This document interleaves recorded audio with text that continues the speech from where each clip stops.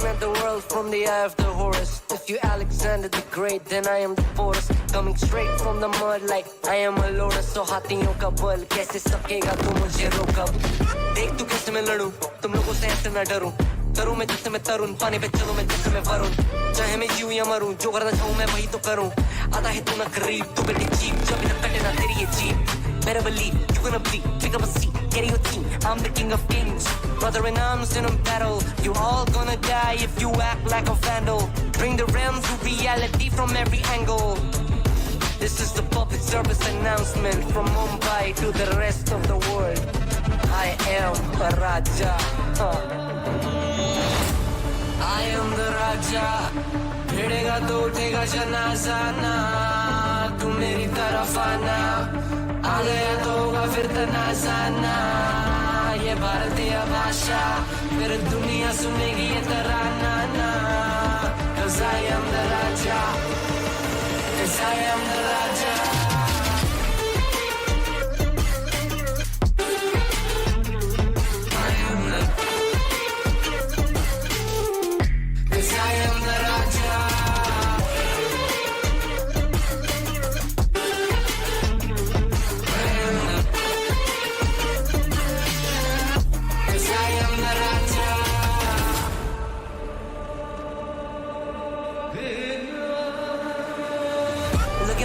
What do you see? I'm more than average, man. I'm a maverick. I can grow flowers on a barren land. Break a mountain with my bare hands and step back and cause a literal avalanche. Should've been about us traveling. अष्टभुजाएं मेरी जैसा मैं टरेंचुला. ना है कोई तोड़ मेरा जब से पूर्वजों का ज्ञान मिला. मेरे जैसा मिलेगा कोई ना. तू और चाहे जो भी था सबकी कबर मैंने खो दिया. तुम लगाओगे बोलियां, कम पड़े गोलियां. चंद्रगुप्त में मौर्य या किला तू लोरिया. Come to me and you just gonna die. That's really a given. I am invincible and you are invisible. See, that's really a difference. Get out of my way or leave the world. The choice is yours. I don't kill my enemies, I play with them. That's what the toys are for. From Mumbai to the rest of the world, I am the Raja. भिड़ेगा तो उठेगा जनाजा ना, तू मेरी तरफ आना. आ गया तो होगा फिर तनाजाना. ये भारतीय भाषा फिर दुनिया सुनेगी ये तराना ना. 'Cause I am the Raja. 'Cause I am the Raja.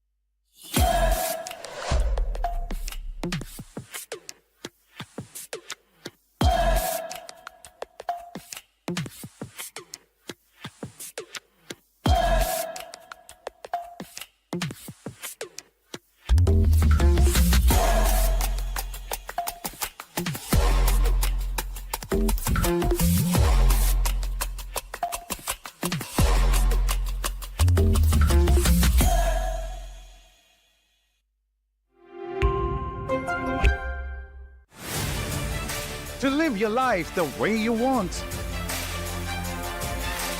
Compete like the toughest challenger. Dance like there's no tomorrow. Celebrate every second you are alive. Life has no rule books, but we can give you a stage.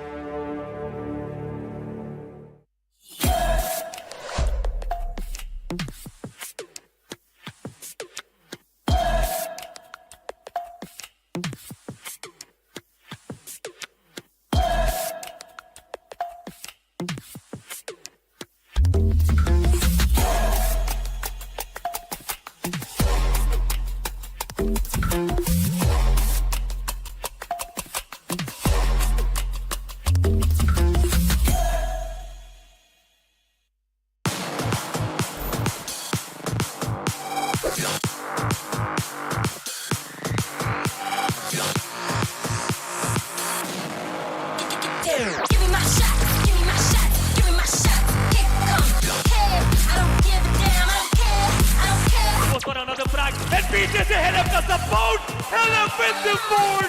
Watch me, get down. Give me my shot. Give me my shot. Give me my shot. Give me my shot. Give me my shot. Give me my shot. Get down. 1v2. The spike is kicking in. The after shot comes in, but Eden King takes him down. Velocity secures the Give me my shot. Give me my shot. Kick on. Don't care. I don't care. Get down.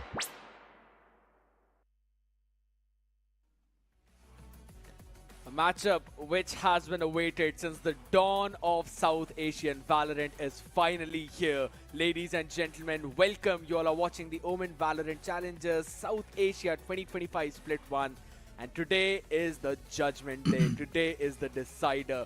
It is not just between two teams. It is Antidote versus Russ. It is Aziz versus Damara. And it is SK Rossi versus Deathmaker. Ladies and gentlemen, today we're going to have Revenant Esports versus VLT to kick things off. And then we're going to move forward to Reckoning Esports taking on Global Esports Academy. I'm going to be your host and caster Skated, and I've got Aladdin with me right next to me. Aladdin, how excited are you for this matchup? Oh, well, thank you so much for having me once again. But this matchup is one of those anticipated, much awaited matches out there. If we talk about both the teams, Revenant Esports previously, they were the undefeated, a crown team, you can say, of this VCSA. And on the other side, we have the aggressors of Velocity Gaming. The way they performed, it was something brilliant. You can say throughout their first till their last matchup, this team was undisputed. They dominated throughout the entire previous week. But now it's more of a match where you will be able to realize, or you will be able to say that this team is going to be the champion, or probably this team has that crown of VCSA. Absolutely. It is to find out who is going to stay on that first spot in this overall standing. VLT currently have the lead. That's because they played an additional match even yesterday against Reckoning Esports, so we thought Reckoning were giving them a tough competition, but then VLT just quickly flipped the script, and they always love to do that, you know. And we've been talking about the matchups that are happening. Let's quickly have a look at the schedule as well once again, ladies and gentlemen, as it's Revenant Esports versus Velocity Gaming, and for game 2 it's going to be Reckoning Esports taking on Global Esports Academy. Now, as important as this first matchup is in general for that first place, even Reckoning and Global Esports matchup is also very crucial, because Reckoning they are playing for the survival in the top 4. Absolutely, Reckoning Esports are playing for the survival, and on the other side, Global Esports Academy, it will be a tough matchup for them, as if you look towards their previous matches, they did struggle a lot. But let's see how Reckoning challenges Global Esports Academy in this week. As in the previous week, there were a few matches where Global Esports Academy surprised us. Yeah, absolutely. There have been a lot of surprises left, right, and center, right? But again, something that is not a surprise at all is, of course, this first one, and we'll be moving the conversation on to them, because Revenant Esports, this is a team who have not yet been on the pinnacle of Pacific, but was almost there. The core of this team has played in that Ascension tournaments. They have been there on that international stage, and they know what it feels like. They basically touched that holy grail, but haven't really channeled it.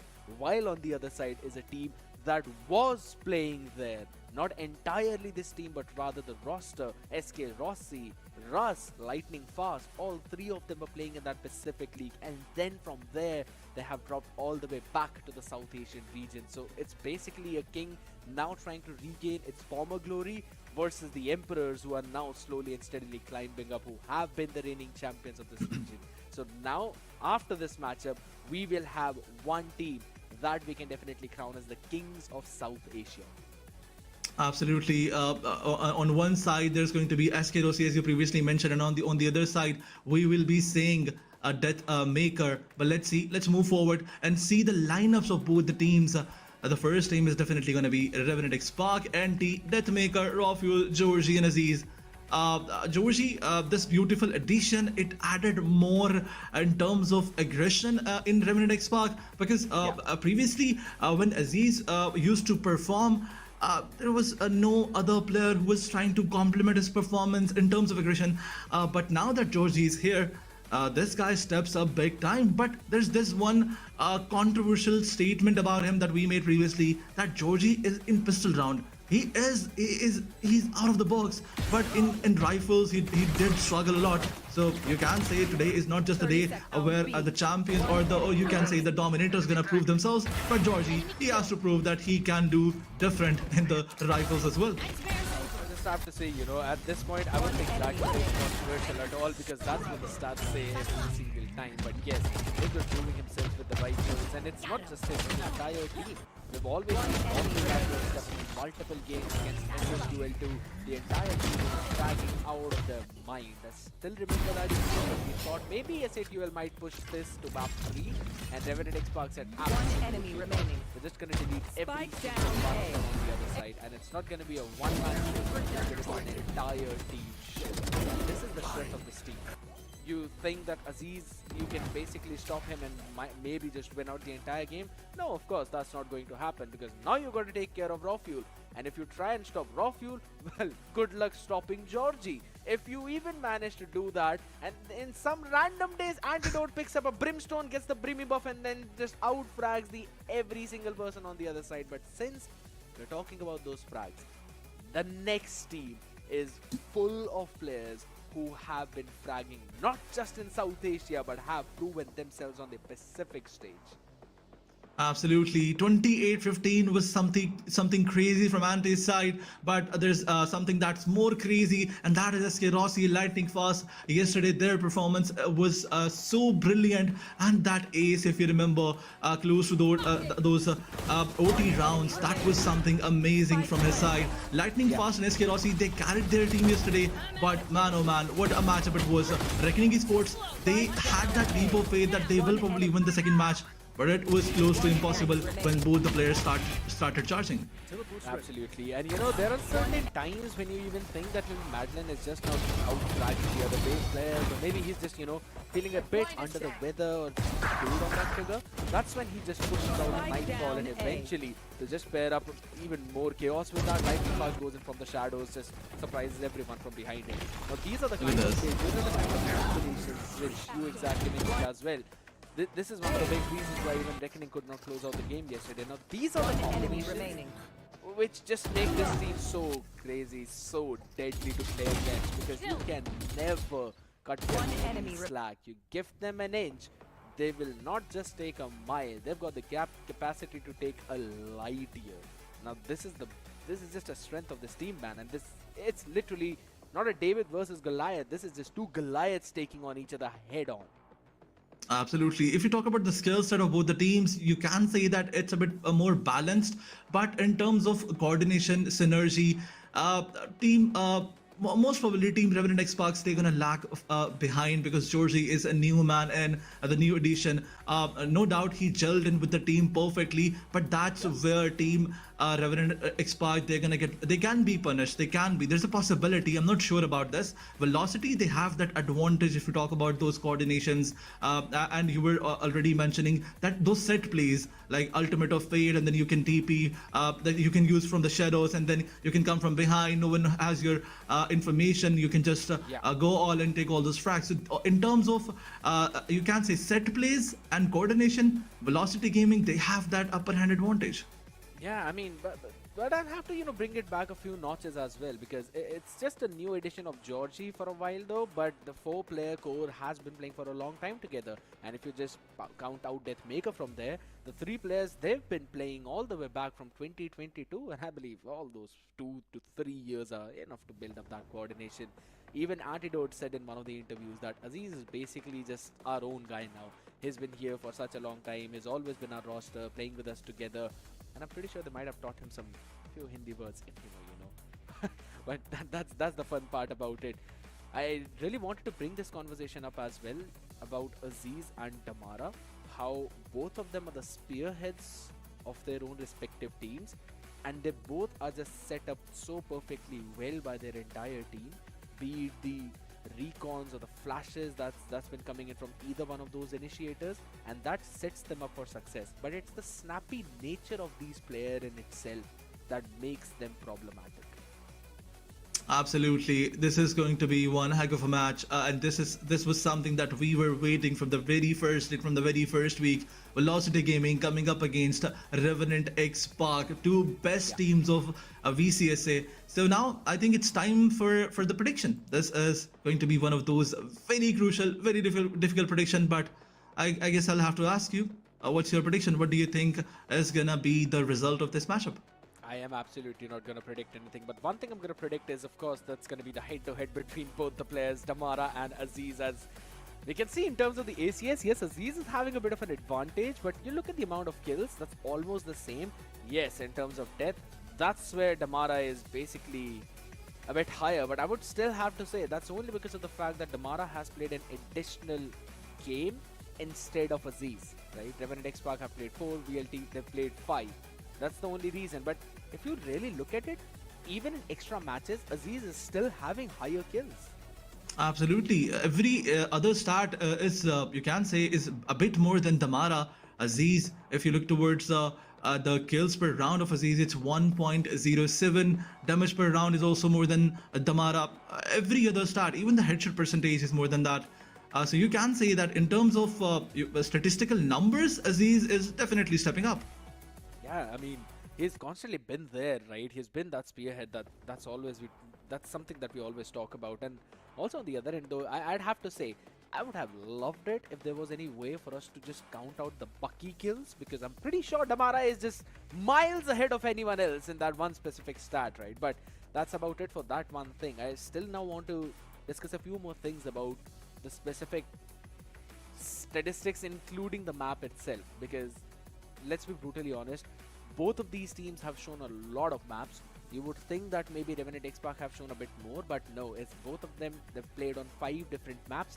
I'm pretty sure that Fracture is going to be a map which we might not see in the map veto itself. Maybe VLT might want to ban it out, because Revenant XSpark have shown how much they love to play on that map, and we haven't really seen that out of VLT yet. Absolutely. Team VLT, if you talk about their favorite maps, it's definitely going to be Lotus. Just like in their every other best of 3, their first map pick is always Lotus. But on the other side, Team Revenant Xbox, they do not hesitate. They will love to play on this map. So map veto is definitely going to be very important. And alongside map veto, there's one more thing that I want to see. Is there going to be any changes in the Asian composition? Are they going to bring anything new? Let's wait and find out. I mean, you've been asking a lot of questions out there, Aladdin, but there's another question for all the people out there who want to earn a lot of VPs. Which match was the first to go overtime in this season?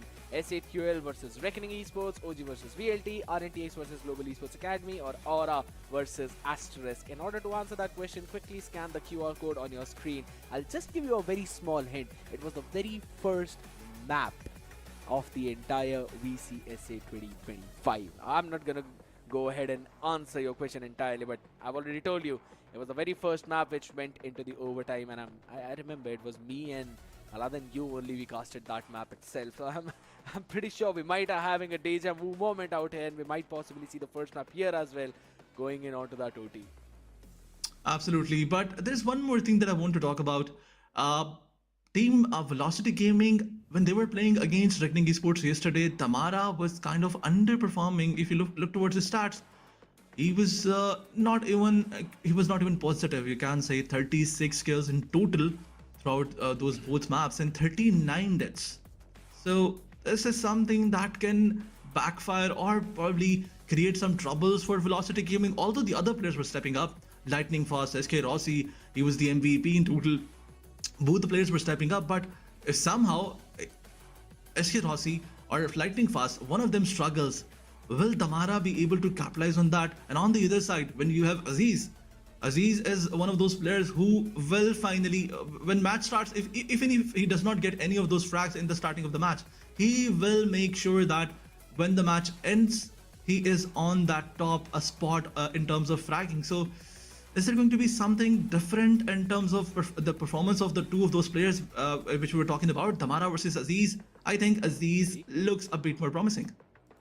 Yeah, in terms of statistics, yes, he looks a bit more promising. But also, if we talk about both of these players, there's certain habits that they always carry. If we talk about Aziz, you know that if he's pushing out of one part of the map, he's going to continue doing that until and unless he's finding success there. So that's one part where you can eventually catch him, eventually punish him, and go in for those quick adjustments, adaptations. And these kinds of adaptations are the fact why we always bet on VLT, regardless of the matchup they're up against. Even yesterday, when they were playing against Reckoning, I remember in one round, if SK Rossi was out there, he was outside of the same mount with his own tour de force, and he was eventually caught, right? And he was taken down, but right away in the next round, he had the support of Omen of his team, and they took down that drone, and SK Rossi got a pick. Now, these are the adaptations and adjustments which make VLT solid, and I think so. This is the part where I would want to see Revenant Esports getting tested out. We haven't really seen that a lot from this team because no one was challenging them so much, but VLT are definitely going to do that. Let me bring some stats. You can say to spice up the things. In total, in the previous two matches, Damara had close to you can say 67 eliminations and 63 times he died. Actually, 63 deaths. But if you talk about Aziz, as compared to Damara, he had 107 eliminations and only 54 deaths. That's just Aziz, man, out there. You're getting nerdy out here, though, I'll have to say, man. You asked for the prediction, you know. We asked for the audience as well. To be honest, I want to ask for the audience. Guys, comment down who do you think is actually going to win this one? And who do you think, Aladdin, is winning this one? I'm not heading out my predictions out here. I absolutely am not giving my predictions, but what about you? Who do you think is actually taking this one home? Well, to be very honest, it's very difficult to predict one of those teams. I truly want to see some crazy Valorant, the best Valorant of VCSA, you can say. So I'm gonna predict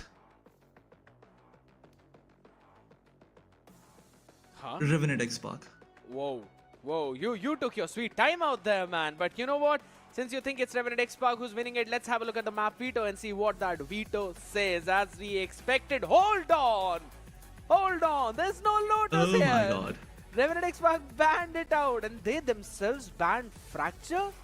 I was actually expecting a Pearl ban given how strong VLT have showcased themselves on that map. But you know what? I'm totally up for it. Bind, Haven and Pearl. Sure, I'm down for all of that. And I'm to be honest, Bind has also looked really strong for VLT, including, if you talk about Haven though, yes, I feel that's where they're a bit shaky, and we might possibly see Revenant XSpark take that one home. But fun fact is, it's the pick of the different teams, right? Haven, it looks strong for Revenant XSpark, but it's actually a pick of VLT. While Bind, it looks strong for VLT, it's a pick of Revenant XSpark. But if things go on Pearl, we have seen both of these teams perform on that map, but I think so I'm gonna lean a bit more towards VLT on that one. Well, these are the map picks, and as you were mentioning, Pearl is going to be one of those matches where VLT looks very promising. So it can go wrong, but it can go wrong for Team Revenant XSpark. But I think they're not looking for the third map. They're just looking towards the first two, and they want to finish it out in the first two maps with a 2-0. But let's move forward and talk about the stats. So win percentage is there on the map of Lotus. It's a 66.7% Revenant XSpark. They have dominated this map along with Fracture and Pearl. You were mentioning that Pearl is not the strong map, but Team Revenant XSpark, look at the stats. It's saying the otherwise. Yo. Hey, man, you're twisting my words out there. I said that it's not as strong as compared to VLT's Pearl, right? Yes, of course, their Pearl is super strong as well, but when it comes down to who you're matching up against, that's where it's basically Goku versus Saitama at this point. You do not know who's stronger than these two. These are the pinnacle of strength, and this is exactly the storyline of today as well. Revenant XSpark, VLT. But there was a fun stat that I noticed there, and a fun fact that Bind is picked up by Revenant XSpark for the first time in VCS Split 1. Yes. So I think so. We're up for a very, very big surprise. But let's throw in another surprise out there. Let's have a look at the VLT's map win percentages as well. They've played Lotus. They've won every single map on that, including Bind as well. They have showcased their Bind once, and they were looking really promising on that one. Haven, yes, the stats say that they've got a 100% win percentage there, but I'll have to say it has always been very close. Absolutely. There's one more thing that I wanted to mention. There's no need to show the stats of VLT, specifically when you were talking about their win percentage, because it's already 100. We all know this. VLT dominated entirely. They did not lose a single map. They did not lose a single match. And Team VLT, Velocity Gaming, this is going to be this challenge where they have to prove themselves as you can say, the best team of this region. But on the other side, as you were mentioning, currently, in terms of if you talk about those raw skills, those mechanical skills, Team Revenant Esports, they are slightly better. I have to be very careful with my words because both the teams they're too good.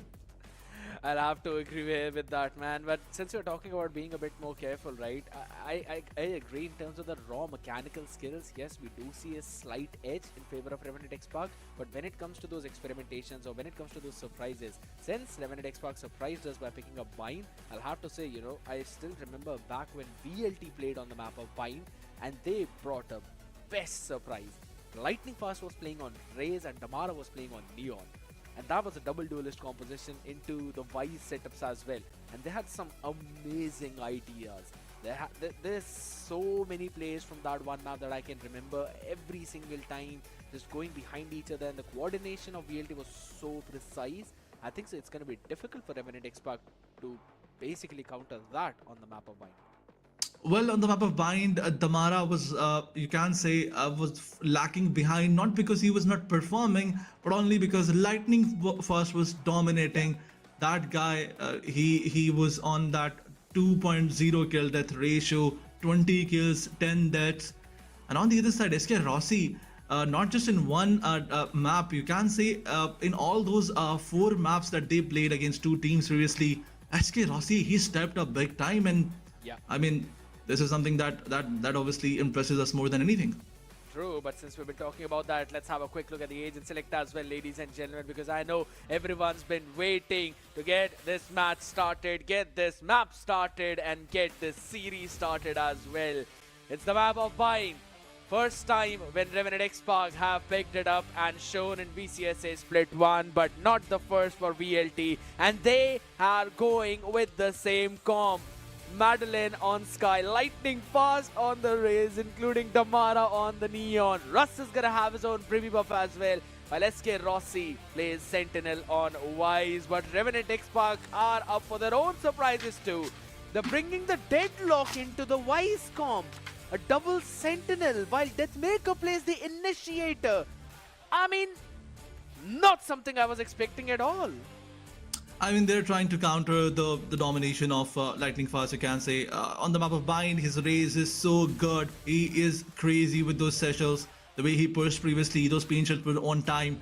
So probably trying to make sure that the composition is a bit more defense heavy. But now that Revenant is on that attacking side, this can backfire as well. But let's see what's their plan. Revenant Esports, and specifically Anti, he is so good with those set plays and compositions. But this is the big challenge. There's one more thing that we already mentioned. There's not a single match of Bind from Team Revenant Esports in VCSA, so this can be a bit more challenging for them as well. Or maybe they were just saving it. You may never know if they had prepared it so well that they just wanted to keep it as a surprise for VLT, because they had that one game to technically bot review and go for an anti-strat, and I believe this double Sentinel is probably the answer, and it is specifically for VLT to counter them. It always comes down to the homework, my man, and they have done that homework pretty well though. But here's the thing, Revenant Xbox comp is defense oriented. They're starting on the attacking side, so I don't know how many rounds they'd be able to probably get it. But ladies and gentlemen, I know the wait is over now. The last 10 seconds into the barriers getting removed, as it's the map of Bind on Omen VCSA 2025 Split 1. It is Revenant Esports versus Velocity. First map, Revenant starts on attack as VLT starts on defense. Hookah. Close. First peek, and that's Aziz draws the first one as well. Gonna not check though, Damara. He was crispy, but after that, it's Aziz's showdown entirely. As this man not just catches one, but rather 3. Russ goes in, first one down, not the second. Spike planted. As SK Rossi, he's been red, he's been hurt. Not so much though. It's gonna have some timing as he's chipped up. Bit more difficult on towards Team Velocity side. 1v3 situation it is. The artwork is available. But now, the steps are given. The information is there. SK Rossi trying to go for those wall bangs. Flash placed. Flashing. The artwork is being used. Three of the players are waiting. My blind is dead. SK Rossi cannot do anything. I think it's over. And look at this. That body shot and Aziz with 3k converts the first round for his team. Aziz is doing Aziz things from the beginning of the, you can say, this matchup. But there's one more thing. Georgie not stepping up in the pistol round. It tells us that he can do something different in the rifles. But it was not a 3k. It was a 4k by Aziz. Yeah, I mean, this is a man who's always building up onto his showstoppers. As he's already got 4 of them now, and probably will get a couple of more given the setup of his team. Couple of Vandals in this round as well with the Bulldog. Weaponry is super heavy and they're already preparing for their bonus round as well. Definitely want to catch both of them. Everyone starting all the way towards shots. This is not a stack side, just a few players there. Revenant thrown out early, the paint shells all the way by to deal with any kind of nasty setups out there. SK Rossi though still holds his angle. Very disciplined. Out there, a flash. No, perfectly connects. Aziz catches on to his head. And it's not just one, but rather 2. Expectation entirely fulfilled. Make it 3 as well, but he will finally be shut down with the right click. The damage there. Every single weapon now being dropped. It's a Bucky in the hand, which will go down. Gun here. They carry their weaponries into the next one. The Bulldog remains, which will be picked up too. Revenant XSpark have got their showstopper up as the Z starts with a 7-1 in the first 2 rounds of Pine. Revenant XSpark, this is something that we were predicting from their side, but Aziz doing this, that was, you can say, a bit more humiliating. 7-1. He is on 7-1 after 2 rounds, so you can say that both of these rounds was dominated by him. But once again, now this is the moment of truth. A bonus conversion is something that Revenant is looking for, and they have that weaponry as well. 3 rifles are there, but lightning fast. The information being traded. Bomb buddy out. Once again, the hookah control is something that team Revenant is looking for, but lightning fast with that fallback. A pivot towards A is what the plan of team Revenant is. I don't think so. 2 players are moving towards A, 3 are moving towards long. But once again, Madland found one. He got shut down, instantly traded. Hawk out. Holds it down now. Since it's a back and forth, weaponry is still solid. 3 rifles on the board for Revenant XSpark. They can take their time.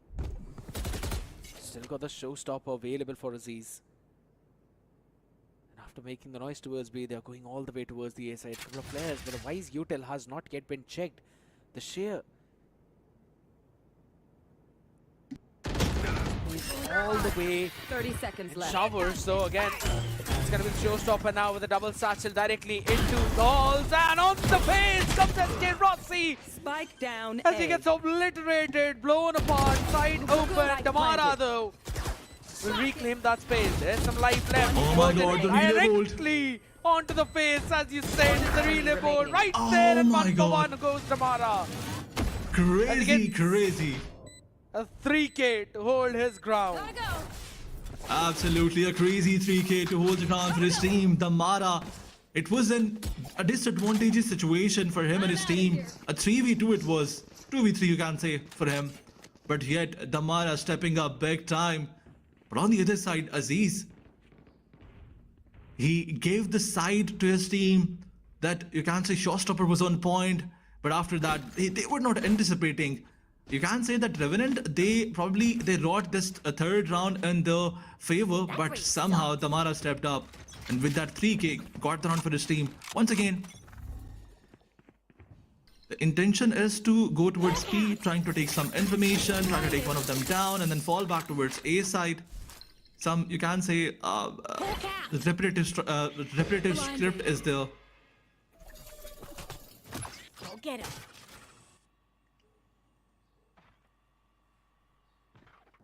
can just rinse and repeat a lot of these things, but that just makes some more question marks onto the faces of the other side.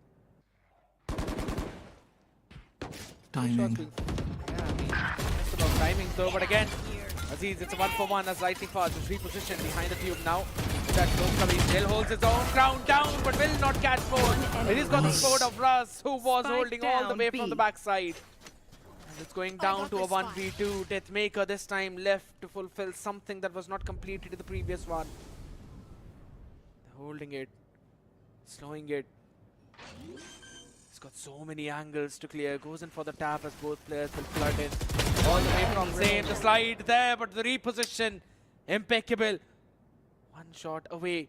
30 seconds left. Knows where Rossi is. Goes in for another fake tap to try and bait him out.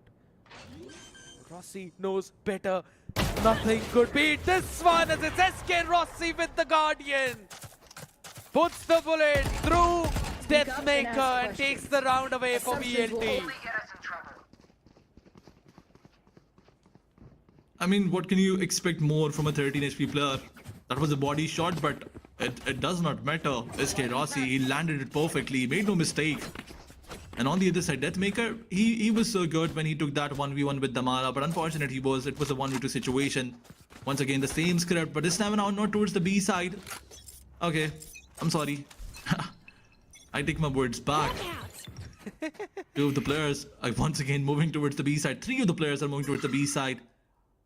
A bit more slow approach is there, but Lightning Fast, bringing in that crazy weapon when you're on light shield. I mean, it's a nightmare for the opponents. Outlaw being used to the perfection. Georgie trying to give that fake information on towards the A side. The artwork being placed. Yeah. Draw fuel. He has a Spectre. He cannot play on the long ranges.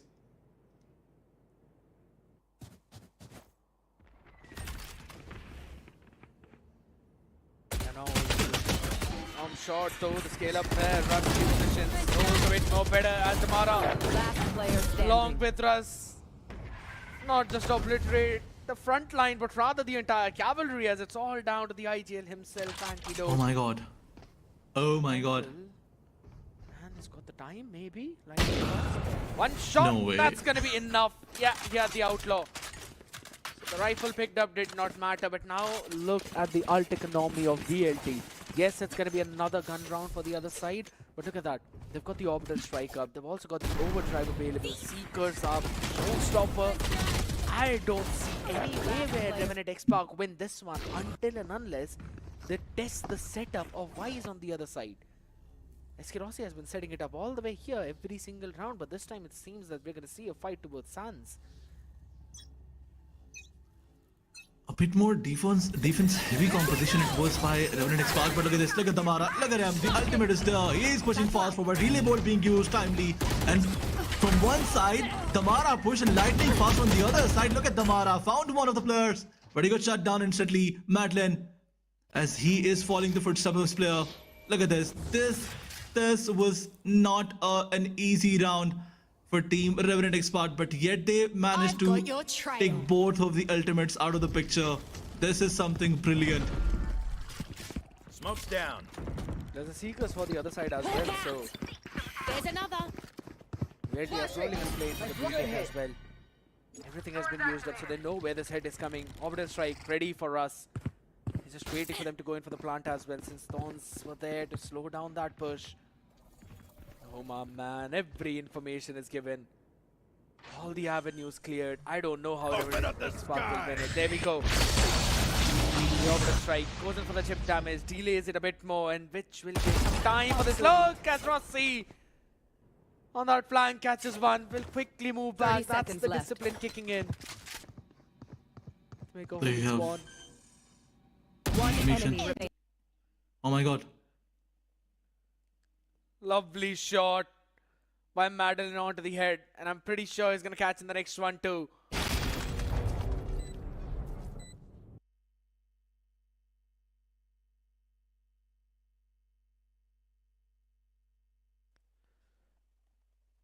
What a round yet again for VLT. No, not while I'm here. Absolutely. Control their choice. VLT for you can say for 1 minute it did look like Revenant have the better of team VLT, but Damara stepping up once again, and specifically Russ.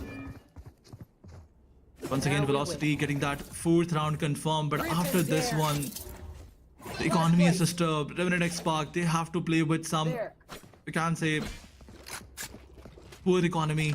But Velocity, they're planning to push fast forward once again. Oh my goodness. It was technically a trap play over towards the Sands, and Throwing net. Molotov's just gonna hold down a few things for a while at least. Look at Damara, he's already behind them. Russ was also able to hold his ground. Georgie shut down. They're now gonna push them from both the different angles. Steel Garden available for Rofius. He can eventually use that, but he goes in quickly for the peak. Picks up the timing as Damara shuts him down on the other side. While his team scales up onto the side, but they've not got any space. They're claustrophobic. Russ is still standing up. Launching He is smoke. alive. And that's such a far deep smoke to hold his ground down. Trailblazer dealt with. Aziz goes in for the peak, and he's gonna go in for the reposition. Finally Oh my taken God. down as they finish this guy off. That's a good call from Revenant XSpark. And that's a good shot from Aziz. Picks up the time. Does not want the Phantom. Oh my god. What is respect to that? Tamara now seen all the Oh my way. God. Long is probably gonna... Yeah, he's gonna rethink of the decision of dropping that Phantom for a long range. Tamara wins that one out, wins it down 30 to a 2v2, seconds left. But still, the Stim beacon down. health advantage for VLT. And look at the read. SK Rossi is already out there towards Sands. He knows his timing. Absolutely. They have to anticipate Revenant XSpark. They have to anticipate the position of SK Rossi, but SK Rossi is just better. With one tap, he did shut down one of the opponent. But Anti, with that orbital strike, he will get that time to reposition himself. And Damara, he moves forward, no information whatsoever. It's SK Rossi versus Anti, but Anti makes a mistake. Yes, SK Rossi, he did not make any mistake. The smile. Make sure, absolutely, make sure that Anti gets punished right on the head. And once again, Velocity Gaming getting another round confirmed for them.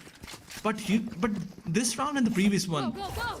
you can say it was a throw from Revenant XSpark side.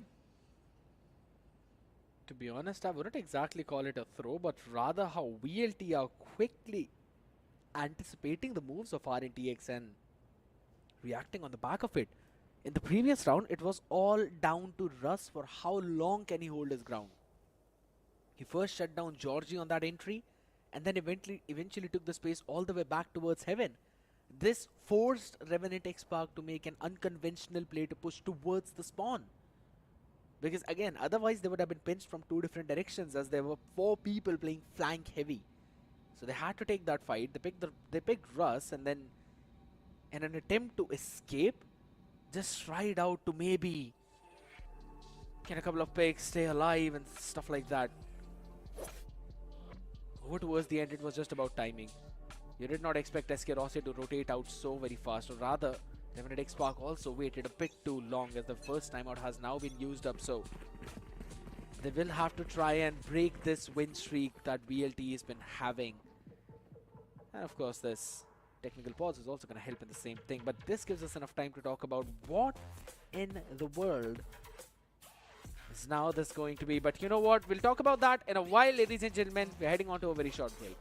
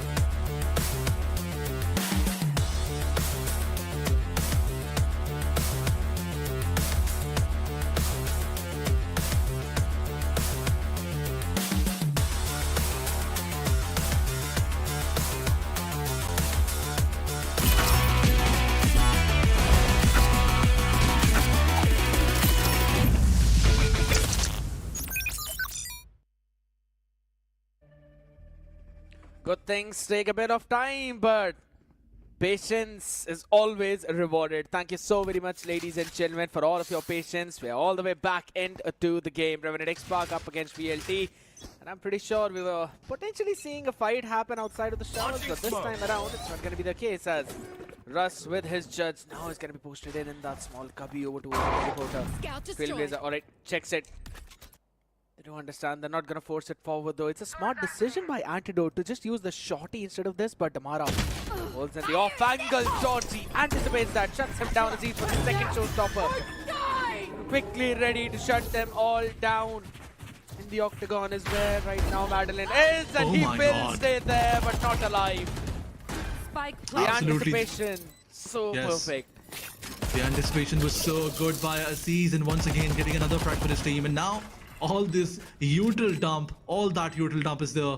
Three of the players are behind that utility usage. You can say now they are forced to save because the side control is definitely there. Team Velocity Gaming, they could have tried, but they probably want to save this operator. And there's another fact. Once the opponents know that there's an operator, then they play a bit more careful. You can say they play a bit more carefully, and that's the kind of, you know, benefit that you don't want to lose. But I think so Revenant Esports would be smart enough to understand that maybe there was an operator in play by VLT. Yeah. Otherwise, they would have quickly hopped in to go for the retake as well, or at least would have tried.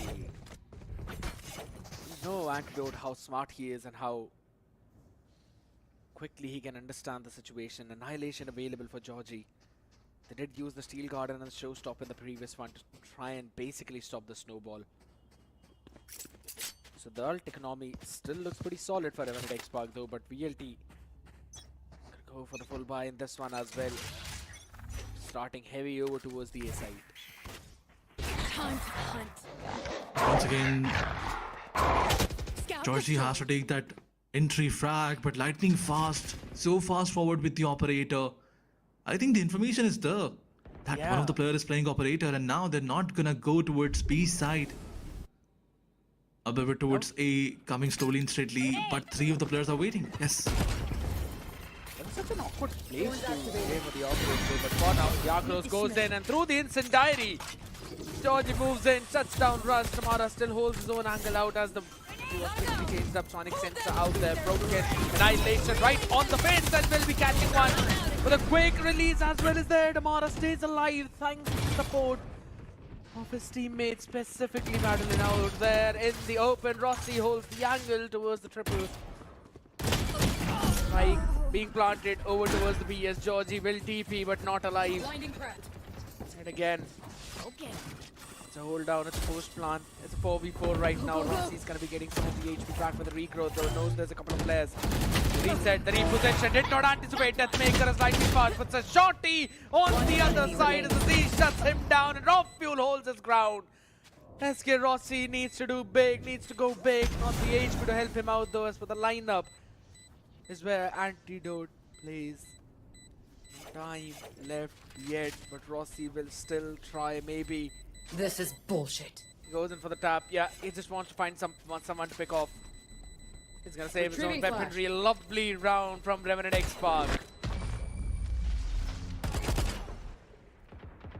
Absolutely. One more time, Georgie getting that entry frag. This was crucial.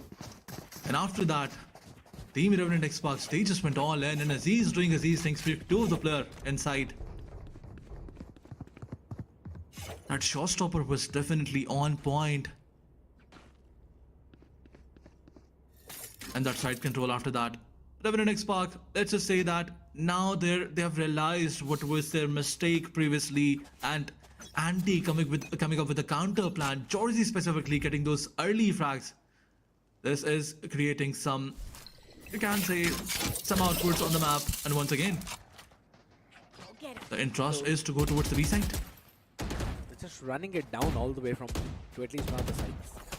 Taking the fight, picking someone off, and then quickly going in for another rotation using the TP. For now, oh, lovely combo. Revenant along with the main cells there, but lightning fast, Tells holds his ground.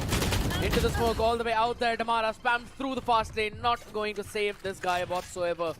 His lightning fast anticipates a look though, but careful enough. Raw fuel sitting there, standing there. Hit left and clock as Russ will be spotted out, and Maker on his way to catch not one but rather two, and Raw fuel picks the timing when it's lightning fast, least expected. I'll isolate the problem. Finally, Revenant XSpark Crush it.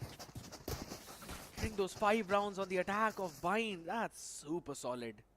Absolutely. One of those rounds where Aziz and Georgie, they were just watching, and the other 3 players were playing. 2k for Deathmaker, 2k for Anti, and 1 for Georgie. But Anti, you can't say that when this player needs to step up, when his team needs him, he always, you can say, he always makes an output, he always helps his team. And once again, with that entry in 2k, you can getting those 2 early frags and side control for his team. That was very crucial. But SK Rossi and his teammates, they have to come up with the counter, because after that momentum break, Team Revenant is getting the best of velocity.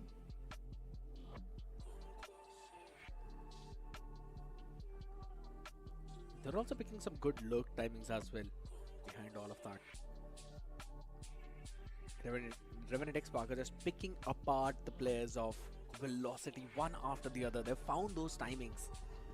They know that VLT are just playing all the way for full rotations, that too through spawn. So they have got a good timing to pick those fights. And they will not be trading so quickly. Scrappy buy right now for VLT. Stinger, Judge, Bucky. Quickly swap it over for another Stinger there. Smoke's down. No ultimates to play around with, so they push out short.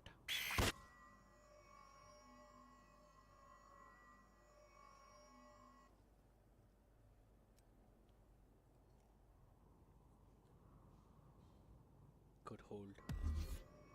Being patient, diligent. Revenant XSpark anticipates something like this might happen.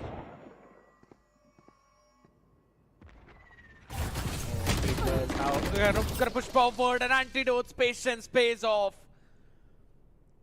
Catches the cavalry's 2 spearheads, takes them down, breaks them apart, and can now take the entry. He's also got his another orbital strike up. He had one back in round number 7 as Rossi again just wanted to get some Wall set. information out there, could not catch Launching him. thorn. Couple of players remaining, and I believe Madeline is probably going to just stay there, save the rifle that he's got. Lightning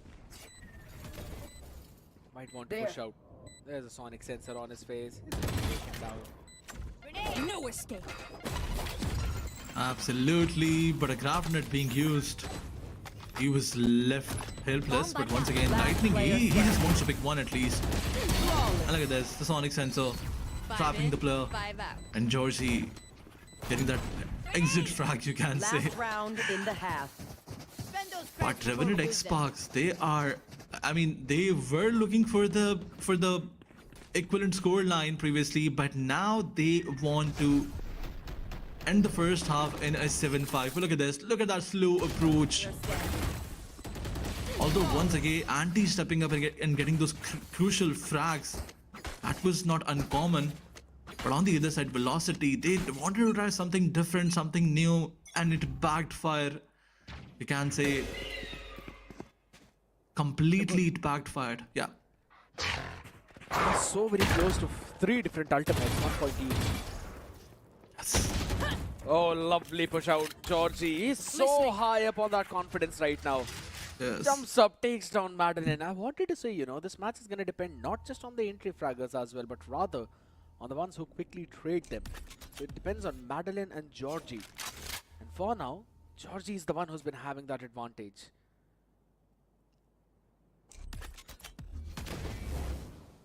Absolutely. But Aziz, a casual peek from smoke can be punished because Russ is there.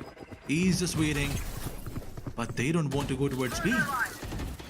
Once again, two of the players are getting all that information on towards A side. Tamara walking out of smoke. Georgie shuts him down. He's so good with that Vandal. But Rafuel, as he found his kid Rossi, NSD is making a mistake. Oh, The man advantage is, yeah, obviously the timing was in the favor, but lightning fast. He got punished by Rafuel once again. Planted. Man, oh man, Team Revenant XSpark, they are on the nerves of Team Velocity now. Russ, the last man standing, got shut down by Georgie once again, but Georgie and Rafuel, it was their round. Switching sides. Fun fact, they did not even use the orbital strike. They had not just one, even on the other side, VLT. They had their own couple of ultimates as well. Did not go for them. I was probably expecting them to maybe at least take an extremity control and then pick the orb up to play in for the retakes. But it just seems that that was not the idea. He's just playing out of his mind right now. Deathmaker stepping up big time. Georgie finally looks like he's warmed up and ready. And so is Antidote. He was going 0-4-0. Man is going 5-5-4 now. VLT on the other side though. Apart from Tamara, I think fast is struggling again for a bit. But Blinding. the attacking side is something that looks really smooth. Sharper push out by 3 players. And the first peek, Aziz taken down, and SK Rossi What obliterates was that? all of them.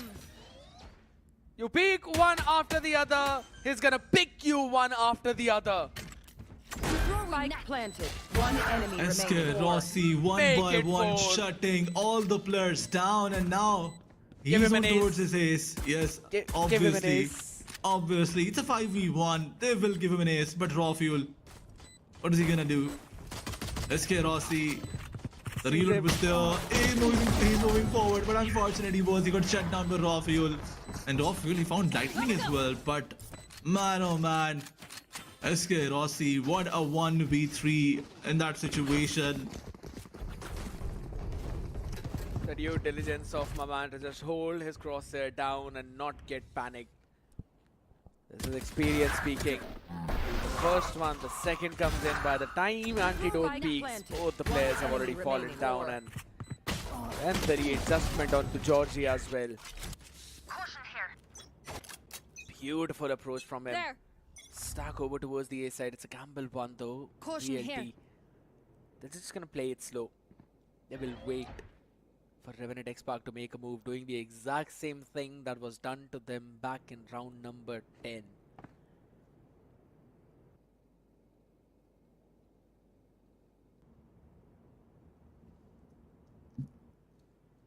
Once again, a bit more slow approached. Velocity, they know that they have that weapon advantage, but they don't want to, throw it all. And look at this. Surprised by Georgie. He shuts down one. And Rafuel comes from the backside. Russ, he got shut down by those paint shells. And once again, all the players are here. And this push is going to backfire one by one. All the players are going down. It's a 1v1. SK Rossi, he had a Vandal luckily. And unfortunately for Antidote, he was just caught on that shorty. Tried to close in the gap, but Rossi knew better. It was an expensive bonus round now. So they'll have to go for the reinvestment. And VLT, they are actually going in for a full reinvestment there. It was a massacre out in the open. Stack side execute. All the avenues needed to be checked. And again, everyone was jumping in like a kamikaze. Still a bit of a reinvestment out here, and Lightning is the one who's got a rifle. 100. It's in the bank account. Just gotta be careful. Raw fuel, a lot of people, and Madeline has made that cross. Not quite sure if he's gonna expect that or not. He does. Activates the Razor Vine to rush back just to hold this push down. Hawk out. Absolutely. Once again, the flash was used. No information whatsoever given to the opponents. The anticipation has to be there by VLT that you can't say 3 players are playing on towards B side. Healing over here. Pushing pushing the side where now all the players are regrouping. This can backfire with the seal guard being used to the perfection. Revenant Esports are forced to play backside. Look at this. Behind that smoke, a player was standing. No information whatsoever. Go, go, go. Madeline, what did he do? And look at Georgie. A wraparound is there. He's coming from the flank. Last player standing. No one's just Spike checking that down Maker out, B. but it does not matter as everyone falls. And it's 30 only that seconds Maker left. who remains as he peeks, sees his death, runs away, delivers one on the other. Couple of players low in the HP though. Just try and play in a bit more smart, a bit more safe. Goes for a wide peek, and that's when lightning fast. He catches him. Will get the lead back again. VLT, their reinvestment paid off, and now the buy is broken for Revenant Esports, forced to save another one. The momentum train which they started all the way back in round number 3 is now going up again, and this was a bonus conversion, by the way. Absolutely. There's one thing that we were talking about previously. That was the defense-heavy composition, and it's not being utilized till now. But Revenant Esports this time around, a bit more aggressive approach it is. But VLT, they were expecting a trade. It's going there, but back and forth trades was in the favor of Revenant Esports. Once again, SK Rossi pushing force forward, but Aziz shuts him down. He is so brilliant, and once again, the showstopper being used. Aziz doing Aziz things. Lightning fast, and Aziz, this 1v1 is very crucial. A 2v3 situation it is. Revenant Esports, they don't have to push forward. They have that spike, but Aziz, he got damaged so much, and once again, that guiding light. Guiding lightning. Oh, look at Raw Fuel. Look at Raw Fuel. He's pushing out. And Deathmaker is just trying to buy some time, gather the attention, but they do have an idea that this might be the case. That is the flash thrown onto the face. It's about time that Raw Fuel finally shows his face too. Holding it in. Maker! No, Lightning oh my God. fast, expects the jump peak and takes him down. Madeline does not know where Raw Fuel is. Probably had an idea, but is going all the way around to wrap it from the other side. 30 seconds Showstopper now being used by Lightning fast. They're going to get a lot of space on the back of it. Sends it all the way back, but there was no one. Weapon picked up. Do they have the sound cue though? That's the question. No, they don't. Unfortunately, they don't. But the spike is not planted One in enemy his remaining. angle. And once again, it's a 1v1. Raw Fuel pushing fast forward, gets that 1v1, secures the round for his team. They had that, save round going on, a thrifty conversion from Revenant side. This is brilliant. And Raw Fuel, the repositioning was on point. And after that, the aim game, it was so crispy. Crispy indeed, Raw Fuel. Keeping his nerves calm and water round from Revenant Esports. All 3 members pushing out together. Remaining. Spike planted. One. Ultimate's ready. And eventually just taking the round back. This is something that was Absolutely. missing in the pistol round, but this time they were able to pull this off perfectly well. Round now being changed, setup being changed, a couple of players playing towards the B side. Raw Fuel has got his razor vine set up there. There's still a stinger in the hands of Madeline though, so that's going to be a bit of a problem along the Guardian in the hands of Russ. Tamara, a bit low in that HP, wants to quickly chase him down as again the ball up, flat, right on the face of Tamara. Needs to win, will win on the 40 HP mark. Body to the bullet or even the leg can do the job, but he still survives.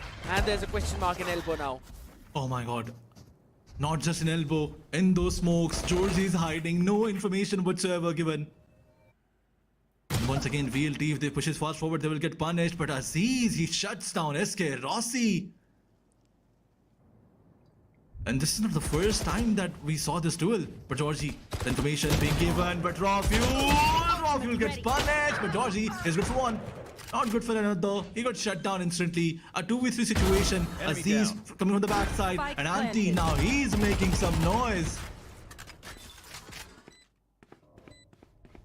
They know the position. Last player Not a lot standing. of util as Lightning fast peeks in, shuts him down, ready for another slap. Molly. Position revealed, but the incendiary is going to force him out of that place as they double up. Anti can probably catch one. Maybe, yes, but not the that was second. loose. Lightning fast with an important 3K for his team. And I have, I'm loving the idea of VLT right now that they're bringing in. Yes, the sheer of raw fuel is creating some problems, but as soon as Damara runs through that, Lightning Fast takes the second entry with his satchels. He's always ready to jump over through that sheer Enemy to down. try and support his teammate. We're constantly seeing that happen, and I believe that it's actually a pretty smart idea. And the way Damara is pushing using all those relay poles, even though his teammate was flashed, Lightning was flashed at that time, yet nobody was there to, take that advantage. But once again, a push towards the A side, the open advantage is there. VLT getting all those frags one by one. Look at this, Damara going all in, uses the dash, confirms another pick. 2v5 it is, with the Sheriff and a Classic. Revenant Esports cannot do much. They can go for some exit frags, and that's what they're trying to do. They're waiting for Team VLT to over-aggress, and most probably VLT is not going to do that.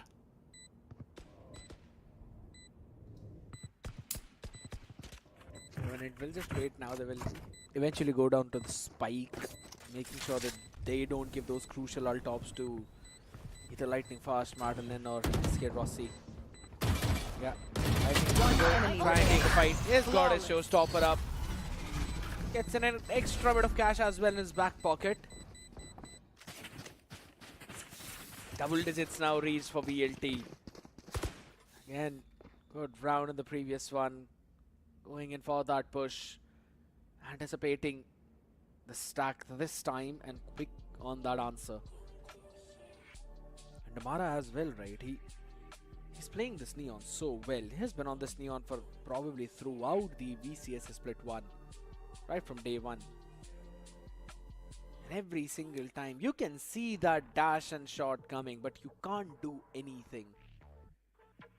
That's just because how difficult it is to trace the movement of a Neon, that too when you're getting surprised through those corners.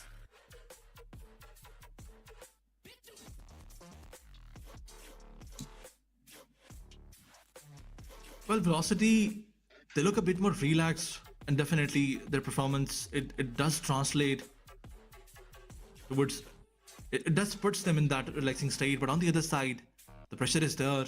Revenant XSpark, after that break or that timeout, you can say technical timeout, Revenant XSparks, they did try to make a comeback, but for now they do need to win this round at any cost. But now that they have 4 of his ultimates available, the possibility is there. Here.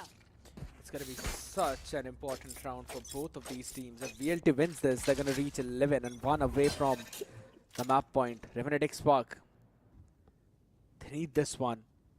And as you said, 4 ultimates up, while 3 there for VLT themselves, all of them impactful. Hawk There's no out. Omen in this one though. Blinded. Oh my god, he's dead! He's deep fried! A big mistake from Raw Fuel, not dealing with the Trailblazer. That is such a big blunder. Oh my god. And they forced their own orbital strike as well, thinking there's someone in the octagon. Now this is desperation from Revenant XSpark. They're losing themselves. And what Absolutely, what a lovely play from VLT. Sending 3 players over towards the showers now. Sound sensor up. They're ready to go in on this side for a B split. Yeah, the hook got entirely clear. There's just a razor mine there to maybe hold it all down. Raw Fuel, he's ready with his steel guard, and as soon as this hit moves forward, uses it just at the right time maybe as Madeleine tried to go in for a 30 spam. seconds left. Down to last 6 HP, 30 seconds as the instant diary. It's gonna hold them off as well for a few more seconds. Primary, back up. It's about time as the overdrive comes in along with the first wave of Butyl as Lightning Fast catches one. They're quickly jumping in through the tube as he gets not 1, but rather 3, and the support of Russ is there in seconds on the clock. But it does not matter when there's no one standing as the defenders. VLT win round 19, which was arguably the most important round in the half. Absolutely. 7 of those ultimates were available at the start of this round, and you can clearly see that 5 of them being used. 5 of those ultimates are out of the picture, and unfortunately, Revenant XSpark, they lost this round somehow. But once again, going on towards the 20th round. Not somehow, but VLT, they played brilliantly. A bit more aggressive approach in this round. Revenant XSpark, they want to push fast forward. Lightning is the... But he does not peek, does not make any mistake. Scout destroyed. Hawk out. Aziz once again wants to take that information towards B long. But VLT... look at how beautifully they're changing their positions one by one, not pushing B main once again, because they had that anticipation that team Revenant Esports will probably push. But once again, Anti, he found one, but the Maharaj shuts him down instantly. Spike planted. Aziz has got the hero vandal, and he needs to be a hero. Russ, oh, lovely timing. Georgie is not expecting that, but he's not expecting Aziz as well. Could be a big thing. He catches one though, and Russ is gonna Last hop out player of there. standing. Not wanting anything to do with what's been cooking out. As it's all down to Aziz into a 1v3. Only Damara a bit low. Still supports him out as SK Rossi peeks in, Flashing. shuts him, Match point. and BLT move to map point, and this is a map pick of Revenant XSpark. VLT are ready to steal it away. You can clearly see the desperation of team Revenant XSpark. They're making those rookie mistakes that we did not expect from them. But this round, definitely team Velocity, they had that weapon advantage. Now that they have those ARs back, those automatic rifles back, Revenant XSpark, something different has to be the...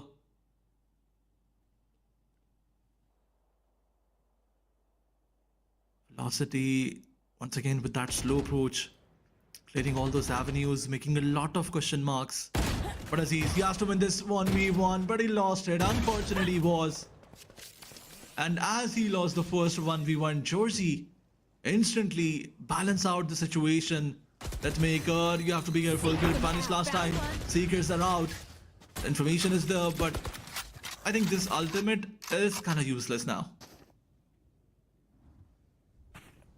Bit of the information there.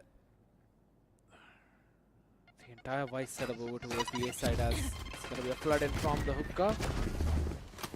Oh my goodness, they've got a shorty.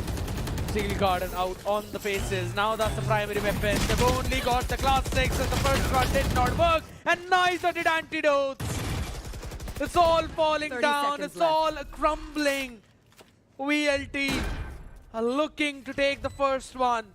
And there's only an annihilation and a raw fuel in between that. No more hurdles to eventually cross. As there we go with the annihilation entirely empty. Nothing found. As VLT, they were all the way in the back. Lightning knows it, sees it. One enemy remaining. All the information out there as they get the map win behind that flash. What a play by VLT. Something none of us were expecting, but a lot of us had hoped.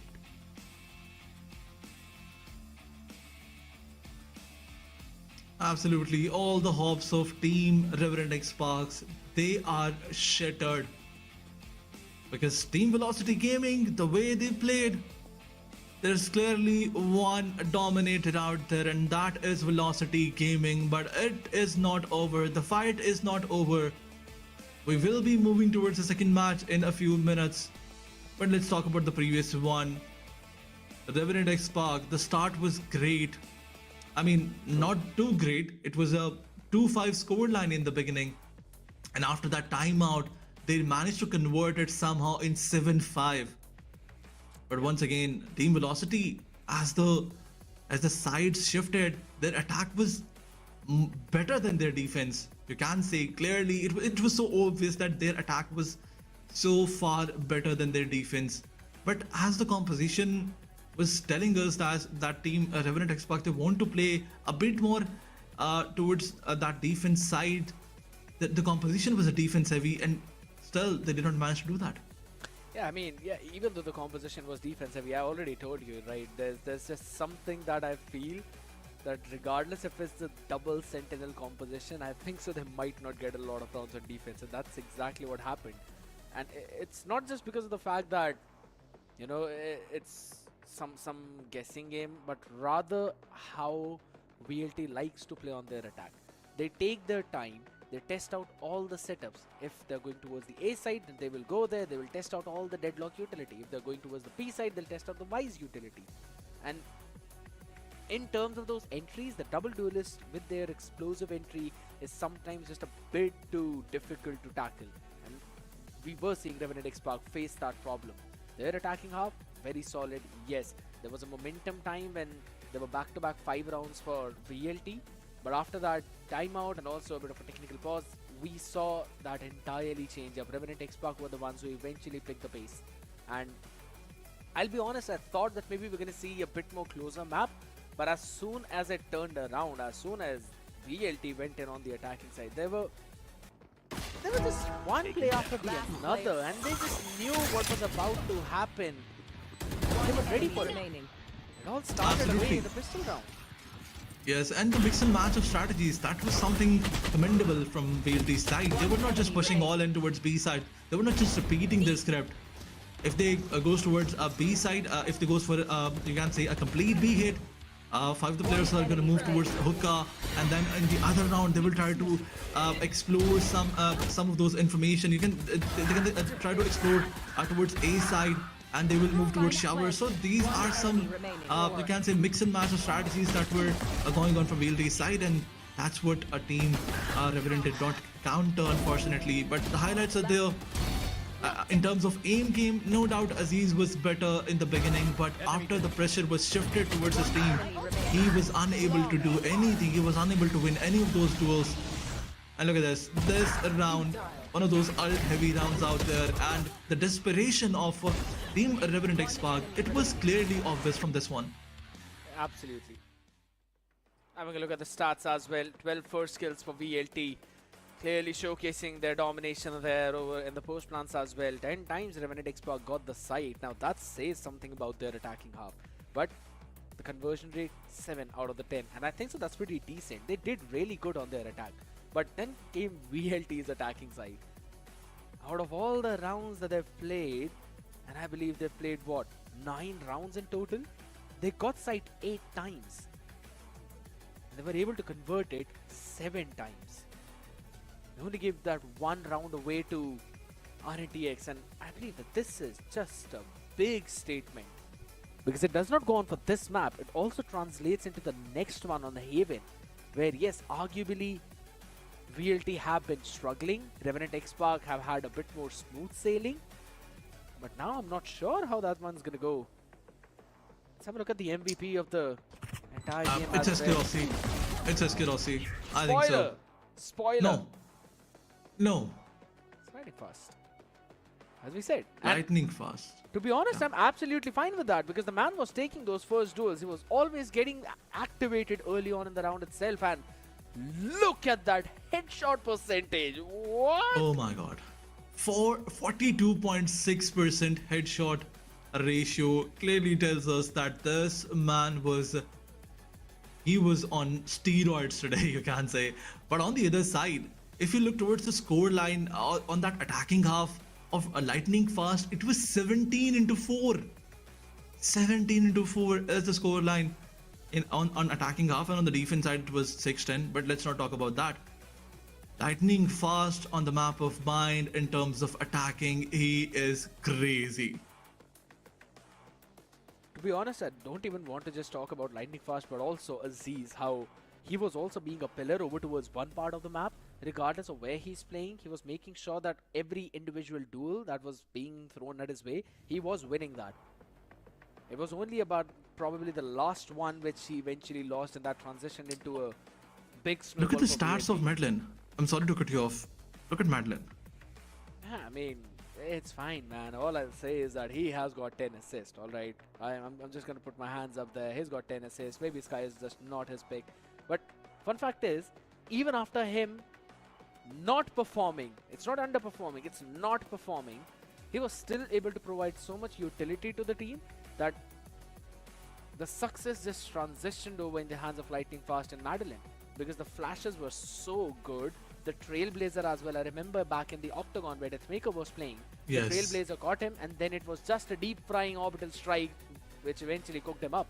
Now these are, yes, Absolutely. as much as these are the small mistakes of Revenant XSpark, I will still focus more on how quickly and how snappy VLT are in terms of their combination plays and how they play on the back of each other. Because this is not something that you cook up beforehand. This is something that you quickly cook up on the go. So I'll have to say, in terms of those adjustments, adaptations which we were talking in the pre-show, VLT, they've got an advantage, and I think so it will transition in the next map too.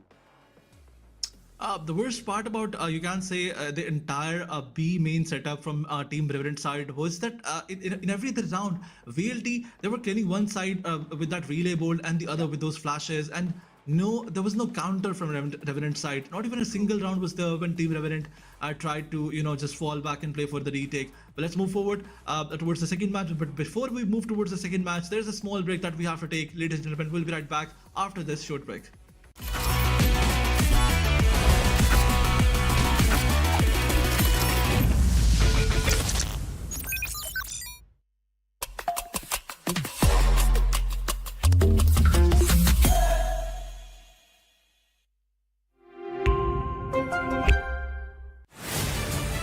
To live your life the way you want. Compete like the toughest challenger. Dance like there's no tomorrow. Celebrate every second you are alive. Life has no rule books, but we can give you a stage.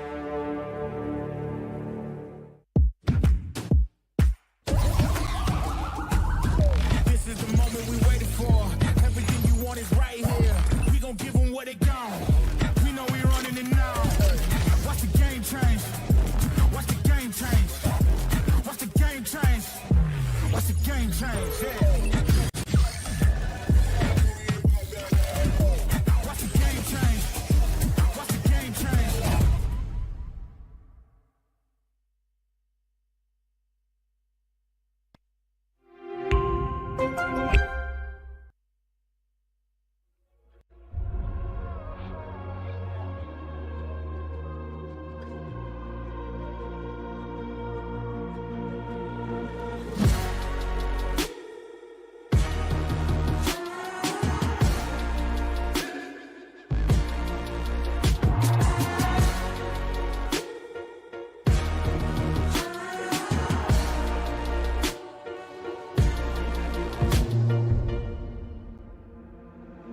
Visions in my head of this, you don't know the half of it.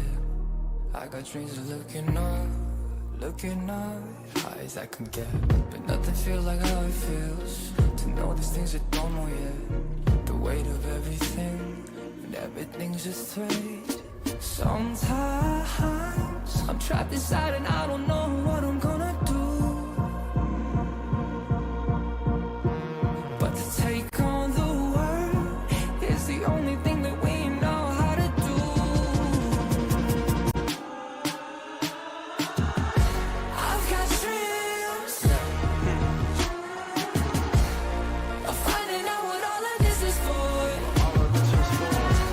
It's you and me, and everywhere we go will lead to an open door.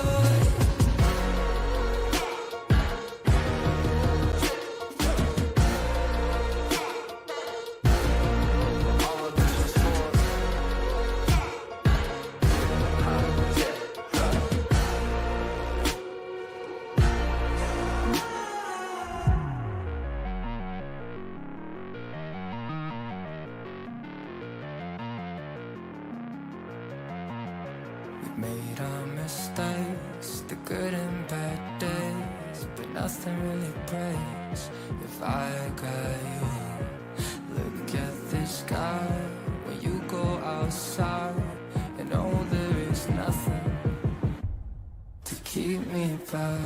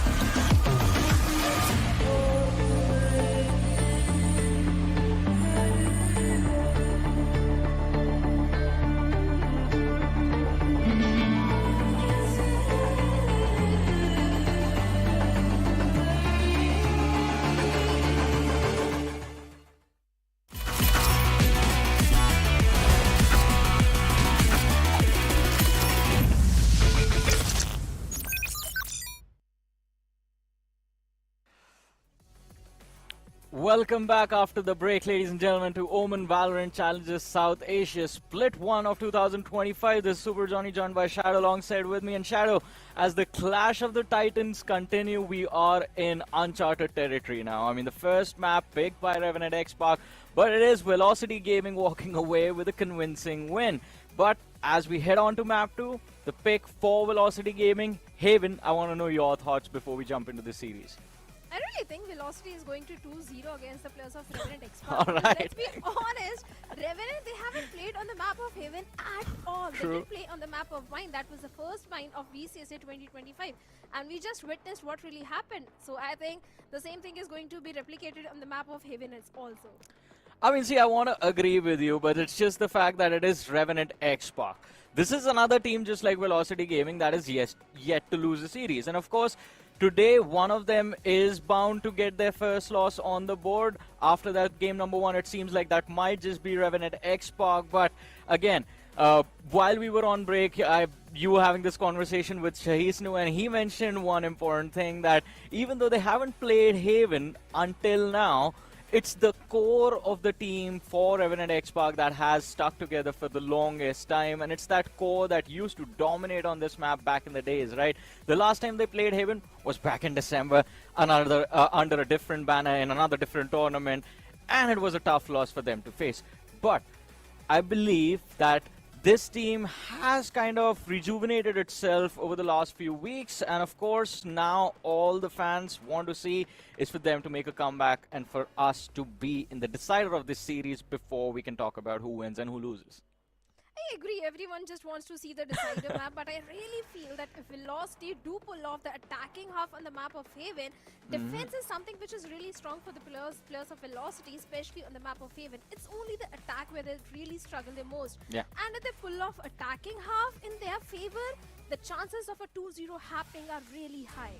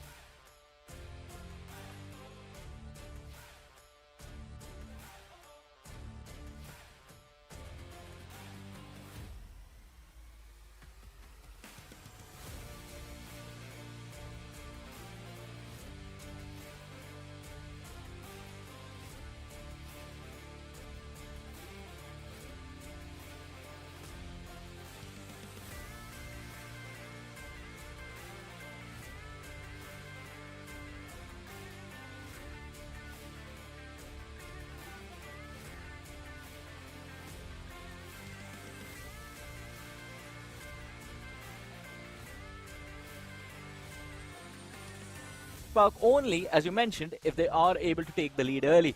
But we do have the agent select on our screens, and of course it's going to be the Neon being brought again from Damara. Yesterday we did witness some incredible plays from him, and of course the man of the hour, even today, lightning fast. He's in incredible form. That man is cracked. I agree. Yesterday also against the players of Reckoning, Lightning Fast, SK Rossi as a Cypher. Being a Cypher, he was using the operator and he was doing the full justice to that particular weaponry. Damara, he was not really feeling himself, especially in the first half, but in the second half, even he also started popping off. So the entire team of Velocity Gaming is looking really strong. But the only thing, the silver lining for the players of Revenant XSpark is that Velocity, they have got no reads onto the players of Revenant XSpark. That how actually Revenant likes to play. They have got no counters prepared, but on the other side, Revenant XSpark, they have got an entire book to have a read onto the players of Velocity. That is true, and sometimes at this level in particular, that can be a key difference maker between who walks away with the W and who has to suffer and recalibrate after facing a loss. But 20 seconds to go. I think it's going to be the final discussions between the teams, between the players happening right about now. And of course, I think eyes are going to be on that jet from the side of Revenant XSpark. Aziz, see if he can bring his team back into the series. Just the last few seconds remain before the clash of these giants of South Asian Valorant continues, and here we go. It's an instant A lobby push coming in from the side of Velocity, and of course it's going to be Raw Fuel who's going to be feeling the velocity, cut off the pressure towards CT from Damara, and it's so much side control taken very early into this round. Outnumbered, still finds a kill and backs off in time. Aziz is going to get traded out after gaining some space for his team into that A side. The flash does not do a lot, and I have a feeling that this pistol round might just be a win for Velocity. It should be it all, but nasty. Raw Fuel trying to equalize the numbers. Last player standing. One enemy the last remaining. man in a 1v1 situation against Lightning Fast. It's only the dark cover which Lightning Fast has to go for with. And Deathmaker still trying to go. A Ringer Roses goes for the reload. Class X can be brutal in that close combat, but Lightning Fast by some time. It's actually working in the favor of Lightning Fast. And the first pistol round goes in the favor of Velocity Gaming. And Johnny, I really would like to mention one fact, that pistol has never been a strength for the players of Velocity, but somehow they have found the crack, especially on the map of Haven, because suddenly they have started winning those pistol rounds on the map of Haven. Yeah, I do agree. I mean, pistol hasn't really been their strong suit. We saw them drop almost every single pistol round against Revenant Esports yesterday as well. But this time, first of all, those shenanigans coming in from both Deathmaker and Lightning Fast. I was scared I might have cursed that round for the side of Velocity, but Lightning Fast bringing it back for the team. A quick 1-0 start, and Damara repays the favor for his teammate. That early frag taking control of A long. Should be another comfortable A execute coming for the side of Velocity. But it is that look on towards C from SK Rossi that I think might be an unpleasant surprise for the players of Revenant XSpark, who are just holding their position outside window, outside of B. And now a push for A lobby. So this is kind of, I would say, them just looking for picks, looking for those extra frags. Hope for a clean retake isn't really going to be there as well. So it is going to be advantageous if you can drop or force Velocity to drop some weapons and then focus on the buy. Do not let Velocity stabilize in the early game itself. Yeah, the entire focus of Revenant XSpark should be some eco damage to the players of Velocity Gaming at this point. But just look at the way the players of Revenant XSpark are holding on to the B side. Seems like the decision has been made. They are just going to deny those ultimate points to the players of Velocity Gaming and maybe go down by the spike. And that is exactly what the players of Revenant did. The second entire eco, a flawless entire eco, in fact, for the players of Velocity Gaming. And now the bonus is also looking pretty promising for Velocity Gaming. And VLD is one of those teams, Johnny, which is known for those bonus conversions and those eco conversions. Yeah, I mean, that eco conversion definitely in the first round is going to give them value now, but we do see those Vandals being brought out on Lightning Fast and SK Rossi. Can't afford to lose those, especially in what is supposed to be a bonus. If they win this, then I think the momentum for the first half should be theirs. The recon goes out, the stun is going to connect onto Aziz, but the Cloud Burst saves him for a few extra seconds. Doesn't matter. There goes a shot as Lightning Fast is going to be striking, and Damara just catching raw fuel. Absolutely no business of him being there that quick, but hey, if your team is called Velocity, you have to be... Velocity Gaming is those fast executes, which they are known for, especially Damara. This guy always goes for the first contact and always gets the value. The only reason Velocity was struggling against the players of Reckoning was that Damara was the first one to be picked off. And since that's not happening now, seems like easy, flawless bonus conversion should be there for the players of Velocity Gaming. But Revenant XSpark not looking that great. It's only Georgie and Deathmaker. All the Deathmaker do has is paranoid everything, but Georgie finds lightning fast. Russ goes to reposition. The fault line is there, but despite that, Georgie finds Russ as well. Hooks her off instantly. Damara gets the trade on Deathmaker. And a 3K for Damara. Go down for the players of Velocity Gaming. But the bonus has been converted, so the economy is skyrocketing at this point for the players of Velocity Gaming. Yeah, this is where the real snowball begins, or at least can start, for the side of Velocity Gaming. And Revenant XSpark now pushed into a corner, another eco on the board. Wasn't a flawless, but at least they did not drop too many weapons. 2 weapons drop, affordable. You can still work with that. But let's see. Now is when the real games begin. If Revenant XSpark can find a way to convert this round, I mean, it is, again, 4 rounds in a row. They've just gone for it. Hey, man, there are other sites inside of this game, but hey, if it's not broken, then you don't need to fix anything. That is what Velocity are working with at this point, I feel. Although they do slow down the pace a little bit, and it is going to be that contact between Rossi and Deathmaker that might just be the game changer. Rossi, weaponry advantage, just fighting the frag for his team and draws the attention at least a little bit to from the side of Revenant XSpark. Although we have the attackers still holding in A lobby and A long. They haven't pushed for the site. Players of Revenant XSpark are also not buying that fake, which SK Rossi tried to pull off towards the C side. 3 players all the way towards the A side. Even the entire setup of Georgie, those trap wires are also towards A. So the A execute is not really going to be that easy for the players of Velocity Gaming. Cover going out. Only when conditions can be that rolling thunder will stop just 1 point away for Russ. But Damara goes for the execute, gets the side control. They go probably with the back of it, finds Damara, picks him off, and gets the trade, and Lightning Fast 30 seconds. finds Last player standing. 1 enemy remaining. Is certainly the things have done. Advantage being maintained by the players of Revenant XSpark. Georgie, Curiosity down to 40 HP.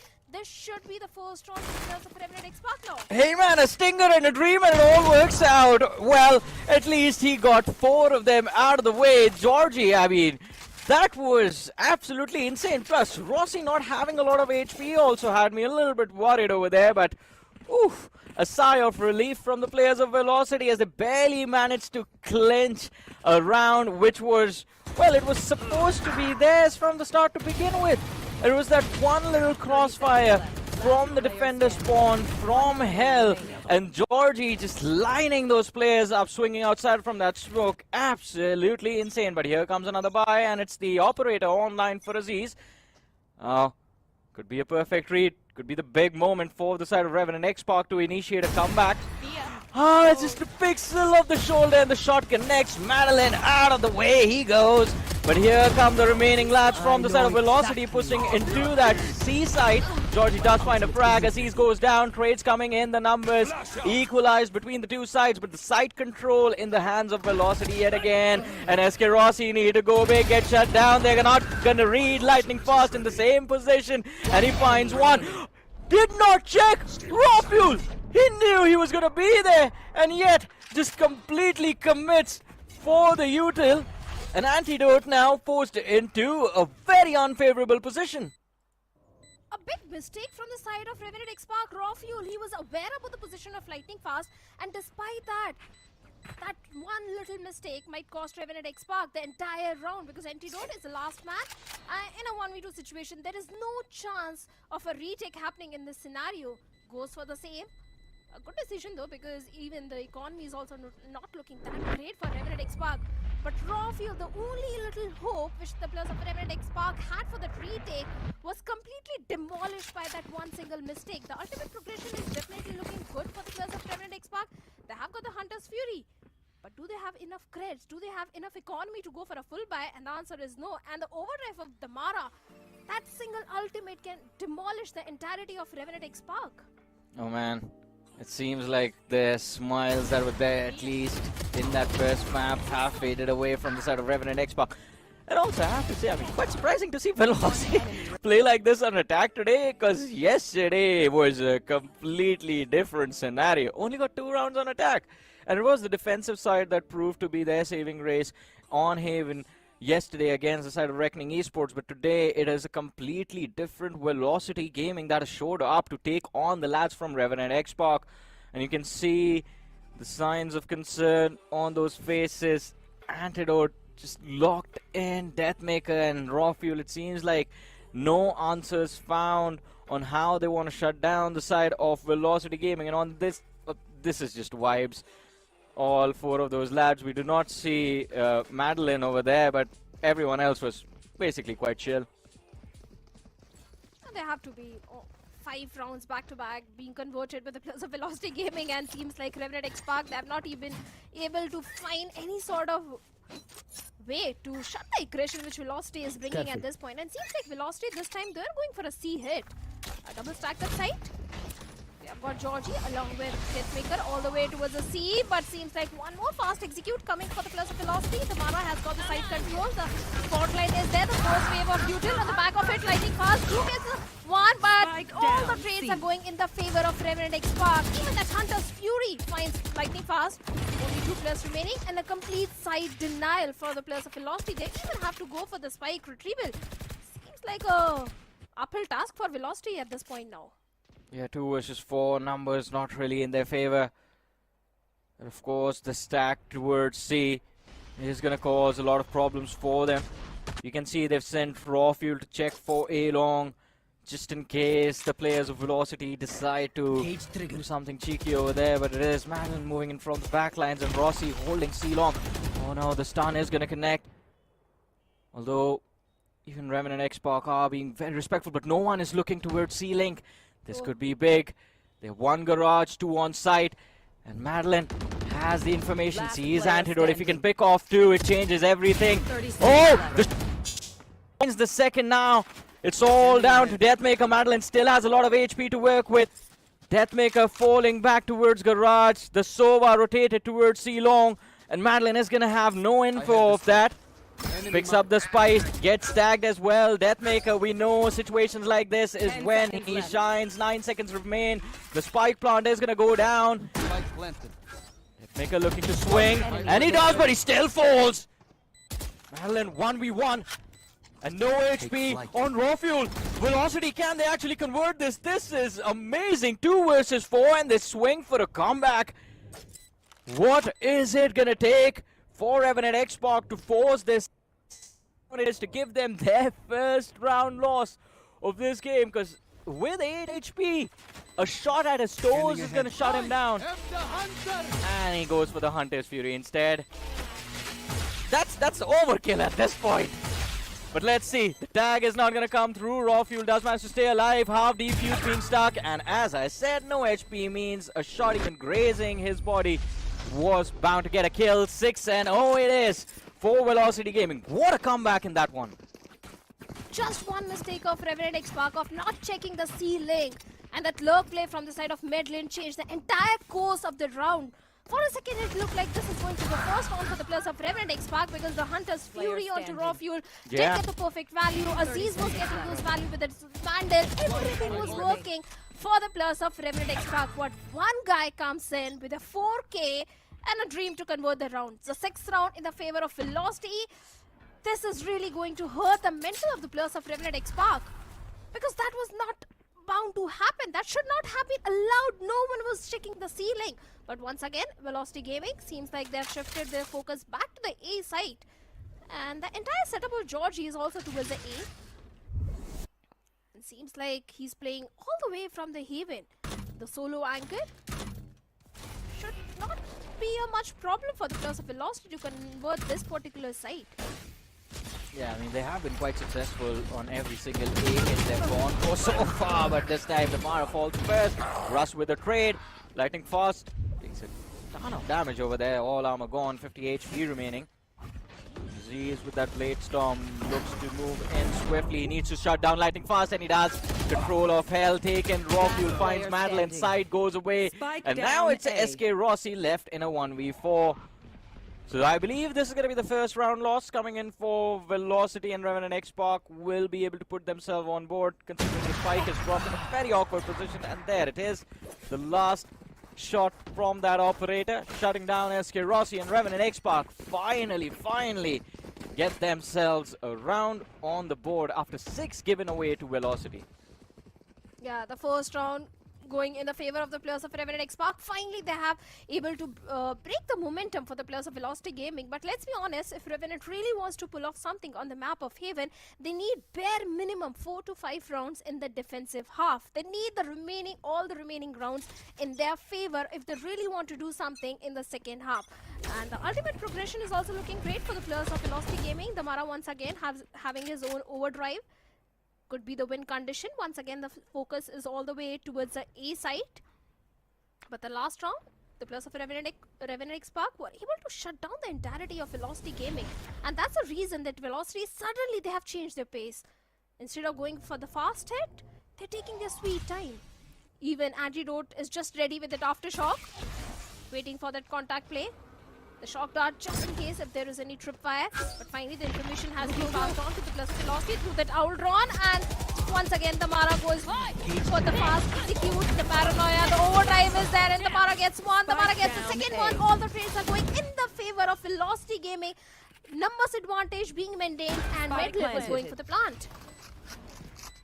That slow scale up, throwing the defenses from Revenant XSpark out the window.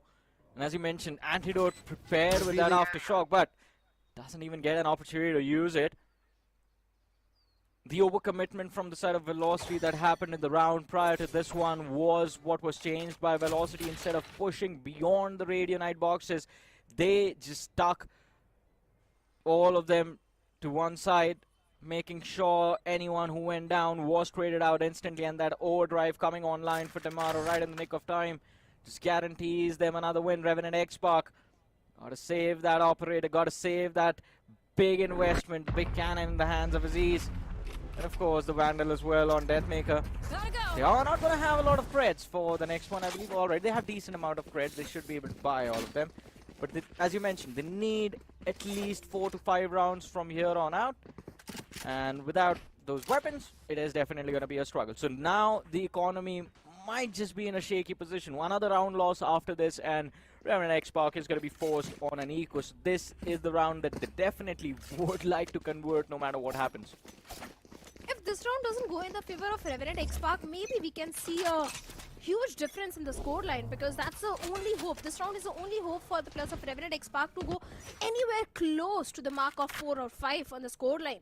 And the operator in the hands of Aziz is the only win condition which the players of Revenant are having. And of course, the neural theft. But for that, Georgie first needs to get a kill. Only that, after that, he can get some sort of information with that ultimate. Deploying drone. But Velocity once again taking their sweet time to get the information. This time the garage play is there. The garage control is already there. C-long control has been established by Medlin. The fault line is there. Cyber Cage, first wave of Futile. Velocity Gaming trying to scale up behind that. And Russ gets Georgie.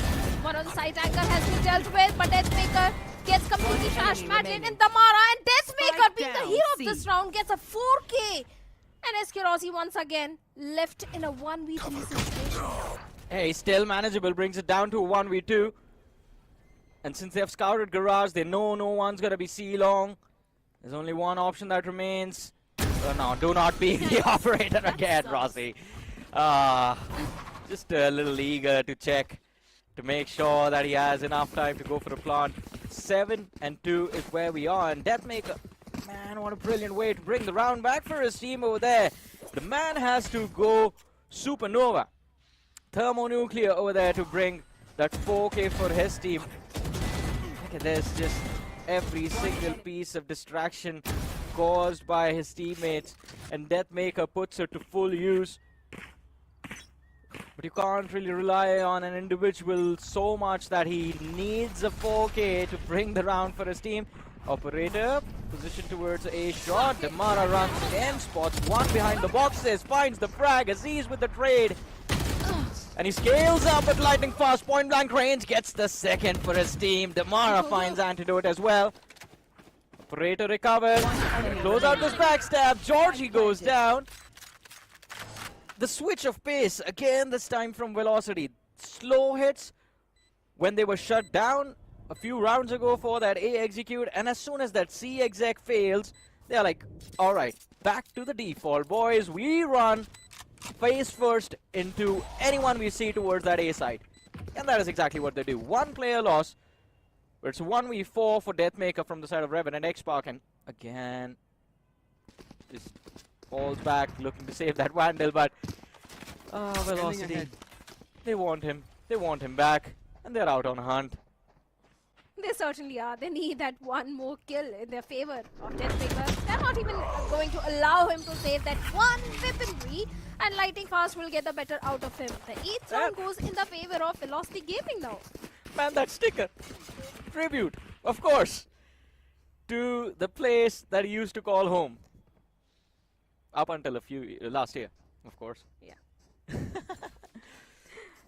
And Johnny, one of the main reasons that Revenant XSpark was able to get the second round, because Velocity Gaming, they gave individual fights to Deathmaker instead of playing as a unit. Few mistakes were there from the side of Velocity Gaming. That's why Revenant XSpark was able to get the second round. Otherwise, it's not like Revenant XSpark did pull off something major. Yes, all kudos to Deathmaker for pulling that move, but still, mistakes were there. Once again, Revenant XSpark not having the best of the weaponry. And Damara finds Aziz. Once again, Aziz has been shut down. Raw Fuel does get the trade, but Lightning Fast also gets the trade onto Raw Fuel and Antidote. Once again, in an outnumbered situation, the players of Revenant XSpark in a 2v4. Dark Cover is there to help Deathmaker, but it's just a classic in his hands. One enemy. And Medlin with a shorty will just shut him down towards the A shot. Neural theft being invested by SK Rossi, but Georgie gets Medlin. Still a 1v3 situation. Well, I mean, can't really do anything about that.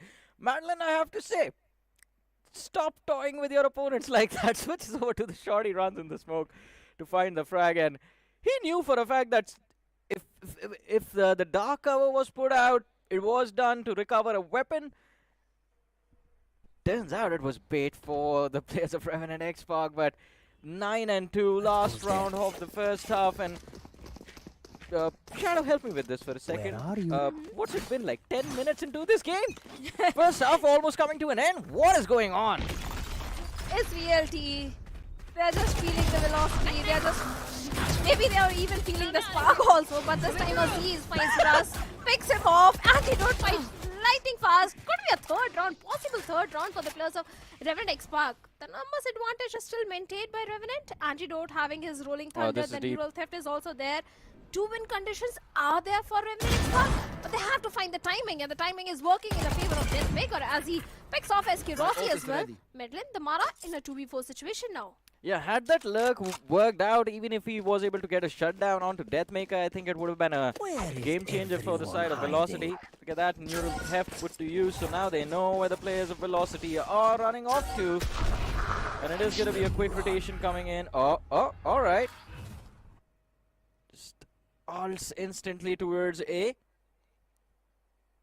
But here's a surprise package. They never made it to that A side. They weren't even at A lobby. They just showed that they were running towards A. Switch up comes through. Moving in towards B. It's a 1v2.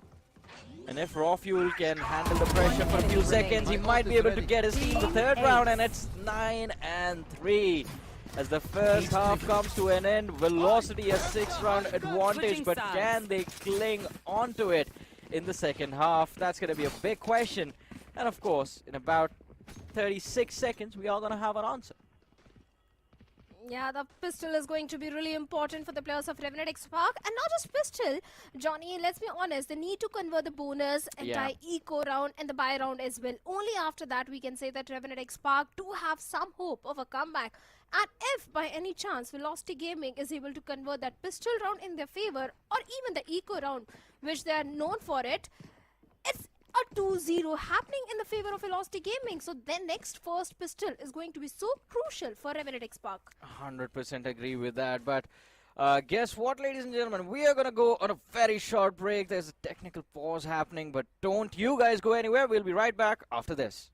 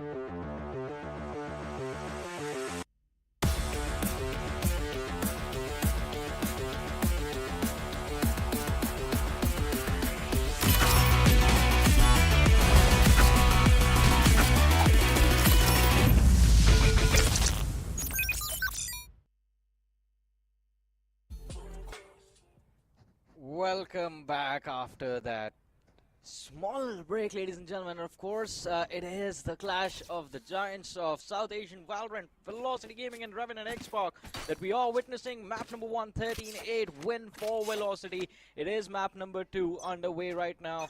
First half coming to an end. Velocity with a 9 on the scoreboard. Revenant Esports only able to secure 3 rounds into that first half. This is Super Johnny joined by Shadow alongside with me. Shadow, second half kicks off with a C executed, seems like.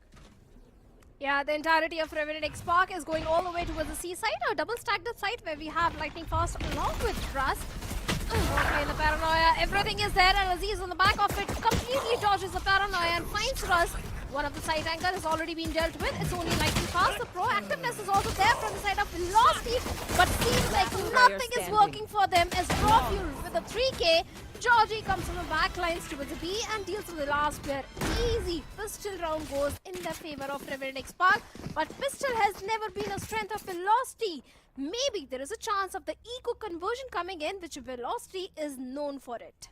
Yeah, I mean, at least we can hope that they are not going to give away a little too many rounds into the second half. Revenant Esports, as you said, I mean, the pistol, they do get that, and as you pointed out, Velocity has never been great on those pistols. They always wait for the weapons to come online. Revenant Esports, I mean, the one good thing about attack is at least you are the one in control, especially on a map like Haven where you have 3 different options to choose from. If you play this mini game of chess right, make the right moves, then the opponent is never going to have an answer to shut you down or just like get those. They will be forced to play on retakes basically. Let's see. Johnny, Damara has got the investment, Bucky, and we have seen Damara, what this guy can do with a Bucky. Previously also, we have seen Damara pull off eco rounds with just a Bucky in his hands. And this time seems like Velocity is trying to do a similar thing. So Revenant, they need to be a bit cautious. Although they do have the weaponry advantage. And that's the reason that Revenant, they're going for a very slow approach. Because they know what sort of play do Velocity makes in those eco rounds. The aftershock is there. Finally, Russ has been forced to reposition a completely stacked up site. And even the players of Revenant did realize that C is a stacked up site. So that's the reason the pivot is coming all the way towards the A side. But look at the proactiveness also coming from the side of Velocity. 30 seconds left. 3 players moving all the way towards the A. Yeah, the only way that Bucky converts is if he... Battle and it does! Aziz instantly falling out, and Damara is going to try and look for the second players of Revenant Esports. Are going to be forced to run back for their lives, and they instantly switch up, trying to hit B. 10 On seconds C, left. it was important that they did not show their presence, but as soon as the players were spotted out, I believe the execute was out the window for a few seconds at least. He needs to find another one, but the shotgun goes big. Damara with a 3K into this round, and Deathmaker left with a Bulldog and a Dream. The Neon out of the way. Madeline, no HP on him. He needs to find these kills, but it is going to be Antidote who finds that last kill of the round. Ooh, that was a little too close. Could have swung either way over there mid-round. But weaponry advantage for the players of Revenant Esports, especially that Bulldog onto Deathmaker. High priority weapon for that anti-eco on a high priority guy for the team of Revenant Esports. But let's see, this is where things could get tricky. A buy coming in for Velocity Gaming. We are at 9 and 5. And now is when Revenant Esports need to go big. They need to stop Velocity from hitting double digits. Right here, right now. Yeah, important round indeed for the players of Revenant Esports. The entirety of Revenant towards the A main, and Damara going a little aggressive towards the A long. Has got the entire control of the A long and the A main. On the back of it, Medlin also providing all the backline support which Damara needs at this point. So here on Revenant Esports, they have 2 options. Either to go for an A execute and deal with Damara, and seems like that's going to happen. But Damara gets 2, Eskirossi gets 1 more, Aziz gets 2. The trade game is there, the numbers advantage still maintained by the players of Velocity Gaming. It's going to be really important for Raj to deal with Aziz, and he finally deals with him, picks him off. The last player, Raw Fuel, completely dodges the paranoia and even shuts down Russ. Still a little hope for Raw Fuel because it's a 1v2 situation. My ult is Yeah, I ready. mean, 1v2 still doable. Spots out, Lightning Fast, trying to push from defender spawn. But it is Lightning Fast indeed, and my man is fast. Very, very fast. Gets the frag. Raw Fuel not able to run behind cover towards A shot. And it is going to be double digits on the board for Velocity. And why are you underselling my man Demara? That was not just aggressive. My man was already in the lobby as soon as the round began. I don't think Revenant XSpark were expecting that either. They're like, this is supposed to be our territory. You're supposed to play from way back there. And he still finds those 2 kills after the swing. See, the recon comes through. They should have the info, but good support from the players of Velocity. I have to say that alright, they are making Damara look like a hero. Lightning Fast as well. But Russ and Madeline, these lads are making sure that they're putting their star players in the perfect setup to find those kills. Aziz looking to take roll towards me, but it's gonna be that stun that holds him, or at least forces him to stay back for a few extra seconds, and the switch up to go for that B side. And the read is also so perfect from the side of Velocity, because this time Damara is not nowhere towards the A long. He's all the way towards the B. He has got the overdrive, the win condition for the players of Velocity Gaming. If that overdrive gets the perfect value for Damara, maybe this can be the 11th one for Velocity. But Revenant XSpark, Aziz finds SK Rossi towards the garage. Aziz also finds Lightning Fast, picks him off. The numbers advantage is there, but Russ trying to equalize the numbers as he deals with Georgie. So that means no more trip fires coming in the way for the players of Velocity Gaming now. The side control is there, but despite that, Rob finds Damara. The overdrive is coming. No use to Velocity in this particular one. And Revenant XSpark, Deathmaker going huge and getting one more round on board for the players of Revenant XSpark.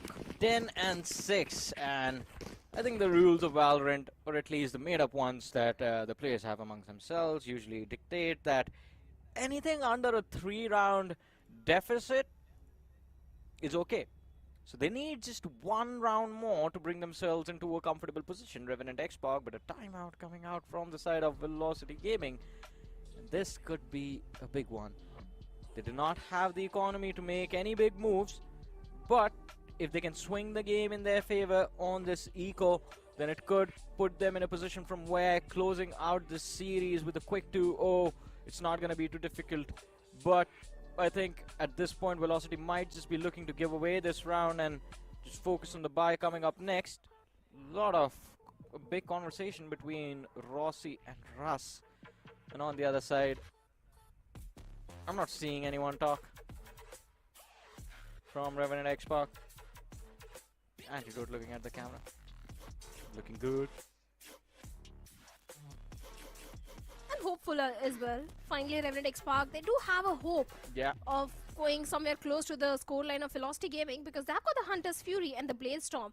Velocity, all they need to do is somehow try to dodge that Blade Storm and Hunter's Fury. Provide no value to that, only then they can hope for an eco conversion. Otherwise, I don't see any eco conversion coming for the plus Velocity Gaming at this point. Because the overdrive is also there. And finally, Damara once again going huge, but not checking one chord. The biggest mistake Damara makes, and the entire ultimate has been wasted. No value coming out of it. All the trades going in the favor of Revenant XSpark. Well, let's see, it's still not over. They are looking to move towards that A site. Aziz with a slow lurk for B. Might be able to find a pick onto Madeline, but it is that threat in the form of Russ that he needs to be worried about. Oh no, Russ is the one who's going to fall. There he goes. And now I think the round is pretty much done and dusted. It's 2v4, especially with the classic. Last player Spot him standing. out, mow him down. Last man left alive, SK Rossi. A sheriff and a dream, and he's gonna get shot in the back of the head in 3, 2. Alright. 1.5, 1.25, 1, 0. There it is. And finally, Revenant XSpark now only 3 rounds deficit. I'm sure all the fans of Revenant XSpark are keeping that hopium alive for them and hoping for a decider, because now there is not much difference. But Damara, that little mistake of not checking the corner of A main. Otherwise, that overdrive would have given him a lot of value, maybe. That could have been a possibility, but that possibility was also completely nullified by Revenant XSpark. Now the only ultimate which Velocity is having is Neural Theft. Even the Rolling Thunder is also 1 point away. A big ultimate for the retake. I must wait a moment. Be used, but good information. A good reveal though. Aziz on the back of it with the ball bang fights lightning fast. Once again, the numbers advantage is there. And Aziz, the updraft play, the base storms are there. The fort line is there. And SK Rossi from the ceiling deals with Aziz. Those blade storms are not giving any value to the plus of Revenant XSpark, but Raw Fuel swings out and finds Maitland towards the A main. Mara! And finally, he also strikes and gets a trade on Raw Fuel. Yeah, I mean, it's a 2v3, still winnable, and they are both committing for that backstab. The tripwire is going to give the info to the players of Revenant XSpark, so the element of surprise has been taken away. But Russ and SK Rossi, Spike planted. these two lads can hit their shots. The round is going to be there, 3 seconds before that front line comes online. There it is. Now the flash still remains. He's trying to force them towards Rossi himself. Finds one, Deathmaker out of the way, 2 versus 2. Now Russ needs to connect onto Hell, but it's going to be Rossi. The 3K comes through, and it's Antidote 1v2. Russ finds the doppelganger from the other side. 11 rounds on the board. Velocity almost on the verge of closing out the series. 2 versus 3 was how these two lads came in. All the info onto the players of Revenant XSpark. The new one man was going to be coming along, and all they thought was, it's just Russ. Rossi's going to be lurking from defender spawn. Nah, not every single time. This time he joined his teammates. Yeah, he certainly does. And once again, Velocity pulling off a great clutch. Great round, and indeed an important round. The trade game initially was there all the way towards the A main, but after that, SK Rossi pulling off that 3K and the 11th round. But look at the ultimate progression of the plus of Revenant XSpark. They've got 4 ultimates online. Neural Theft is there, Hunter's Fury, Rolling Thunder. Indeed, great ultimates which can be used to convert the 8th round. But once again, the Mara going for that aggressive play towards the A main, finds one, lightning fast also gets one. The trades are there, but the numbers advantage still with the plus of Velocity gaming. But Revenant XSpark suddenly, Georgie and Deathmaker trying to turn the tables. 3v2 for Revenant XSpark. But they also need to go for the plant. Neural Theft being committed. So all the information is there, which Revenant needs at this point. About SK Rossi and mid lane, and the timing is also there as Georgie finds SK Rossi. It's only mid lane in a 1v3 retake now. Yeah, I mean, that false sense of hope. Rossi, no idea as to where Georgie was, even though he's very low on HP. It's a plant for C, but that Cypher still lurking towards B. Madeline, the recon comes online, has the drone, a single shock dart to work with. And I don't think he's going to go for that retake. I think it is just about finding those exits now. And that too, if possible.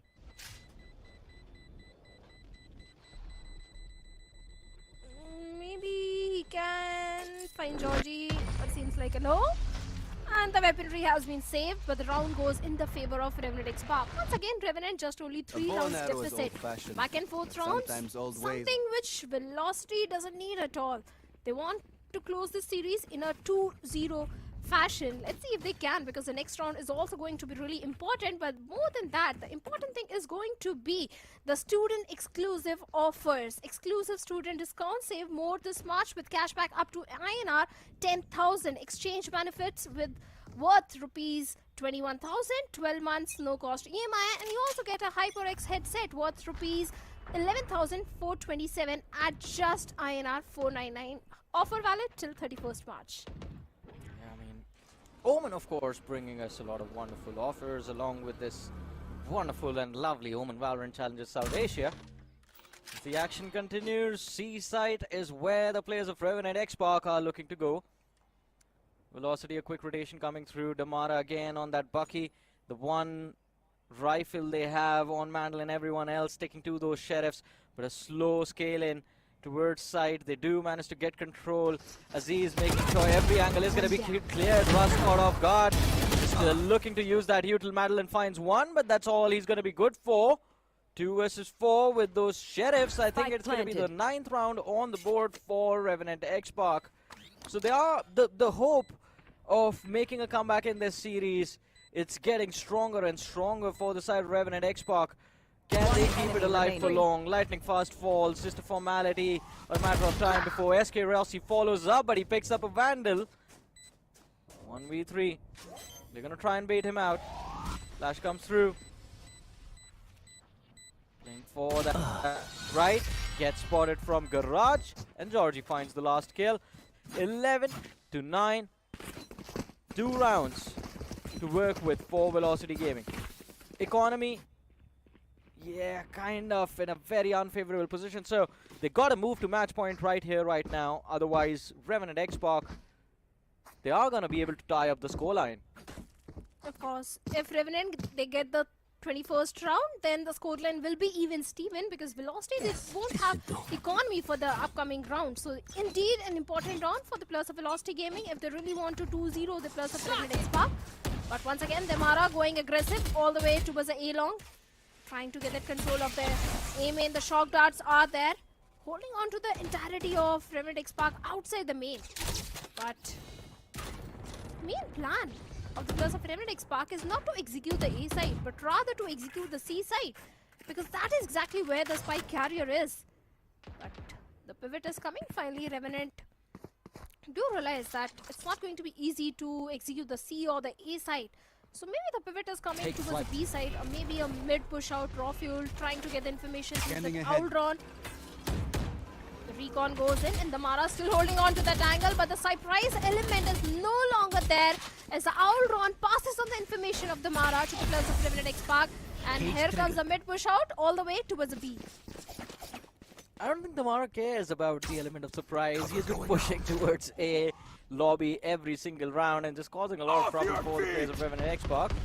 Slow scale up coming through Garage, but the Cam is going to get the tag. Lightning fast, looking to push up all the way towards platform, but the players of Revenant Esports, they look to fall back. Madeline in a very off position, and now this is the surprise that Revenant Esports weren't really prepared for. They're going to try and run towards A. Another player lost. It's 3 versus 5. Georgie quite deep, but Rossi falling back finds the frag for his team. And it's going to be a very comfortable 2v5 retake coming in for the players of Velocity. Ultimate used by Lightning Fast. Deathmaker completely pinned onto that side. His teammates are going to fall along with him. And Antidote and Deathmaker, the comrades, falling in succession. The 12th round on the board for Velocity Gaming, as they are going to look to close out the series 2-0. That map loss a few days ago against the players of SAT Well, still it seems like will be the only loss that Velocity might have. And I'm going to say this right now, I know it's a little too early, in this entire split. A timeout indeed coming for the players of Revenant Esports, but this time if you notice, Johnny, Revenant, they had no map control. All the avenues were completely denied to the players of Revenant Esports. They tried to get info towards the C side, but that was also denied. Even the B control was denied. A long, the Mara was holding on to that A main. So the no map control was there for the players of Revenant Esports. Somehow they did manage to get the spike down and get those creds in their favor. But other than that, nothing was really working in the favor of Revenant Esports. And that's the reason that Revenant has to call for this timeout, because, hey, let's be honest, not just a match point, it's a series point where Velocity Gaming is at now. Well. Series point, and looking at those expressions, I think they know it's over as well. Either do something extraordinary, unimaginable to bring yourselves back into this matchup, take it to the decide and close out with a result in your favor, or accept defeat and move on into the next one. All stacked up again outside A lobby. Revealing area. Here comes the Sprinter gang. This time he holds back for a few extra seconds. And a fourth line just making sure that he stays at bay. Damara not really allowed to move to his lobby again, although the crossfire is set up with Russ and Madeline holding lobby. B is where they show their presence. Next bug, they've been spotted out. smoked off. So access to that B side denied as well. Next attempt made towards the Raj. Damara here as well. Quite lucky over there that he did not get shot in his head. Sometimes those spam shots, yeah, if you're unlucky enough, get taken out in the first spam. Still pinched and cornered, it seems like, outside of B. Revenant XSpark, nowhere left to go. No control. Just a mid control is there with the players of Revenant XSpark at this point. Elong, we have got Medlin watching out for the A main. And finally the information has been passed on. The owl run goes in, and yes, the 30 info seconds is left. there with the players of Velocity. And soon the rotation should be coming in. Already we can see Raz, the fourth line, the aftershock is already there. Trying to keep the players of Revenant at bay. But finally going for the execute as Georgie deals with one of the side angle. The Mara is already there, but even he has been shut down. It's only player Russ standing. who 10 gets seconds one. left. The spy goes in, and it's Kirosi in a 1v4 situation. Seems like the timeout is really working in the favor of Revenant XSpark. Should be a 10th one, unless Rossi pulls off something huge. A major clutch like a 1v4. Only then the 10th one can be denied to the players of Revenant XSpark, but seems like Rossi has made the decision to go for the save. And the 10th one coming for the players of Revenant XSpark. The hope is still there for RNTX. Yeah, hope's still alive in this game, in this series, but it's just a question of for how long. As I said, I mean, we all know the man, the myth, the legend, 4K Rossi, and if he comes back to life right now to close out the series, that is going to be incredible. But yeah, not going to happen. Revenant XSpark register another round on the board, 12-10. And all they needed, the one reason they wanted to save that weapon was because Lightning Fast was the only lad with a little bit of a shaky economy. And he's going for a judge. I want to see big plays in this round with that shotgun, but let's see how that is going to turn out. Madeline with that Guardian. Right, switches to the Spectre and a light arm. What is going to be the final buy? Quite curious about that. This is Spectre and light armor. A little bit of a tricky situation for Velocity in terms of weaponry. Oh, this is quite cheeky. They do spot out those lads crossing. The spy cam, like you said, is giving a lot of information to the players of Velocity at this point. After showing presence towards the C-Lock, the entirety of Revenant XSpark once again going for the aim in control, where we have got Damara, who is just 1 point away from his own overdrive. A major ultimate for the retake, indeed, for the players of Velocity, but seems like he's just relying on that rifle at this point. Aziz pushing a shot. The slow walk up is there, but finally Russ is aware about the entire plan of Revenant XSpark. And now Revenant, they have to do something different.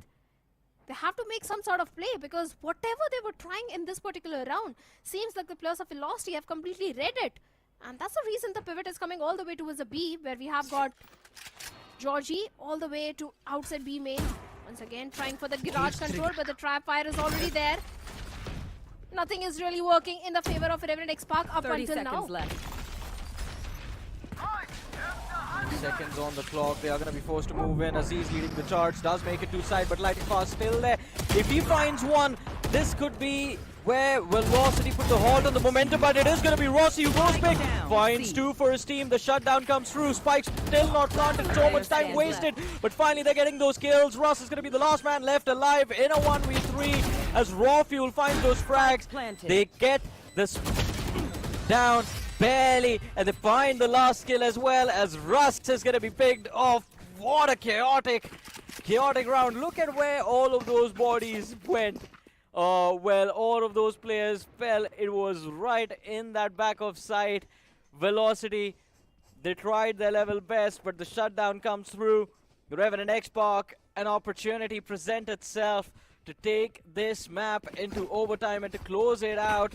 Walk towards that decider onto Pearl. Behind me.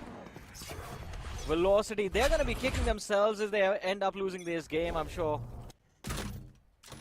My camera is destroyed. SK Rossi did build a major advantage for the players of Velocity in the previous round by getting 3 But seems like during the mid-round, table suddenly turned and all the trades were going in the favor of Revenant XSpark. But once again, RNTX going for a slow approach. Antidote is just ready with that fault line play. Maybe once again trying to push the mid or maybe towards a garage. Aziz once again a slow walk up. But he needs to be a bit careful because look at the way Damara is holding on to garage along with Russ. But finally the information has been passed on. Damara has been forced to reposition. It's an important duel indeed for Damara. And Aziz also repositions, goes all the way towards B. The tailwind gets the entire control of the side. Should be an easy plan for the players of Revenant XSpark. Get out of my way! Even Velocity, they don't have enough in economy. It's only the overdrive of Damara that can deny the round for the players of Revenant XSpark. And that overdrive gets the perfect value as it gets one, but only good for one. Maitland with the Sheriff gets two. It's a 4v2 retake for the players of Velocity now. Yeah, this is the confidence themselves, and this is going to be the end of the game as well, as Deathmaker, the last man left alive, gets shut down, and Velocity barely managed to squeeze themselves a win. Damara, oh yeah, get it boy, gets everything inside of that frame, just boxes in the entirety of Velocity, of Revenant XSpark, and gets his team the win. The overdrive coming online right in the nick of time. What an amazing, amazing performance coming through. Look at those happy faces, man. Look at the celebrations. I mean, yeah, hydration needed for SK Rossi, but damn, what a game. Revenant XSpark almost bringing it back as well. Almost being the key word over there. Yeah, almost. Right tick of time, Damara's overdrive was also there. But more than the overdrive, I think the Midlands Sheriff was the reason that Velocity was able to convert the last final round in their favor, because that overdrive did get only one. And that was the only win condition which the players of Velocity had in that particular round. And after that, the way Damara got picked off, even the players of Velocity for a second might have thought that round has gone in the favor of Revenant XSpark, but Maitland did step up huge with that Sheriff shot getting two of his own. I think that was the plan. Damara in the back of side wanted to draw all of that attention towards himself and just stay alive long enough for the other lads from A side, Russ and Madeline, to be able to get into that B-link position and find those angles to connect those shots.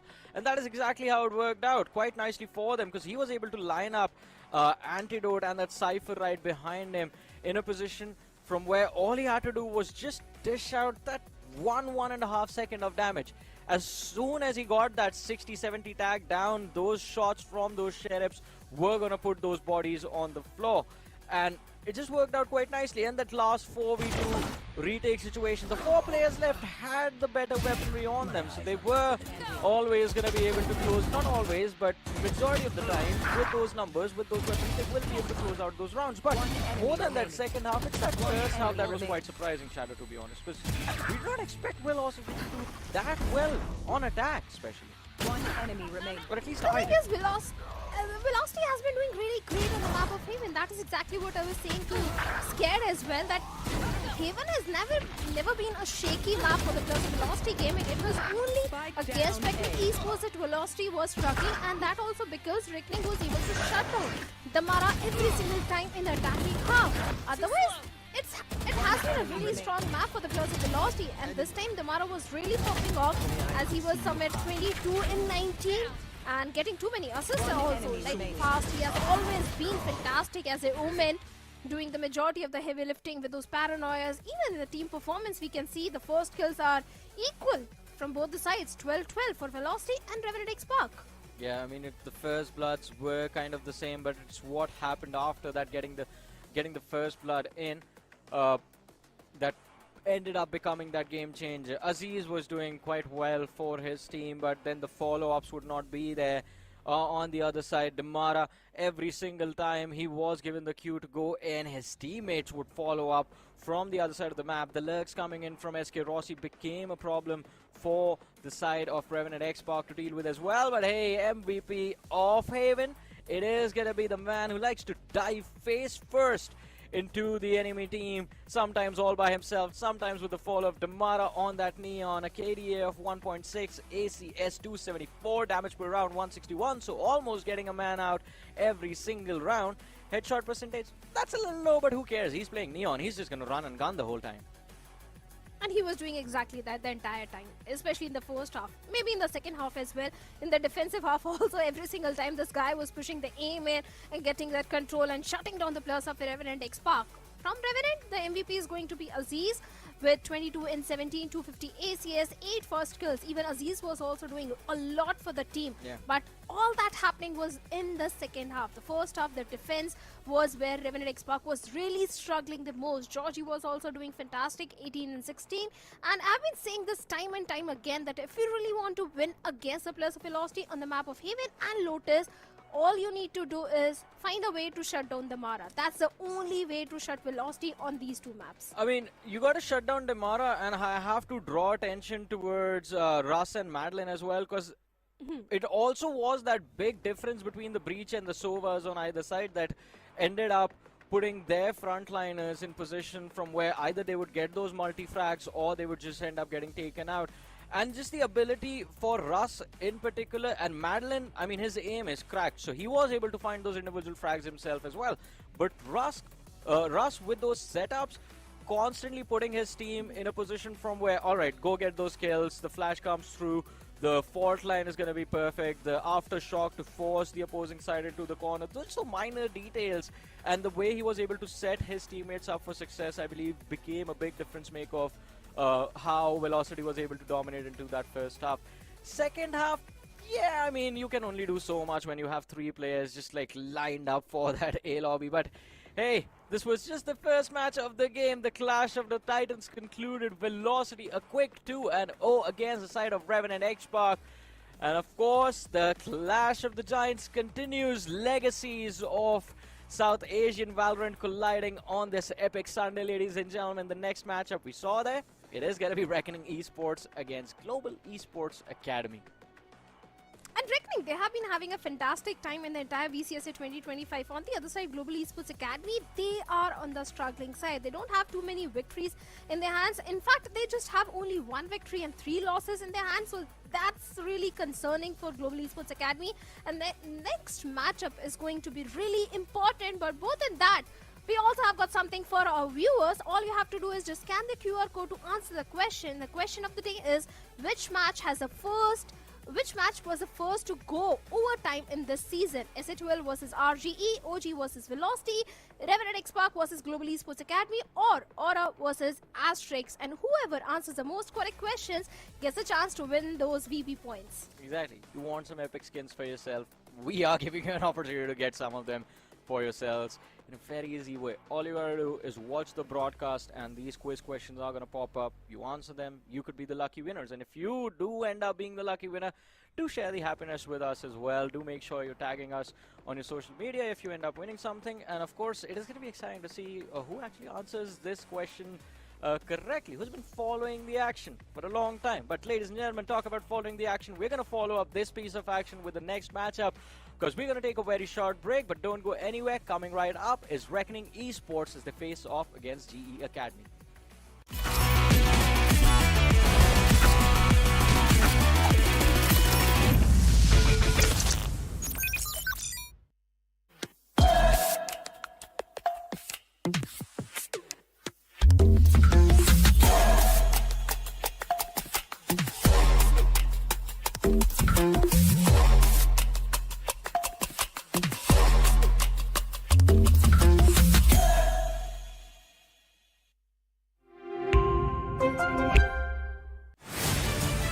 To live your life the way you want. Compete like the toughest challenger. Dance like there's no tomorrow. Celebrate every second you are alive. Life has no rule books, but we can give you a stage.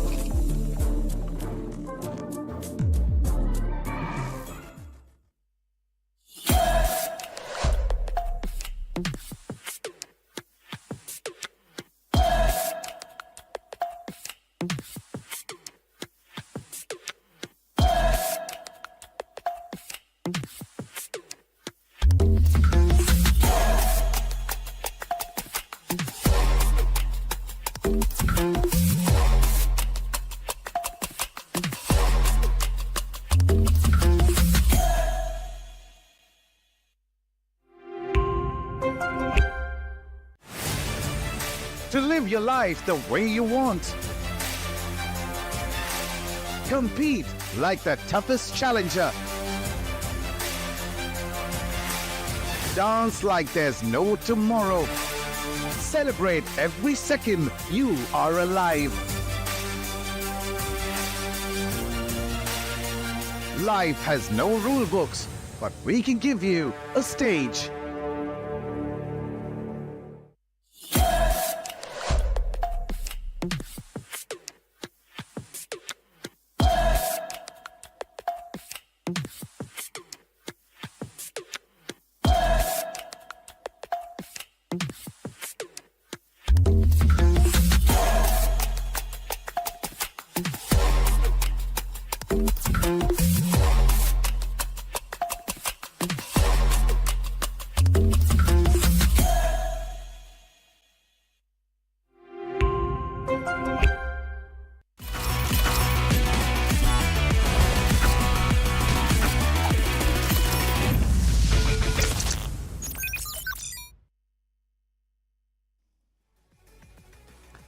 welcome, ladies and gentlemen. VLT were playing the game like they were playing on the Omen laptops, which offer the exclusive student discount. You can save as much as up to 10,000 INR with exchange benefits of up to 21,000. And fun fact, by the way, Aladdin, they also offer 12 months no-cost EMI. Now, that's obviously a dream for almost all the people. But if you think that was enough, no, that is not. You can also get a HyperX headset, which is actually worth rupees 11,000 plus right now by just under 499. So you should not wait for that, right? Because the offer is only valid till March 31st. Now with that said and done, welcome back, ladies and gentlemen, to the Omen Valorant Challenger South Asia 2025 Split 1. I am Scared, and alongside me, Aladdin. We started off the first map of the first match itself, but it seems like it got over way too soon, and we are already ready for Reckoning and Global Esports Academy. Absolutely. Previously, the previous matchup, VLT and Team Revenant Esports, that was, you can say, a bit more unpredicted victory from their side. It was a 2-0 scoreline. We were hoping for a best of 3 for the third map as well, but let's just say that VLT, they were prepared. But as we're moving forward towards the second matchup, the second best of 3, it's going to be between Reckoning Esports and Global Esports Academy. And the lineup of Reckoning Esports is the BGG, Manar, Tricky, Deadly 10, and Rio. All these players are there from side of Team Reckoning Esports. But in terms of, you can say, a performance, Tricky, he stepped up big time previously, and BGG, he was supporting him. But all the other players were struggling, unfortunately. Manar, in a few rounds, he got some elimination numbers secured for him, but Rio and Deadly 10, these two players, they were the weak links of that. Yeah, it seems to be the case, you know, there were certain mishaps in that one, but also on the other side, Reckoning Esports eventually ended up losing that series, but I'm pretty sure that we'll probably see them step up this time around, and they really need to, because if they want to keep their third spot till hand, and also you think of jumping in that potentially take down Revenant Esports, who have suffered their first loss. I think so that's going to be the key for them, the key to victory. And to be very honest, Aladdin, what are your expectations from Global Esports Academy and Reckoning Esports? You know, in the previous one, I know you probably expected a third map, but I think so right now with how Global Esports Academy are performing, Reckoning Esports, they might have a slight edge in the form of that momentum. Well, to be honest, if you look at the previous maps of Global Esports Academy, they lost, they faced some humiliating losses, not just against Velocity Gaming, but against SATUL Esports as well. So these two maps, or these two matches, were unfortunately, they were pretty bad for Global Esports Academy. So to be very honest, even if Team Reckoning Esports is not in their peak form, I can still say it's going to be an easy 2-0 for them. Okay, my man, you're pulling on some big strings down there now, some big statements, but to be honest, I'll have to say, it's probably not just you. Once we'll have the audience poll as well, maybe they're similar things because of how Global Esports Academy have been struggling in their past matches. Even against Gaming, they combined took 6 rounds, 4 in the fighting, 2 on Lotus, and that map just looked that Global Esports Academy were not really prepared. So if those things are going to persist even now, we'll probably see a smooth sailing for Reckoning Esports. And I'm sorry to cut you off. But they combined took. If you were talking about that one match, but if you combine their previous 2 matches, they combined took only 11 rounds. Only 11 rounds. You know what? I was just hoping you would not say that, but you just did. Because again, that's not you. That's the stats, though. Yeah, it's been a rough journey for them. This lineup it's not used to playing together for a long time, so I still feel they're trying to gel up together, maybe get a few things back on track. But one thing is for sure, that whenever there's a lot of pressure, Global Esports Academy, they eventually crumble. And I think so their first and foremost thing in that break would have been how to properly manage that pressure and how to manage that stress in those situations when you know you've got to turn things around. That's when they crumble, and I think so this break would have given them enough to eventually reevaluate that and work on that, because in terms of the aim, we have known these players for a long time. There's been so many maps that they used to play on and they used to perform really good. Absolutely. And as you're talking about the maps, let's move towards the map Veto Global Esports Academy. They're going to ban Haven, and the first pick is going to be Pearl from Reckoning Esports. I mean, I'm not surprised by this map Veto at all. From the first day of this VCSA, the mix and match of maps is obviously between Pearl and Lotus and Bind, and once again, all these same maps are going to be played. I still remember Global Esports Academy loving the map of Lotus itself. They haven't really shied away from that one, but in terms of the win rate, yeah, it's probably down to just 50% for them. They played up against Revenant Esports, and oh my god, I probably think there might have been some hints of the question of giveaway today, but guess what? We do not have any hints of what the agents look like. We're probably going to have all these spoilers itself in front of our screen, but I'm pretty sure that we are not going to see a Phoenix, though. It's again going to be the same Teho into that Astra composition of Wise with Yoru as well. I love it. It's the exact same comp for both of these teams. I think there's one reason why Bind is being picked against them, and definitely that's because of their previous numbers that they were able to get in terms of winning those rounds. But let's not talk about it. Let's talk about that agent composition. Nothing more unique, nothing more different. You can say a mirror comp is there. You have an Astra, you have a Fade, and alongside Teho. Okay, is this a mirror comp? Yes, it is a mirror comp. Teho and Vice combination is there with a Yoru. I think both the teams are looking pretty decent with this composition. It all comes down to how well you can set your own duelist up, or rather which Yoru outperforms the other one. Everything's gonna fall down onto him, because every other utility is same. It's a post-plant heavy comp for both of them.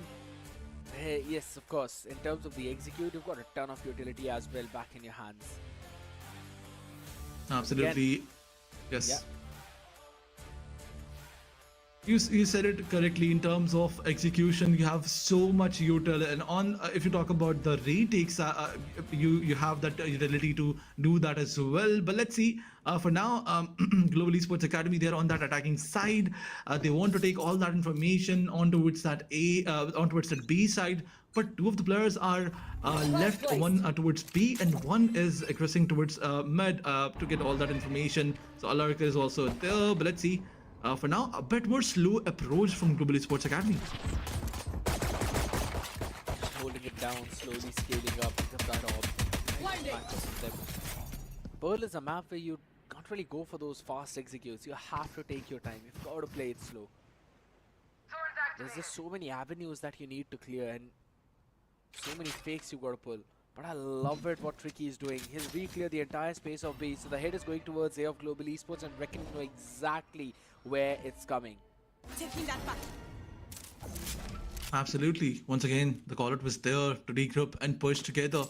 But the heavy stack on towards that A side is going to backfire. But once again, util being used heavily. Guided salvo was used to the perfection, and Rio, he could not find a way out. He got shut down instantly. But Deadly, look at his angle. The crossfire is the Rio. He spotted one of the player, but he got damaged. The Prowler was there to get all that information. Once again, the player are chasing him down, but Tricky, he moves forward. Shuts one down. Spike down. Back and forth rates are there, and Team Global Esports Academy, they are on that advantage because look at their HP. And once again, NV2K shuts on BGG. Look at this, NV2K wrapping around. He wants to find Manar, but Manar, he got shut down by NV. Back off. 10 seconds though. Hold on. 10 seconds Tricky can probably buy a bit more seconds though. It's Ryzen who quickly answers, but Deadly 10 though. All he needed to do was survive, but could not do that. Global Esports Academy almost fumbling there, but pull themselves back from the brink. That's the GEA we always loved to see, we always wanted to see, and seems like we're gonna be starting things off with style.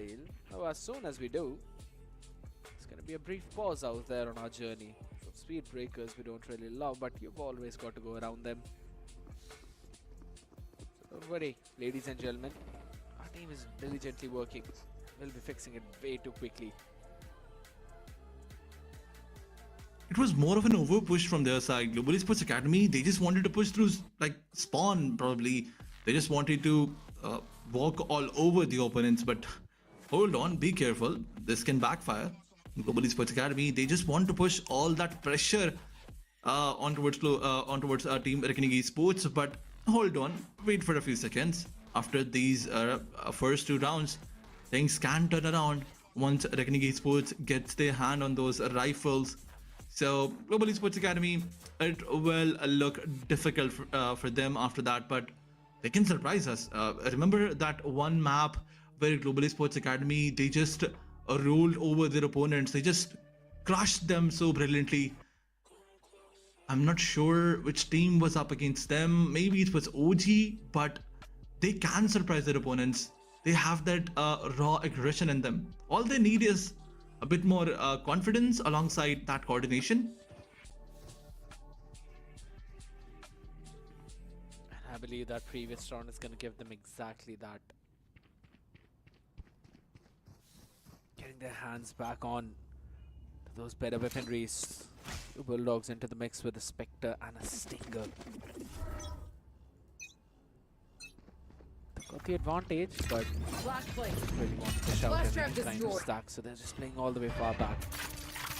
Deadly 10 though with those guided salvos, just eventually just faking out a mid push, only to bait the members of Global Esports Academy into pushing towards one of the sides. It's a widespread default though, not a random stack which we normally see.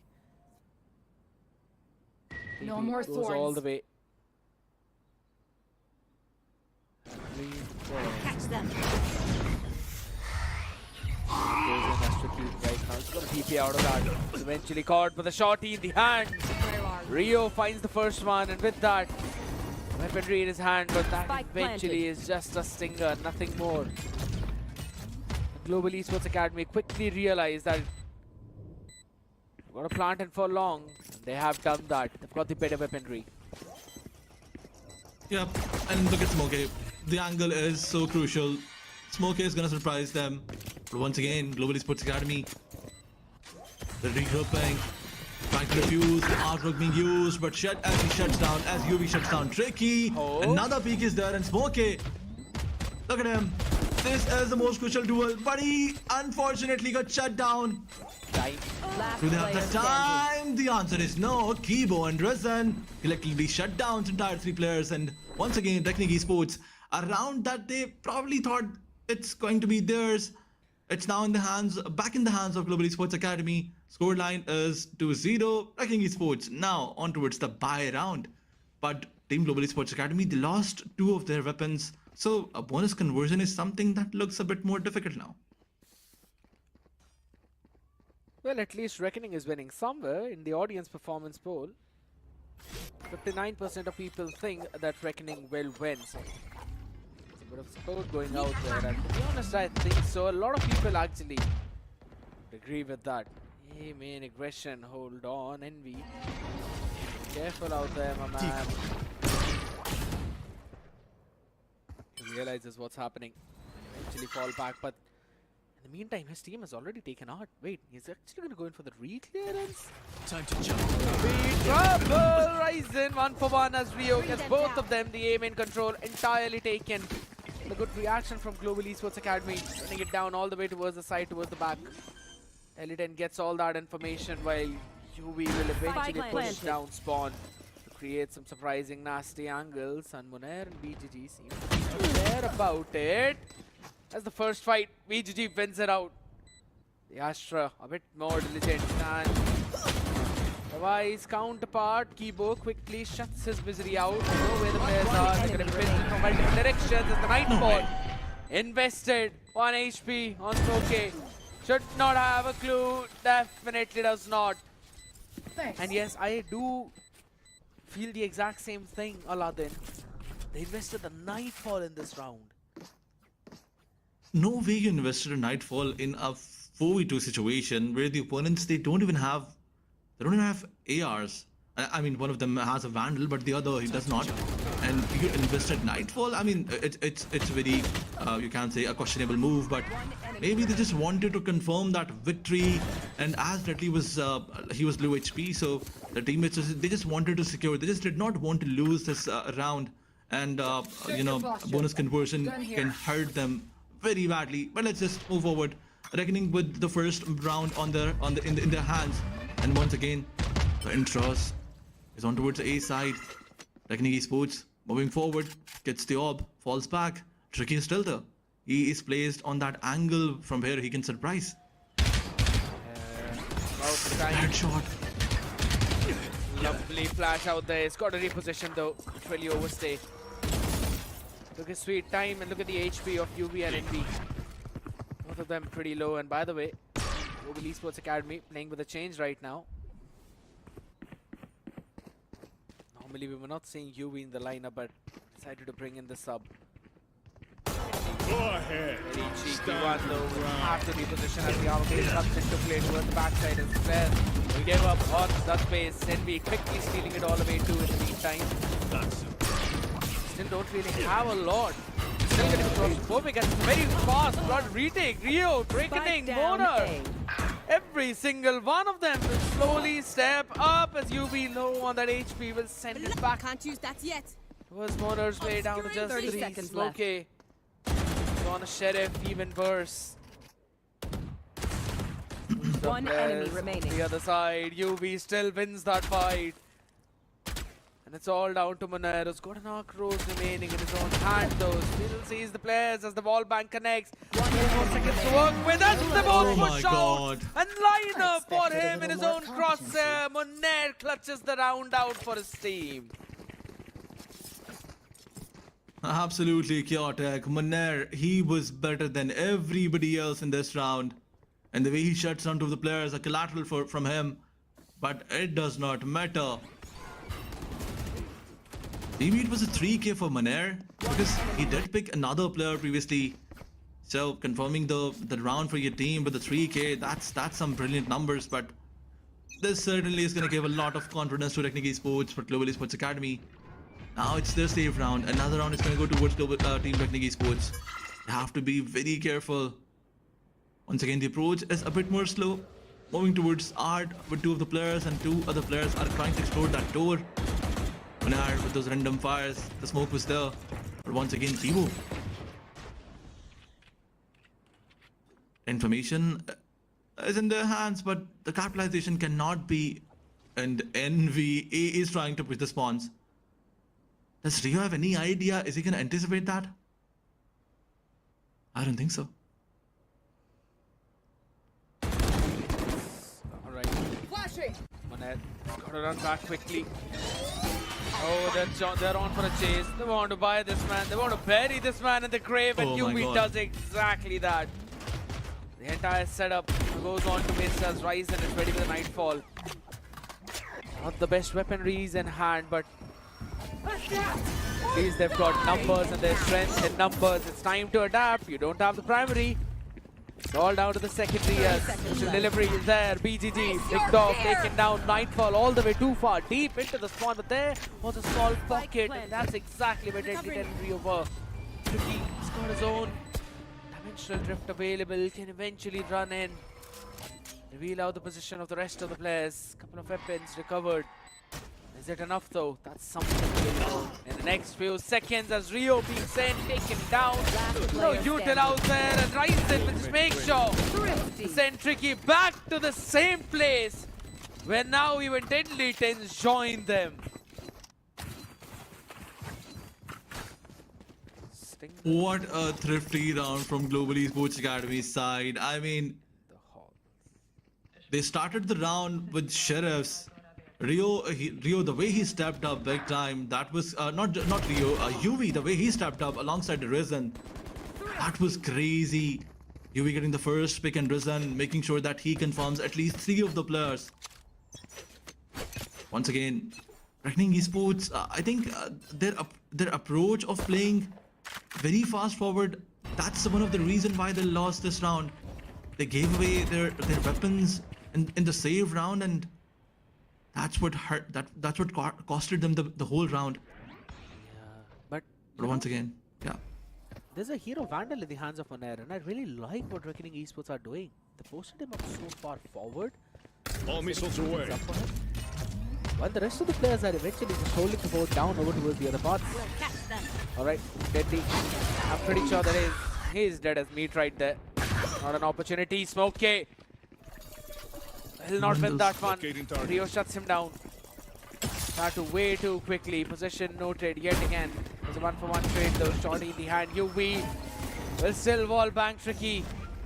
And look at the amount of space that they are taking over towards the mid now. The Arcros, that's a very fast retake they're trying to do. Couple of rifles in the hands and probably possible investment of Steel Garden. Yes, it's going to be. And all the weapons being taken down, but does not matter as Quibo will keep the control of Connector. Couple of players rising with a shorty up close and personal. Munair, nothing to work around with. Reopens a crucial duel towards the halls. You have to find where the players are, and as soon as you try to do that, Bring them down. Ryzen will put you out of your misery. Time to run, Rio. Time to save this Vandal that you have. And another great round from Global Esports Academy. By the way, Aladdin, this is the first time that we are seeing GEA play on Pearl. Absolutely, the first time they're playing on Pearl, and that's the first time they're going to dominate. But on the other side, if you talk about Reckoning Esports, you can say not the kind of the start that we expected from them, not the kind of start that they were expecting from them. Even in the previous round, they did try to use Steel Garden. They were trying to make sure that BGG, who was trying to wrap around from mid, he will probably get 1 or 2 picks, but unfortunately BGG got shut down. That was the only reason why the ultimate was invested. Because they had the idea that probably they have that map control, but unfortunately BGG got shut down. All the other players, last 2 players, they had those Vandals to play, but unfortunately they were, because they got caught as well. Rio, he was so low HP, even Tricky got shut down, and a 12 HP player cannot do much. And in the last moment, the last man standing was supposed to save his weaponry. That was the last option he had, but I think he did die by the hands of his opponents. So no saves, nothing whatsoever. Everything is going wrong for Team Reckoning Esports, but I think this timeout is another reason. If there's going to be a comeback, this timeout can be a reason, because Global Esports, Team Reckoning Esports, they have to come up with a counter plan now, as they have Vandals. And they've also got a few ultimates up on board. Apart from Steel Garden, which they invested in the previous one. Dimensional Drift, it's been up for the past 2 rounds. Armageddon as well as the Cosmic Divide.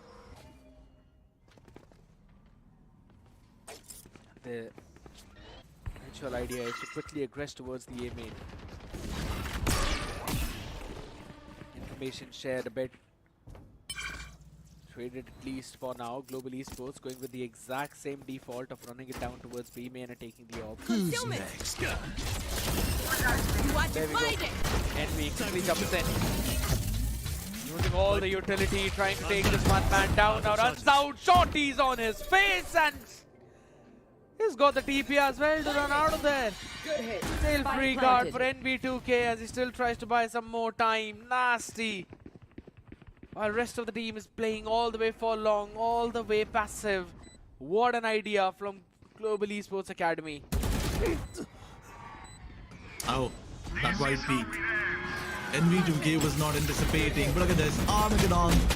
It was being used to the perfection, and alongside those missiles, guided salvo, took down all the players, and look at this, all the players are pushing fast forward. Smokey has nowhere to go. Look at this, he's gonna find Tricky, but Tricky with that flick, he was too good. Tricky found another, and Munair shuts down the last one. Global Esports Academy. Time?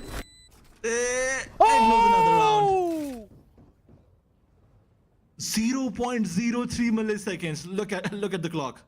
0.03 seconds, not milliseconds. My 3 milliseconds? No, not 3. 0.3? Wait, you know what? Yeah, we'll have to get that right, but there's one more thing that people can actually get right, and that's the question. Which match was the first to go OT in this season? Scan the QR code to quickly input your answer and stand a chance in winning 5,000 VP for the first prize, 2,000 for the second prize. Consistency is the key. And that consistency is exactly what these teams are trying to find, and none of them have been able to do that.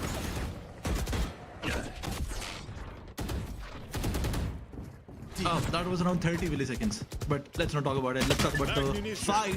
The fight is dragged on towards mid side. Global Esports Academy versus Team Reckoning Esports. Oh my god. Yeah. Aladdin, just laugh it out over that. You know it was funny. Sending Obviously, a special delivery onto the clone. Yeah, definitely. It was funny, but you know what's more funny? What is? Me still trying to make sure that if it was 30 milliseconds or 300, but let's move forward. Rio, he found one of the players. Still holding that angle. The haunt was deployed to take all that information, but it got destroyed, unfortunately. The minute wanted is still not in the favor. And look at this, the heavy util dump was there, along with those close fires. But once again, Global Esports Academy, they got surprised, but the capitalization was not there. NV2K, he shuts down Rio. 30 seconds Now the side left. control is there. Look at Global Esports Academy, they are looking very promising. That's 30. We're done. Spike planted. Last player standing. Only good for one though, fully flashed out to the next one. Absolutely demolished. The adaptation from both of these teams coming back and forth is what is constantly hyped up in this one. The flash wasn't enough. Ryzen will put Moner out of his misery. Global Esports will get the 5th one on board on their attacking side. Not a lot of ultimates to work with, but one away from the Nightfall yet again. And they're constantly playing for the B orb. Reckoning this time around. Try to play it a bit more aggressive, but you know, this constant aggressive play over B ramp is where they are being punished almost every single time. I remember there was one round in which Moner was punished, and now it was Rio. It is just the sheer amount of utility Global Esports Academy are having, which gives them enough to basically pick that one person off without even showing their faces. It's just the spams. Absolutely. And there's one more mistake that I can say Team Reckoning is making in every other round. Like, if you look towards the previous 8 rounds, in every other round, Global Esports Academy, they tried to push towards B side, and all that util was there on A side. All that wise util was on A. But on this round, when they decided to put that wise util towards B, Global Esports Academy, they decided to push towards A, but this wraparound is gonna cost them because they have no idea. All those razor vines are there, the Arcros is there. The capitalization can be possible. Once again, the site is given to the whole team. Global Esports Academy. Here. They are baiting with that ultimate. Yeah, they eventually waited it all out, but the fun fact is 30 seconds left. Reckoning Esports did not buy on that. Absolutely, Envy had to just TP out of there. They've only got 23 more seconds to work with, and that's a cosmic divide to try and stall that progress. A couple of stars being placed out there. Try and eventually close out the gap, help them out. 12 more seconds to work with. A few utils thrown on the backside as Red D10 shuts them down. The brute force their way into this. And the judge in the hands of Tricky as it's an empty land that he finds. Plant's gonna go down. The last 1 second will buy them enough, but no members to work with as the Ferrari White Peak was there for Reckoning. And 3 people standing strong will get them the round number 4 in their pockets. Absolutely, Juvi had no clue what's going on with him because he was the last one standing. The whole team got shut down. And Reckoning Esports, the credit goes to Wood, all those players, specifically Tricky, the way he held his ground. But not just Tricky, Deadly 10 with that angle. That cheeky, you can say one of those weird angles where he was going for those wall banks constantly. The opponents cannot see him, but he can somehow see them, maybe connect his bullets. That's what was happening at that time. But okay, move forward. Now we wait. 10th round and 4th round on the board by Reckoning Esports. The approach is still the same. No, this time around they're trying something different. 2 of the players are moving towards A side. The other 3 are entrusted towards that door.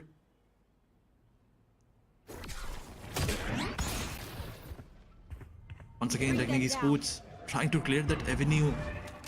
They pushed fast forward. They got punished multiple times, and yet the lesson was not learned.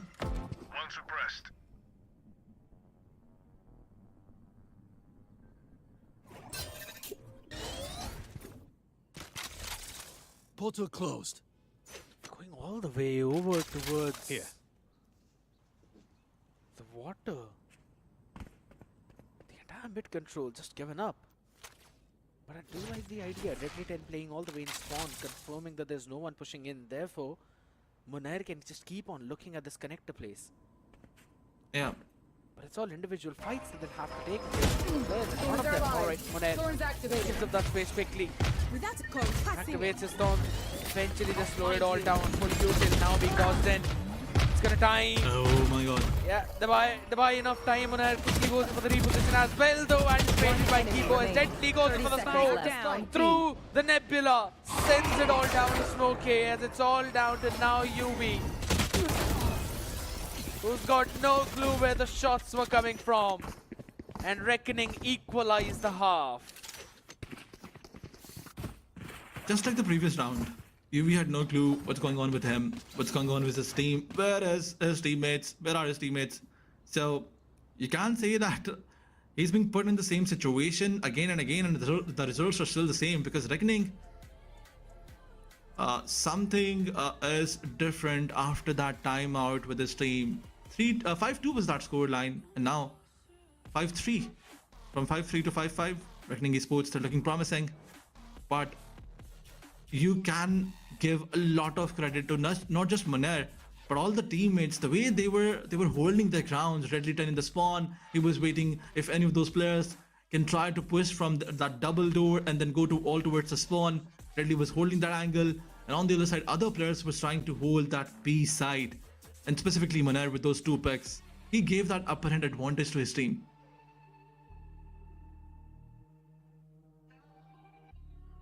Also the entire util dump. Global Esports Academy are taking a lot of time into these hits, and I believe Reckoning Esports have now finally adjusted to their pace.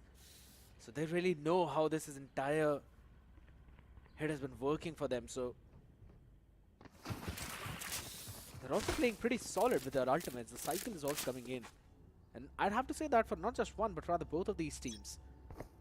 Both got Steel Gardens available, with one away from Revenant Armageddon. Also on the other side, NB's Dimensional Drift. Yeah. Pretty useful ultimates though, but oh my god, Smokey, he just got spammed if I'm not wrong. And He got spammed? Yeah. Yeah, it's just down to 20 HP. I think guided salvo is the main reason Portal closed.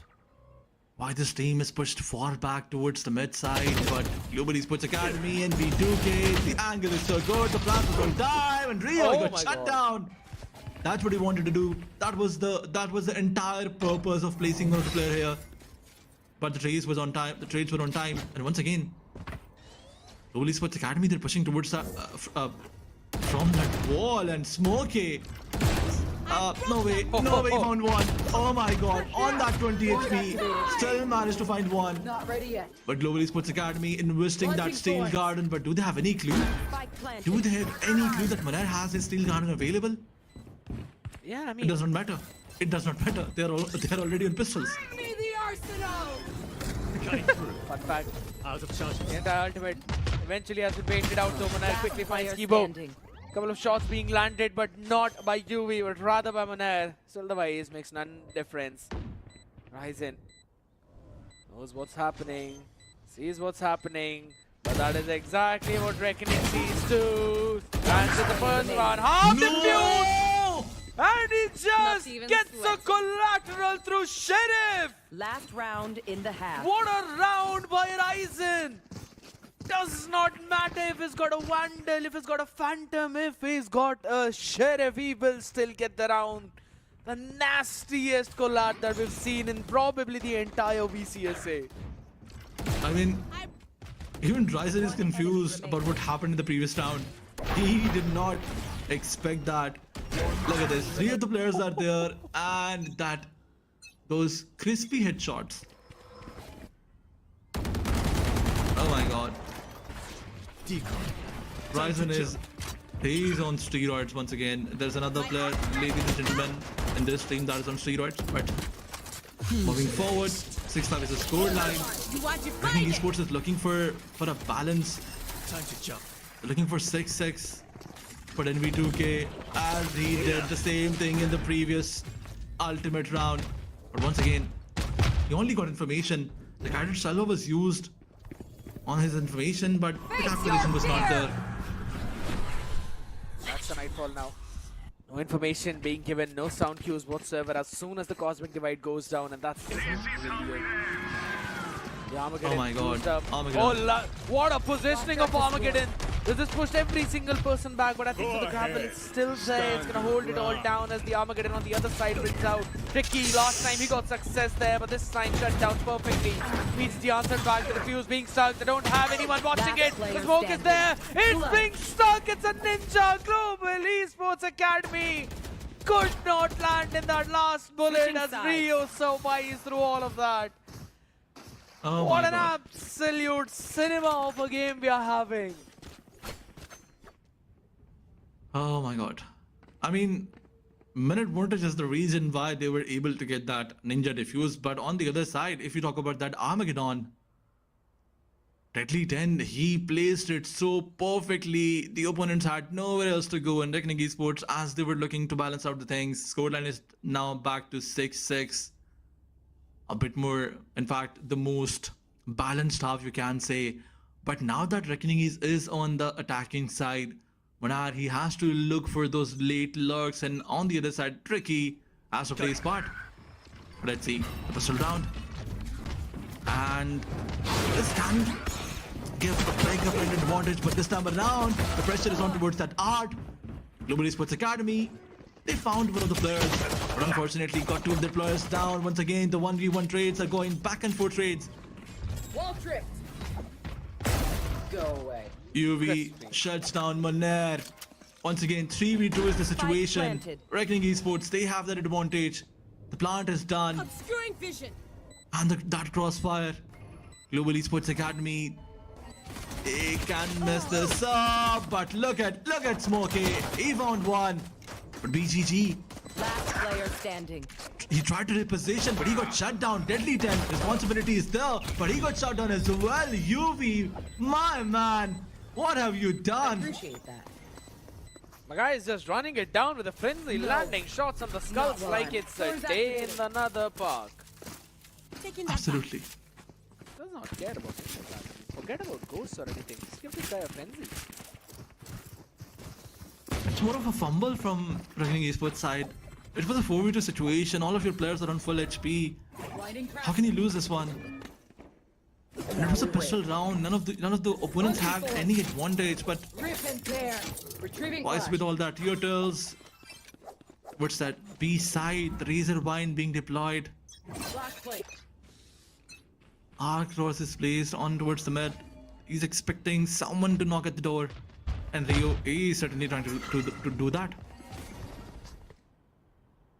One good thing that I like about Global Esports Academy is that in every other round they've been prioritizing those orbs. That's a good macro they're playing. Shots landed, special delivery, catching a couple of players with a Nebula will not save Rio. Still taken down as UB quickly goes in for those jiggle peaks now, and the support is there. Guess what? Get decided. I'm gonna support myself as again the tracing perfect and the aim even more crispy. Leave that back. You can tell a person's It's a burial ground towards mid doors. And Global Esports Academy finally get that lead of couple of rounds, but looking at this bonus right now, Aladdin, not sure if that's gonna go or not, but one thing is for sure, they've got a couple of stingers in the hands and a Spectre. Closing battles is what they'll be looking at. Absolutely. Once again, Reckoning Esports, now that they have the Vandals, they cannot mess this up. They do not have to lose this one. They are early on advantage. If it's given to Team Global Esports Academy, they will not stop at all. But Smokey is placed so fast forward. BGG does not make any mistakes, shuts down Smokey. And once again, now that they have that advantage where they can enter a site, the opponents they don't have the smoker. But look at Tricky, look at them. The anticipation is not there. Risen. He's gonna get taken down. But Murad, as he found one. The position of Risen was not anticipated by BGG. Somehow he found him and eliminates him. And once again, the minute want is in the favor of Revenant Esports. Couple of mishaps there, but it's absolutely fine right now. UV's got a big Blinding responsibility in his own Not hand. ready yet. Oh, Just right. right under the head, right on the target. That's what he wants to do. But I guess the situation is, look, it's very intense because a 2v4, when a 2v5 when the clock is ticking like this, looks impossible. But UV, wants to economy deficit. Economy damage is going to be there because one of the players is down, but the raids was right on target. Well, Reckoning Esports players save their weapons, and one of them is going to fall down with the spike. That's what the intention of Global Esports Academy. They wanted to damage the economy of Reckoning Esports, and they managed to drop 2 weapons.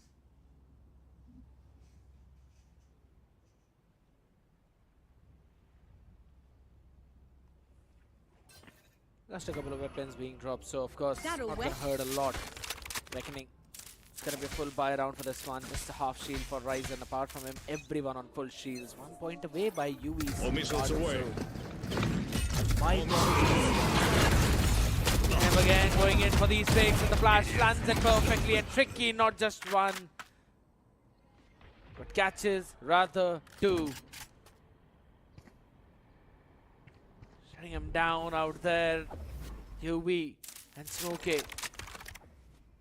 Just holding it down, checking it all. But what can these 2 players now do against the full 5 people army of the other side? What? Not ready yet. Probably the timing.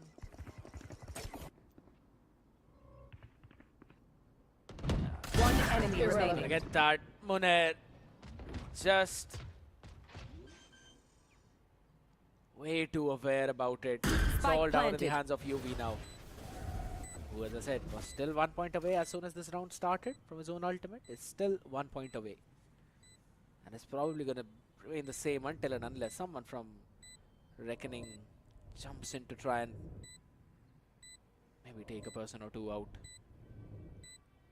You know, you'd really want to catch in those extra bit of economical damage as well. But ladies and gentlemen, in the meantime, since there's been constant back and forth right there in the game, there's been back and forth here as well on the casting desk, and Radhan's going to be taking a break. He's seen a bit too much for this game, and Shadow wants to hop in onto the desk. Well, thank you so much, Scared. And I had to hop in because Reckoning, you're really struggling on this particular map. And it Ability, seems like dedication, the equalizer time. is also there. That's all. And by the way, what was your prediction for this one? Oh, you know, sometimes I just go on and don't predict things. You can do the prediction right now. Yeah, absolutely, and I think I'll pass it with all my heart and gratitude. Thank you for offering me that opportunity. But yes, I'm gonna pass it. I'd rather you really give a prediction.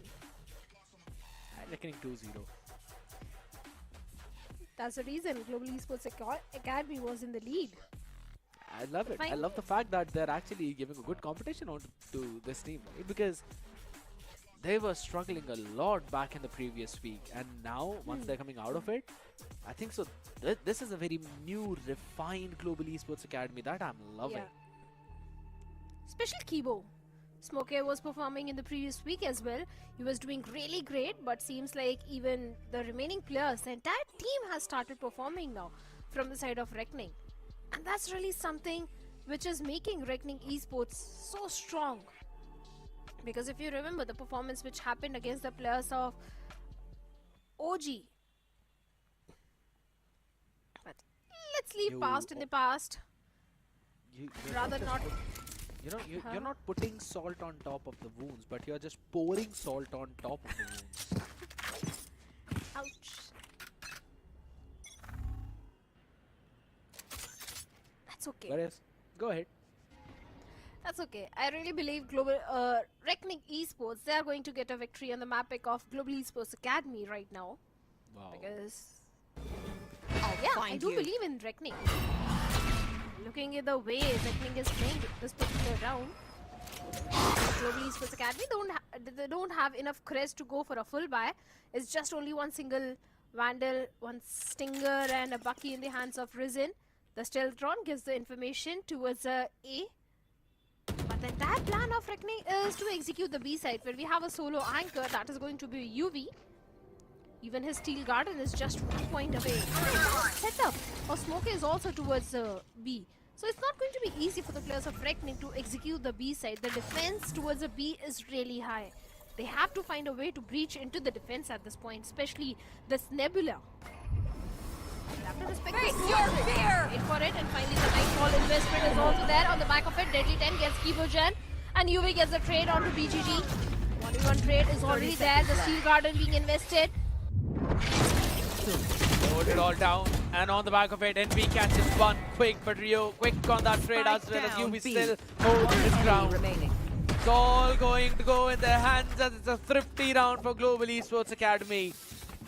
Having control of that map and a good timing for that stall was absolutely perfect. I was about to say that the entire Wise util being used up just because of one spawn might actually be problematic, but guess what?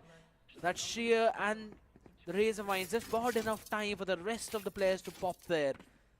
And because of those Astra delays as well, Reckoning Esports could not breach through towards the B site, and now there's going to be an operator into the mix as well as NB picks it up.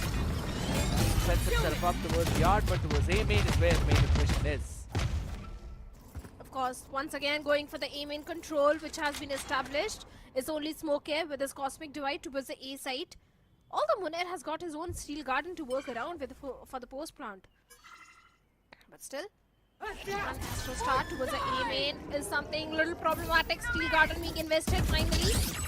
And on the back of it, trying to execute the A side. They've got the entire side control, and Smokey has been pushed back towards the back of the site. In fact, he has been forced to leave the site. And now, the entirety of Global Esports Academy will have to play on the retake. The operator in the hands of NV2K is a great investment. Let's see what value he can get out of it. Oh, the entire retake is happening. UV gets one, UV gets two. Great trades from the side of Global Esports Academy. The numbers advantage is being maintained, but Rizet is sticking for the defuse. Hard defuse already done, and Deadly 10. The guided salvo finds one, but that is not going to help the players of Reckoning to convert the run. Finally, Global Esports Academy on the 10th one. Thanks to Ryzen for sticking it all the way to half while saying hi, hello to the Reaper. His team was just able to hold it down and put pressure onto the members of Reckoning Esports. Brute force their way through it. And on the back of it, they pull out their second and last timeout as well. How many times have we seen Reckoning Esports in such circumstances, and they have constantly crumbled. Last player standing. Tricky has been performing insane. Constantly getting those openers. Rest of the team as well, slowly and steadily. They've been pulling themselves back up. But it still is not enough. It's just Global Esports and how quickly they can go in for those flood retakes. They don't give you time to set things up. That has been a big problem. Because as much as you have the specific amount of utility, the enemy has the exact same. So they're also throwing all of their Astra Stars, the guided salvos to slow it all down. Cosmic Divides into the mix as well to try and not allow them to play for this post plant. As much as Astra is good to play for the post plant, it is also equally good to deny any of that post plant util once the Cosmic Divide is up. Gotta take that into the consideration as well. And since we're talking about that, Deadly 10. Let's see now. Tricky. There's a brute force there, mate. And they also get the trade. Global Esports Academy, everything going in their favor. Skibo and Smokey gets two of their own, maintaining that advantage. Those ultimates Dimensional Drift is not coming to rescue the plus of Reckoning Esports for this particular round at least. The Cosmic Divide is still there though. The ultimate. Light munition. Evo, One pressure enemy is onto remaining. him, but Smokey, Antoinette and Rio. From one single position, Complacency Keybogen was able to get 3 of the plus of Reckoning Esports. Not even the ultimates are going to help the plus of Reckoning Esports because there is no opportunity left to use those ultimates. Although they did try to brute force their way scared, but that didn't work for the players of Global Esports Academy at all. Yeah, because the defense was just as strong for GEA. They're still holding their fort down over towards the Say what, main. more This of has me? just become Fine. a furnace. That's been burning with all those utils and all those volleys. That's exactly what's going to happen even now. Information now being given a headshot. Oh my goodness. Envy is just lucky to be alive as the man runs away to safety. Obscuring vision. He certainly does. The ultimates. Only one single ultimate towards the side of Reckoning Esports. Envy with the Dimensional Drift trying to get the information. The aim control has been established, but the entirety of Reckoning is going all the way towards the mid, where Smokey finds Munair as well outside A main. A good timing though. But Envy is left with only 16 HP to work around with now, scared. But as long as he stands, those flashes are going to be annoying that he's got. And he can constantly play for that rotation though. There's a big gap in mid which Reckoning is now exploiting. They've got the perfect timing as well.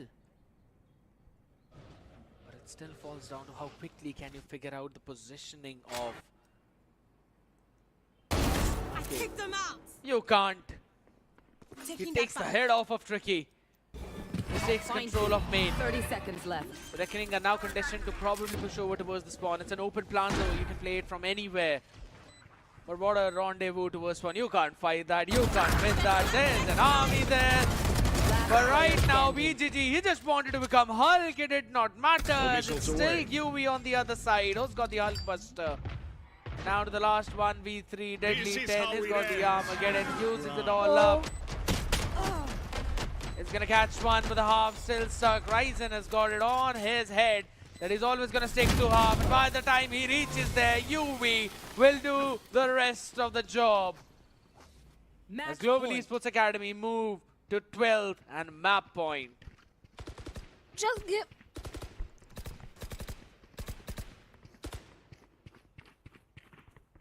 I'm sorry, just feeling a little under the weather, just like the players of Reckoning are feeling at this point. And I was just saying that just give a little window to Risen.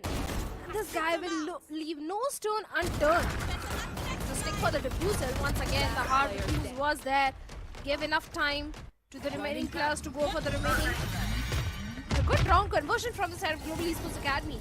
Now, Global Esports Academy onto the match point. The stealth drawn all the way towards the B to get some info. And the plan of Reckoning is also to execute towards the B side. But we also have the setup of UV, and the Steel Garden is also there to use for the post plant. Even Nightfall is also just 1 point away. So this ought to be the last round of this particular map, scared now. Unless there's something unexpected happening. Clear out the space over towards mid. UV peeks in, makes a mistake, which has been punished. Oh, Armageddon used up from that side. No Deadly 10. Still will be able to shut down NV. Down to 2 HP, but as long as he stands, there's a judge on the other side though. But this guy does not care. He certainly doesn't, and Smokey also finds the timing onto Monet towards the mid. Monet was trying to be the cheeky one, but seems like whatever the plan was has been shut down by the players of Global Esports Academy now. A 2v3 for the retake, but not much HP onto Deadly 10 to work around with. Look at Actually, it's Tricky. just 2 HP. A bullet towards his feet is enough to deal with him. He and Tricky combined have 5 HP. And they're both playing individually. Kibo though still take a ton of damage before eventually taking that guy down. So One enemy done his own remaining. job, but a headshot by Rio should be enough to seal the deal for this round. Kibo all the way out in the open was left alone, and that's where his grave will be dug. Reckoning have still got some breaths remaining, but for how long? That's the main question. Because now the players of Global Esports Academy, they've got 3 ultimates online. Just on the basis of the ultimates, they can definitely convert that 13th round in their favor. But this time, Leo did step up huge. He was able to deal with Smoke after that Keybojan as well. Sometimes even the 3 HP is enough to land you the round in your favor. But once again, the big investment from the side of ME2K, the operator, and a good reveal though. The entire team was revealed in that horn. And Rio on the back of it gets NV2K. Despite having the information, Global Esports Academy was not able to do much in that situation, scared. That is just the diligence. Working on the other side as Tricky with the operator finds another. Okay, out in the open, only good for one, but the information is now being sent. Red is going to be playing in all the way for the late lurk. Have enough time is the big question as Kibo holds down the position. Prowler in this position as well. It's good for one. The guided salvos as well. Guides them at the perfect place though, but the plant will be stuck down. Deadly, no, hold on a second. He's been stopping it. UV down to 10 HP. Lands in the shot of the skull as Kibo moves forward and it's a steel garden onto the face of Munir, who's left with nothing but a gun. Sends out the arc rose and that's gonna be catching him off guard as UV will land in that shot and Global Esports Academy will close out the map. Quite a bit of spoiler I got there back in my headphones, but man, what a map. Certainly, it was a very close call, especially towards the second half. For a second, it looked like it is going to be a comeback for the players of Reckoning Esports, especially the way they were able to convert few good rounds in their favor, but the back-to-back round which Global Esports Academy were having, especially though.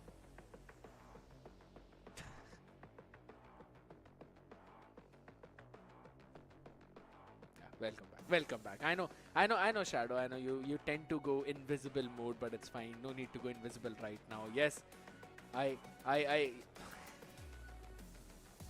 Your name is Shadow for a reason. Yes, that was a nice one. Your name is Shadow for a reason. That's a nice one. I'll have to give you one for that, but yes, a very solid map to be honest for Global Esports Academy. It was their pick and they ended up surprising all of us. But I love the ideas that they were constantly pulling around throughout the map, and that's also what got Reckoning caught off guard. Yeah, I do agree. Reckoning was looking completely off, especially in the second half. In the defensive half, at least they were getting few good rounds in their favor. But in the attacking half, only 3 rounds were converted by the players of Reckoning. And that was a little shocking for me because it's not like the Pearl map is not their strong suit. But seems like Global Esports Academy was much more better prepared, especially Rio. From the side of Reckoning, Tricky also, the way these two guys were handling every difficult situation, even Deadly 10, also with his utils and ultimates, he was getting the perfect value. One enemy. And I'd have to say, yes, the value that they were constantly finding with those utilities is obviously one of the main key, but also these kind of rounds, man, where you just ended up diffusing right under the noses of the other team while also getting those goal ads. It's just nasty. There were some rounds where it felt that Reckoning might pull it back, but eventually it just came down to those adjustments. Came down to those repositionings, and it felt like Global Esports, yeah, they knew this map more than Reckoning. Of course they did. And in the entire map, there was only one 4K. I believe it was also from the side of Risen. One enemy remains. In round number 5, where he dealt with BGG, Rio, Tricky, and Deadly 10. So yes, even Risen was also doing so much. But looking at the first kills, Reckoning, they do have 2 extra kills, 12 first kills for Reckoning and 10 for the players of Global Esports Academy. And the post-run situation is also looking decent for Global Esports Academy. The main problem was the attacking half for Reckoning.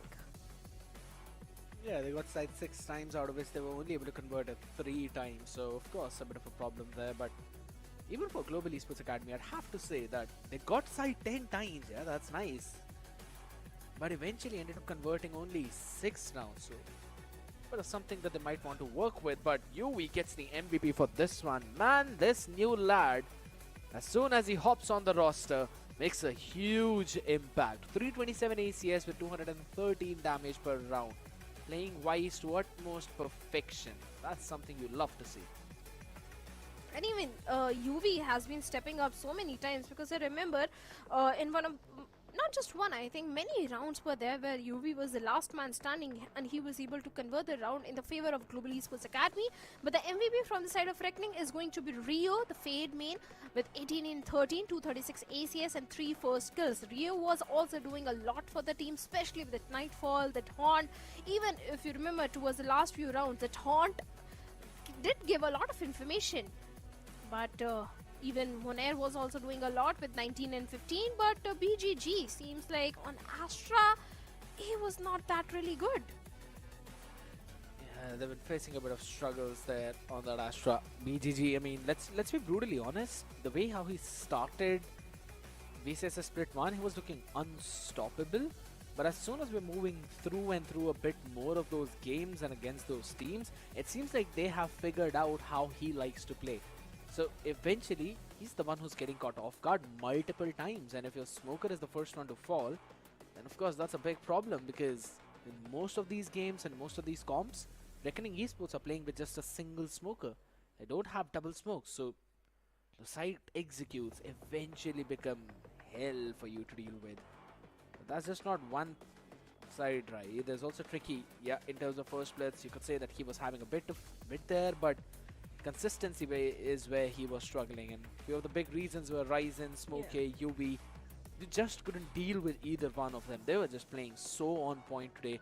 So I think so that when it comes down to those quick adaptations, Global Esports, they did a good job on the map of Pearl, but that is just one map we're talking about. There's still one more to go if they need to close this series out, and I think so the next map, yeah, that's gonna be somewhere where we might see Reckoning Esports have a bit of an advantage, because that's going to be the map of Lotus.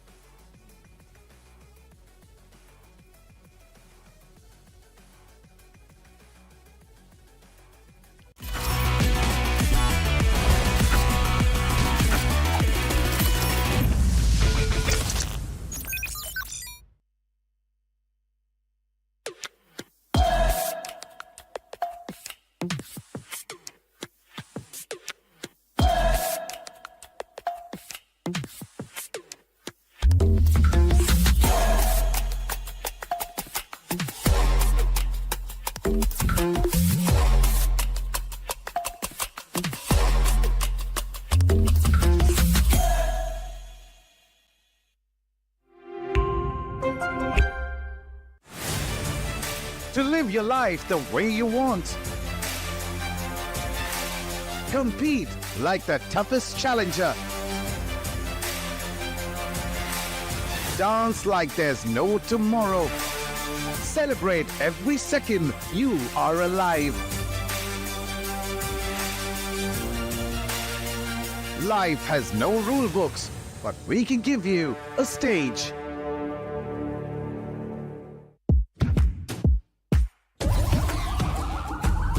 This is the moment we waited for. Everything you want is right here. We gon' give them what they got. We know we running it now. Watch the game change. Watch the game change. Watch the game change.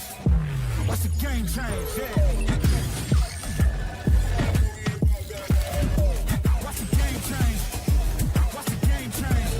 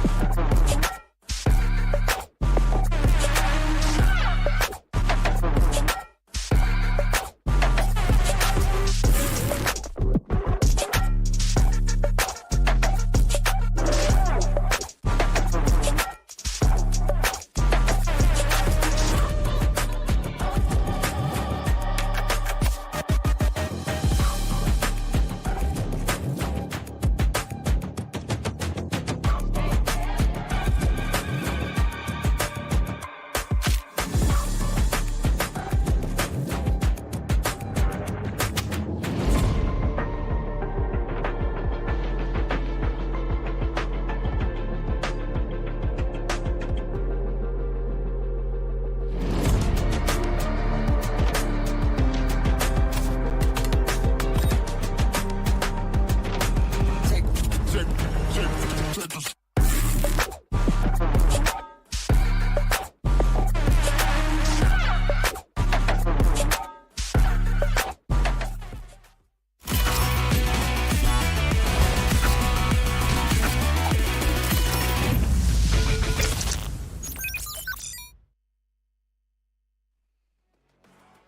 countdown is ticking for potentially the final map of the evening, or maybe a woven story for the third map now if Reckoning wins that one. Ladies and gentlemen, welcome back to the OMEN VCSA Split Point 2025. My name is Kadiet, and alongside me, Shadow, who's not in Shadow this time. Probably a light is shining brighter on her, and hopefully it shines brighter on Reckoning so that we see map 3. Otherwise, Global Esports Academy might steal this one series away 2-0. 2-0 happening in this one. I don't think that's really going to happen because my predictions are actually coming true. It's going to be a 2-1. It's going to go until the decider one because Lotus is a map pick for the players of Reckoning and they are really strong on Lotus. Weren't you the one who actually said that it's probably a 2-0 for Reckoning? Reckoning they lost onto the first map, so Yeah, it can't be a 2-0. but I remember you gave that prediction, if I'm not wrong, that I don't Reckoning remember. will win it. I don't remember that happening. Maybe it was just you. Wow. Forcing your words I through see. me. I see what's happening here. But yes, you know, on as we've got our differences here, but there's one thing that I will agree to you. With you on, and that's over the fact that yes, next map is for Reckoning, and we have seen Reckoning to be pretty solid on that one. But on the other side, I wouldn't really take it away from Global Esports Academy, right? Because yes, their past few experiences on Lotus have not been great. S8 UL and Velocity, they thrashed them, but I still want to look a bit more far back when they played against Asterisk, or also back when they played against Revenant Esports, where they won NOT.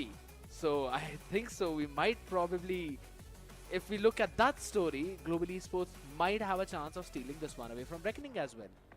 It's a 50-50 chance, let's be honest. 50% chances are there from the side of Global Esports Academy to steal this victory in their favor. But since it's a map pick for the players of Reckoning and Global Esports Academy, they are going for the defense first. So the main thing is Global Esports Academy, they need to pull something really good in the very first half. If they do get a lead, if not lead, at least if they get 5 to 6 rounds in the first half, the chances of Global Esports Academy doing a 2-0 are really high there. Yeah, I think so, the same thing as well. Maybe we might see that, as again, looking at the rosters, the Viper, Omen, double smokes into the fade.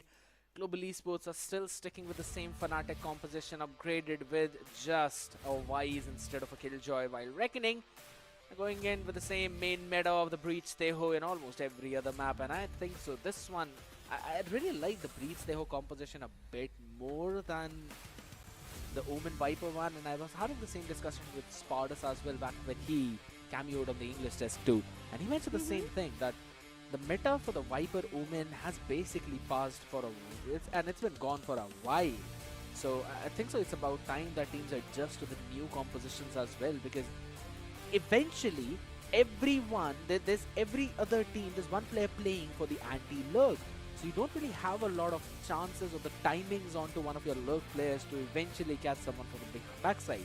So yeah, that's one of the big reasons, but we'll have to wait, we'll have to see. Maybe Global Esports have cooked something up that might catch Reckoning off guard. I actually like the composition of Global Esports Academy, to be very honest, because they've got the Nightfall, they've got the Steel Garden, and if these two ultimates are combined together, even the Razor Wine combined with Nightfall can get a lot of value for the players of Global Esports Academy. And of course, those Pinches are also there in the mix. So yes, it's not like the composition is really bad. You've got the double controller, and that's going to help you, especially in the defensive half at least. Yeah.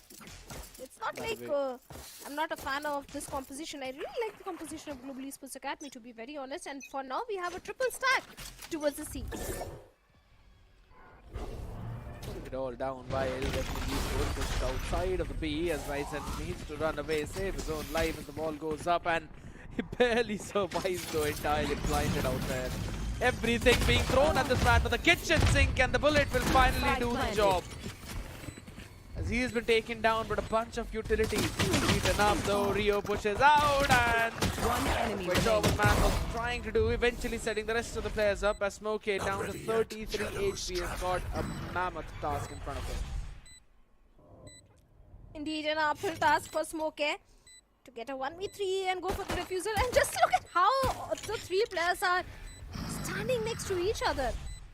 The shower step being used. Reposition, gets one. And good for only one. And the third one for BGG. A 3k for BGG. And the first pistol goes in the favor of Reckoning.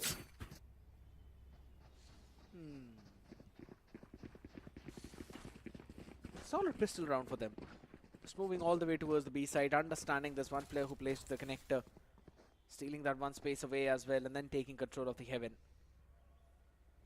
which has now transitioned them into picking this outlaw. To be honest, the Marshal would have worked for this one, because Global Esports Academy are not even playing with half shields. Couple of Bulldogs, a Vandal, so they are with a Ghost in the hands of Deadly 10. They are preparing for the next one. Season 8 combination, Paranoia as well. They want to try and pinch down the players. That's pushed outside of B, comes to the flame, and there plays Anti, and Rio combined with him will obliterate the cavalry. For a second, I thought this time the Outlaw is going to come into the action, but seems like BGG.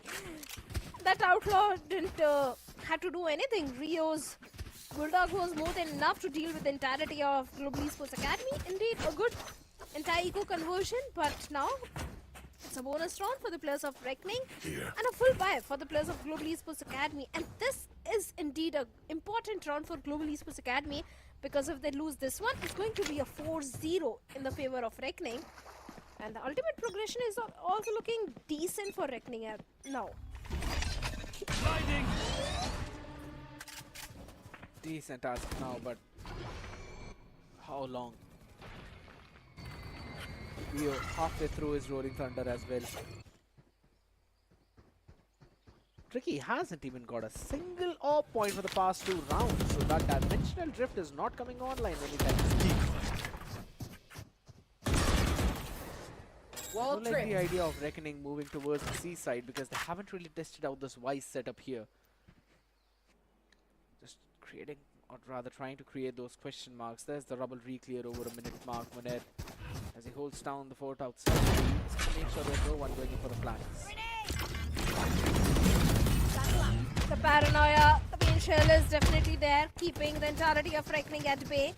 And now they have been forced to pivot all the way towards a B, where we have Ryzen. Yeah, Ryzen is there. NV2K gets 2 and Ryzen gets one more. NV2K with the 3K. All the trades are going in the favor of Global Esports Academy. It seems like this time Global Esports Academy's defense was completely flawless. As a flawless buy round has been converted by them. Not a single rifle drop. Definitely a big boost to their economy. Reckoning Esports trying to constantly go for those pivots. The fact that Global Esports Academy got rubble by saving a ton of utility is the main reason why Reckoning lost that previous round. So now they want to try and fight for this rubble. They want to take that control and at least force a few utils out of Global Esports Academy. And they are ready to answer, Shadow. Where are you? They are certainly. The fort line is there towards the rubble to get the rubble control for the players of Reckoning. Still have 2 anchors, and one of them being NV2K. Yes, Tricky picks him off instantly. Advantage still maintained by the players of Global Esports Academy, and Spoke also finds BGG. All the trades are going in the favor of Global Esports Academy. There should be an equalizer round for Global, unless and until Reckoning pulls off something really major in this one. So now Rio moving all the way towards the B. That was such a brave move from the side of Rio. Moving in open. Coming. Maybe towards the C side, because Monet has moved all the way deep inside the site. Maybe now being challenged by Monet. Already had a hit onto his face as he eventually tries to just scale up towards the C side while the rest of the players move in. Global Esports Academy, they're just holding down their squad, they're holding down waterfall. They can retake whenever they want, as UV will finally shut down Monet. 5v2 situation for Global Esports Academy. Everything is there, but that's not going to stop Kibo and UV to annihilate the remaining 2 players. An easy Round conversion for the players of Global feel Esports no Academy and an empathy for them. equalizer. And like I said, the first half is really important for Global Esports and Reckoning as well. If Reckoning really wants to push this series to the decider, they have to maintain the lead in the first half. It seems like maintaining the lead is going to be a bit of a challenge because once again, Reckoning is now onto the save round. All they have got is just the pistols and 2 marshals in their hands. Yeah, and there's an outlaw in the hands of Envy. Who's 1 point away from the stopper, so this could help him out, but hold on a second. BGG puts Ryzen out of his misery as Envy answers back Gone here. with a bigger, better weaponry. There. One trade has been made, but like you said, that outlaw is enough to deal with the entire team of Reckoning because everyone is on to half shield. Even the shadow Placing shots are ball more traps. than enough. Thorns are live. Redundant. Alright, UV. Still able to deal with Deadly 10. Shadow, the addition of UV has basically brought in a very positive change for Global Esports.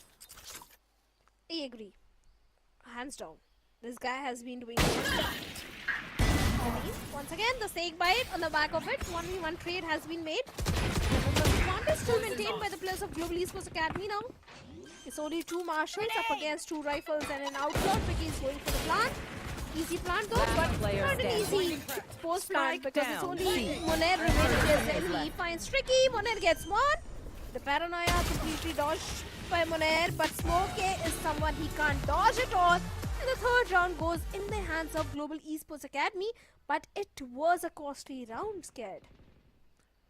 It was, but I don't quite feel that there'll be any kind of economical challenges out there because Thorns are live. what around 6,000, 7,000 in their bank account, so they're going to be pretty happy. While Reckoning as well on the other side. I also think the same thing, and at least they were able to take away those 3 rifles. Couple of ultimates Believe now me. up and going. Steel Garden as well as the Showstopper.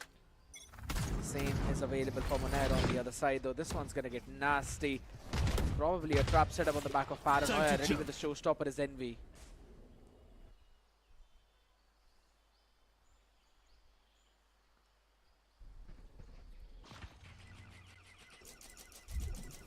Race has changed suddenly. Simon control is there, stealth thrown in exchange with the paranoia, and the trades are going in the favor of Reckoning Esports. Tricky is only down to 31 HP, but that's not gonna matter anymore because look at the advantage which Reckoning is having at this point. The entire C site is only Smokey who is anchoring it.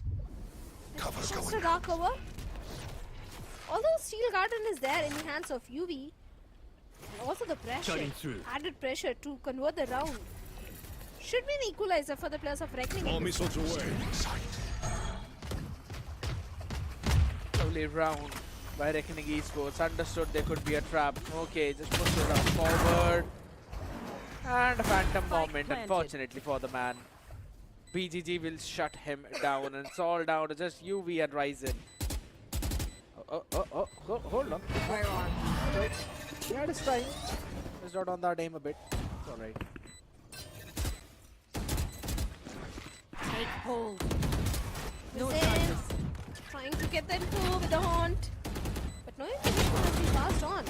Flash are Last there. player standing. Still trying to buy the time. It's only UV. The last one stunning, but not for very long. Like I said, a flawless round conversion. An equalizer for the players of Reckoning Esports. Back and forth rounds are happening.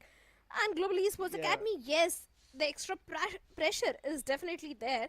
But still, it's a win-win situation for Global Esports Academy, Scare, if you look at it, because it's their defensive half. They've already got 3 rounds. All they need is just 2 more rounds.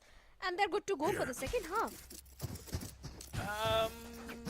I'd still say it's good if they catch in an extra few rounds, right? Because the last few Lotuses on my that looks shaky. No more thorns. Not the most prettiest attacking rounds, I'll have to say.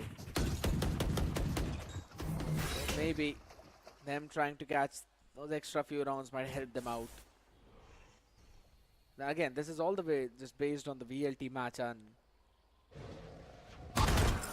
next one. which was SAQL, so they advanced over one.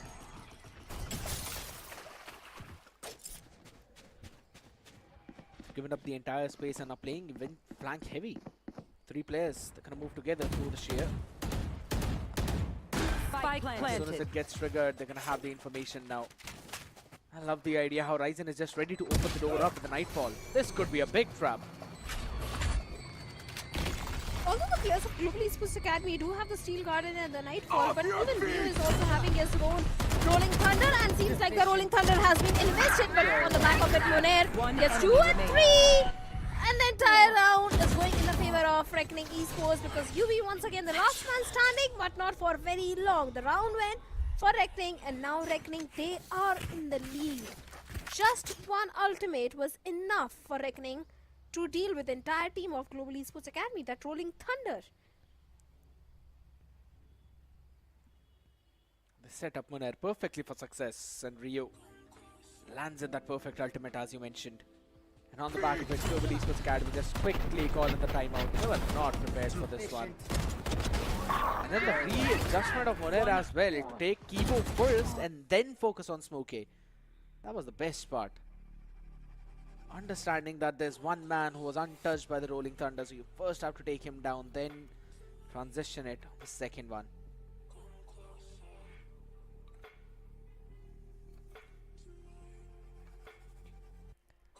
Timeout is really needed at this point because now that the players of Reckoning Esports, they are in the lead, they were not prepared for the setup of Rio and Monair, like you mentioned. But still, I don't see any reason for Global Esports to be scared at this point, because things are falling in place. It's a defensive half, let's be honest. Yes, few extra rounds are not going to harm the players of Global Esports Academy, but they also have got a map win in their hands. This time they've got the Steel Garden and from the shadows, but even Monair is also having his own Steel Garden. Even Deadly 10's ultimate is also online. 2 major ultimates towards the side of Wrecking Esports to double up the lead. Once again going for the C-mount control, and a C hit. It's only one solo anchor, that is UV, and it's set up towards the C. The flashes are there. The dark cover, the smokes, everything has been laid out to execute the C side. Seems like Global Esports Academy, now they have to play on the retake. Yeah, unfortunately for Tricky, he sent out a portal previously as well, which just got broke. Broken by the shear as soon as it got up. But I do like the idea, BGG now being pushed up on towards the C side, but the rest of the team makes their noise on the B. No matter what noise you make, what you're going to do, everything is just falling in place for the players of Reckoning. It's a 5-3 scared. Can even increase even further. As Tricky is one away from his dimensional drift. They've got the Armageddon for a while now. Steel Garden. Even from the shadows. All of these ultimates have been available for a while. I've had a lot of time to use these ones. So, of course, that's going to be something that we careful about. And it seems like it's going to be a missiles away. Thorns down. See if they can trap the players of Reckoning. But now the C-mount control has been established. Even NV2K is also building his own showstopper, just a few points away now. My ult's Sheer ready. was triggered by that decoy eventually at the last second, so dealing away with that Wise utility over towards the C has dragged in the rotators over not just to C but to B as well, which makes A hold weak as there's only Smokey holding it down with the Paranoia. Not quite sure how long can he even buy with this. 1 minute double reach here from Becky. It's coming into play with the drone. Alright, it's baited out the Paranoia as well as the Razor Mine was sent out forward. Rubble taken, mount taken, B, no information. This round should go to Reckoning Esports.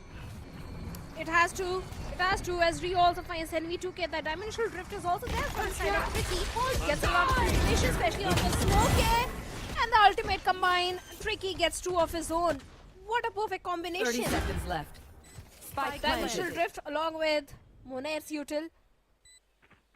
For the post plant, they've got too many things to work around with, and no advantage towards the side of Global Esports Academy. Could be a flawless round for the players of Reckoning. Yes, the Steel Garden is there towards the side of UV, but a 2v5 situation. And seems like the best choice has been made to go for the save. They're going for the save because seems like even the economy is also broken for Global Esports Academy now. Not really do anything. Lovely round for Reckoning.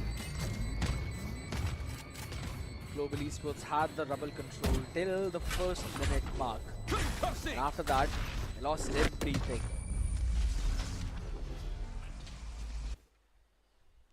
Of course. So the I demand what I'm owed. maybe the wise setup going towards the A, maybe a few things changing. The stack up over towards the C side for a trap play, and it seems to be the case. They are pushing UV over towards the A side now. Let's see if this is really going to work in the favor of Global Esports Academy now. Because I haven't seen UV use that Steel Garden for a very long time.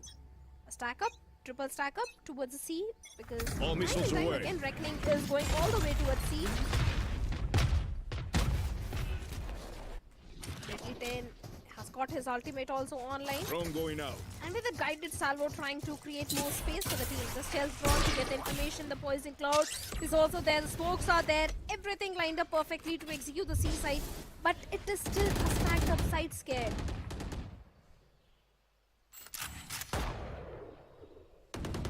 Kidding are just testing the waters. They're not gonna commit onto this one. Because look at Monair. Just taking space over towards the rubble. They opened up the B main space as well. Triple down to 8 HP. Yes. Matter. They're just taking the space though, but Ryzen will put the man out of his misery. How they are going to move all the way towards the A side, that's the main question. Because somewhere Reckoning, they are stuck towards the B. Finally the pivot is coming all the way from the spawn. Even Rio down to 10 HP is pretty much stuck. The paranoia is there, connects perfectly onto Rio. Aftershock 30 to seconds delay left. things, to find some sort of opening. And also to distract the players of Global Esports Academy. And just look at the way Reckoning have moved all the way inside the A side, and now BGG will go for the back. And he's 1 point away from the showstopper. One pick and victory get that. Grenade is live. But UB gets a pick onto Deadly 10. What's with the help of NE2K? The assist is going to be there. Monet also gets a trade. NE2K is going for the defuse, and seems like the defuse has been done. A 4th round for Global Esports Academy. The entirety of Reckoning Esports was stuck all the way towards the tree, and all the trades went in the favor of Global Esports Academy now. Bit of a mishap there. Placement of the Armageddon, not the perfect one. Eventually got a bit more confused out there to buy some space or to stop the diffuser. And also Rio a bit too late to the party.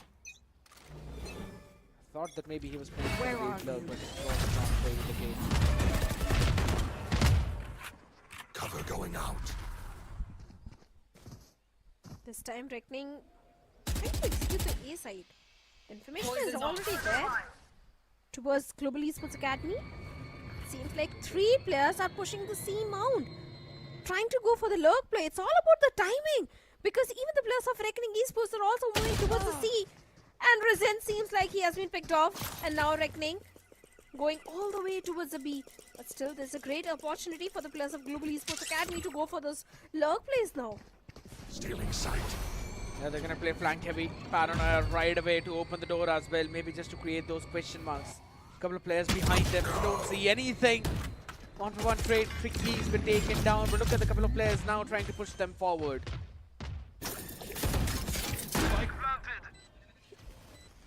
The fight goes down. It's a 3v4 retake. Make it a 3v3, 3v2. The advantage One enemy once again remaining. towards Global Esports Academy. And the showstopper also helps Envy to go for a 3k. It's only down to Monair to buy some time and maybe deal with the 3+ of Global Esports Academy. Seems like a done and dusted case. The patience, the snake bite, everything goes in. And Monair pretty much stuck in that one little corner. Good for only one. And the 5th one for Global Esports Academy. Last round before the switch.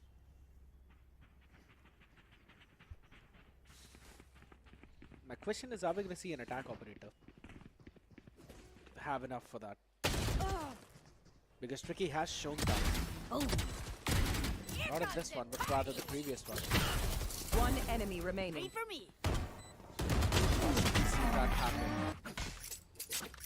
Just because there were 4 consecutive rounds for Reckoning, they were able to quickly build up on this.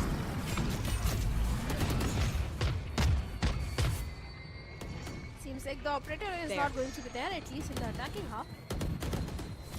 But the rubber control is there. Once again, going for a hit, double stacked up site. And the proactiveness of Global Esports Academy, if you look at it. It's not just double stacked up, it's 4 players towards the A. Who's next? The mission have now been used to about that information. Smokey has been spotted, no paranoia, he's going to run away, use the friends as well. Oh, Kivo shuts that dimensional drift, shuts down Tricky. Picks him off. Smokey also picks Deadly 10. Once again, the Viper Split is also there towards the side of Kivojan to work around with. Great ultimate, which can be used by Global Esports Academy. Oh my god. The timing! And Smokey gets it. The TP was so fantastic, worked in the favor of Global Esports Academy. It's only down to Rio. He has got the spike. That's the only good thing 30 seconds left. in this entire situation. Shadow. And 26 seconds on the clock. He plants the spike, gets one, he's got the Rolling Thunder online. This round can be converted. And it's got the empty side. Kibo will hear it, yes, but I think so Rio might expect that.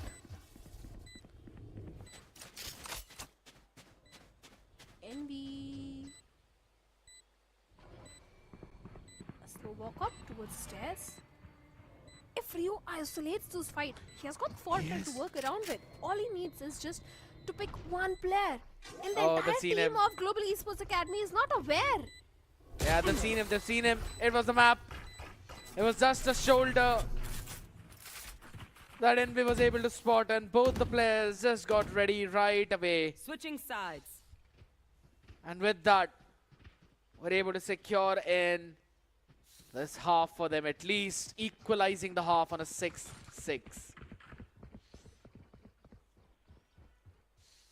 It can go either ways. It's all about how strong the attack is for Global Esports Academy and how strong the defense is for the players of Reckoning.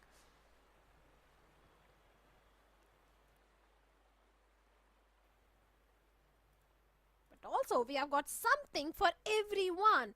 If you guys are looking for a new gaming laptop, OMEN has got the best esports ready options for you. OMEN 16 gaming laptop, 16 core, 14 gen, Intel Core, i7, everything is there to power to optimize gaming performance. Offer valid till 31st of March.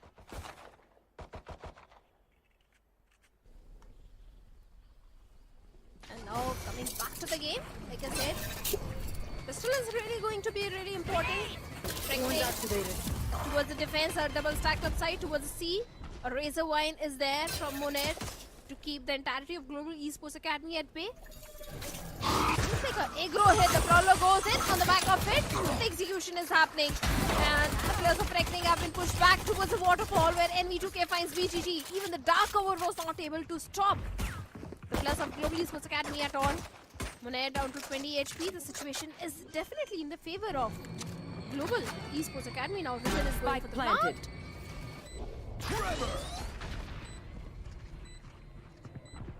They're now just taking control over the waterfall, wrapping all the way around for the players who are at spawn. This is a big play by NV.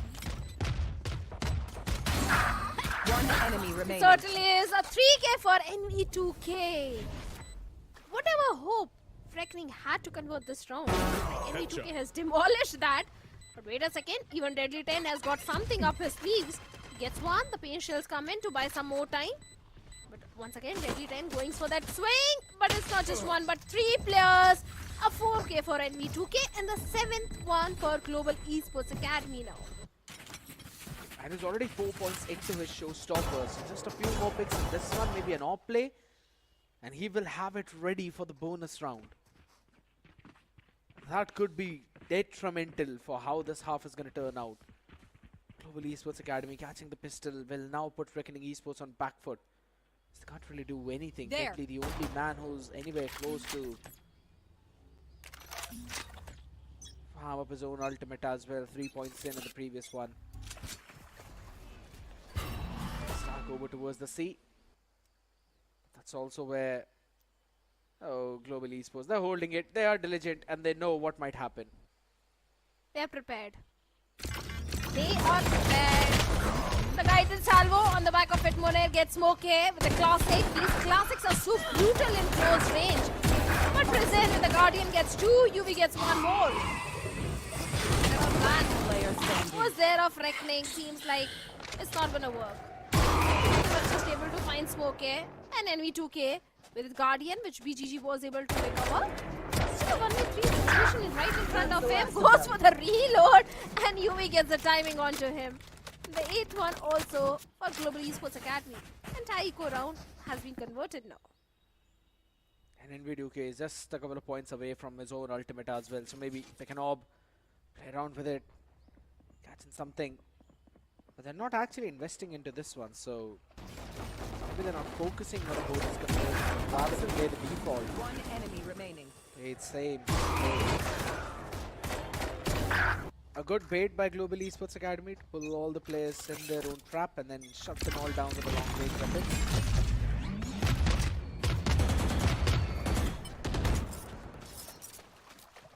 If Global Esports Academy somehow pulls off something that helps them convert the bonus round, this entire map is going into to do that.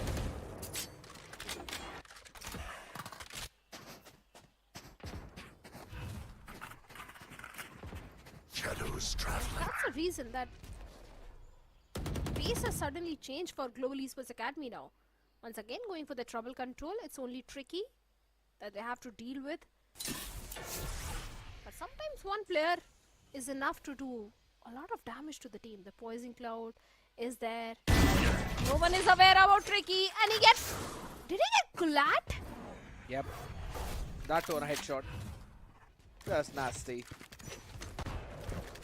And NV as well has to take it down. So he's got the showstopper up, just not where and how he wanted it to get up.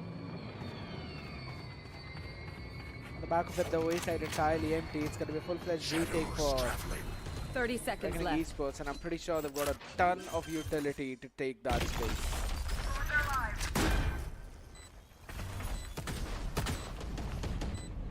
That Gulat was more than enough to deal with the team of Global Esports Academy. The showstopper not coming with them at all. And Deadly 10 deals with the fade also. You die. Trade game is definitely there. A 2v4 situation, still a doable round for the players of Global Esports Academy. All they have to do is just buy some Enemy time. remaining. They've got the utilities of UV, but seems like that's not going to work as BGG and Moner will deal with the remaining players, and Ryu will stick for the defuse.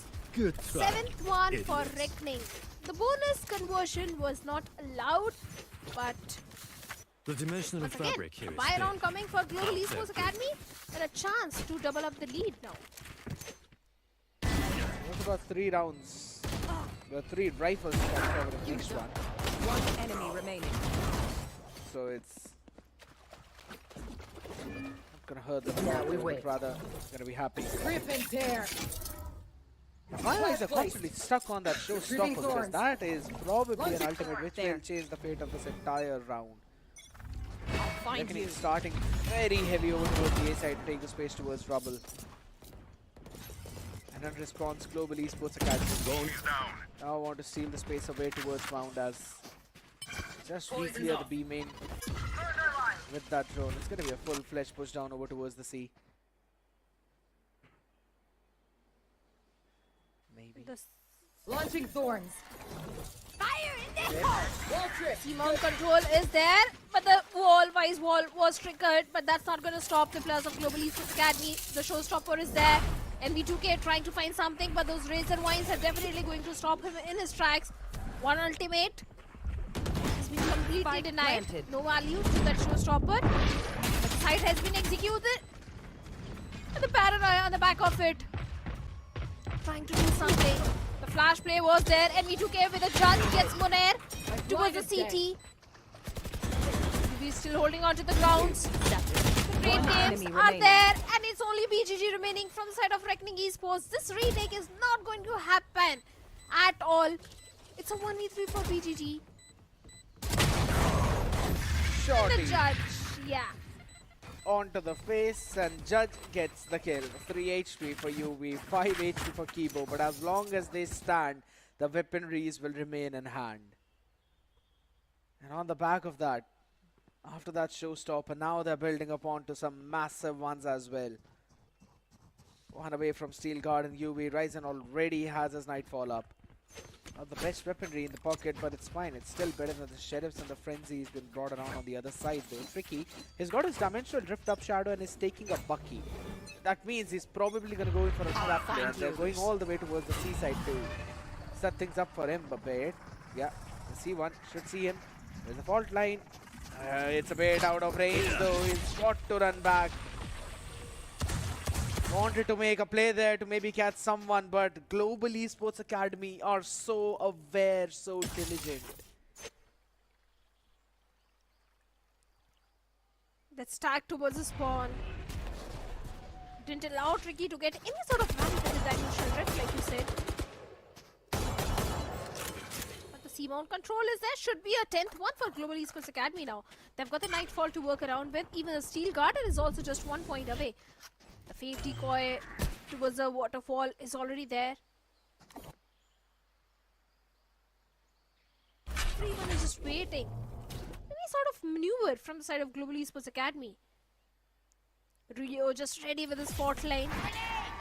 Trying to go for the contact play. But the fault line is there. Everything is there. And Tricky with a Bucky gets NV2K. The Risen gets the trade. The Nightfall is also there. 30 seconds left. So many utils being invested.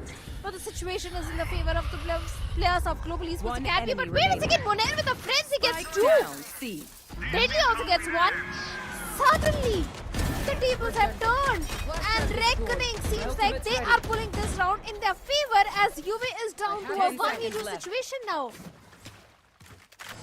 Anakin World is the big question. It's got the Steel Garden available, but has to stick for the plant. Space being gained, and the run and gun by Monair is enough. All he needed to do was just to either stop the planter or eventually kill them, as it's a thrifty conversion for Reckoning. And a much needed one at that, because on the back of this now they might stage their own comeback. And as soon as I mentioned that Global Esports, they're just way too aware about everything. This previous round they seemed a bit more lacking. Unfortunate. I thought we were going to see a glass cannon operator by Tricky. I'm just concerned about the players of Global Esports Academy. Previous round is definitely going to hurt them a lot. That frenzy in the hands of Monair proved to be such a deadly weapon. Yep. But Monair moving on. after all. Yeah. Fair point. Ball trip. Prowler towards the B. And once again, Global Esports trying not to take any sort of risk. Going for a very slow and passive approach. Trying to get as much information as much possible. As Smoke gets the rubble control. The remaining players moving all the way towards the C mount. Yeah. That was such a deep shear towards the B main. Maybe Reckoning were getting ready for a fast B hit. And Global Esports did not fall in that trap. So now they've got to change their game plan entirely. They get down over towards the C, because that's not where the Vice setup is. So Global Esports are going to hit up the 30 side seconds with left. just a couple of players. For the Steel Garden, on the back of it, Rio gets NV2K. Once again, the advantage being maintained by Reckoning Esports. Seems like an equalizer should be there. And single ultimate was more than enough to get that advantage. 10 Resident was seconds going for left. the plant towards the Last B. player But standing. look at how guided salvo, those rifles, everything is working in the favor of Reckoning up until UV came in. The 2K, but Ready 10 is sticking for the defuse. And it's done. It's the 9th one for the players of Reckoning and an equalizer. Global Esports Academy, they were looking so crisp in the defensive side. But seems like the attack is not that strong for them. Such a back and forth. And as you said, on the back of it now, it's going to be a timeout as well for Global Esports Academy. It's the second and the last timeout for them. Reckoning Esports haven't really pulled one of their own till now. Shows the confidence of the coach and their players. Global Esports Academy, they've got some decent ideas, but I feel like they're just getting a bit more panicked in the situations where they've got to keep their cool, they've got to keep their calm. I have to say, in the previous one, it was all just an aftershock which held them back. Two players holding down that site. That's something you don't normally see on an every Monday morning.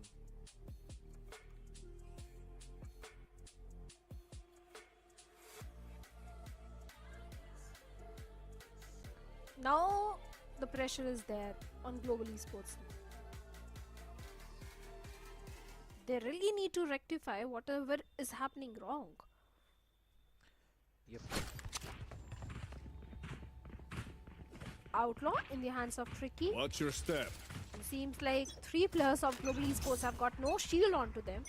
No missiles away. And with a half shield, Smokey with a full shield.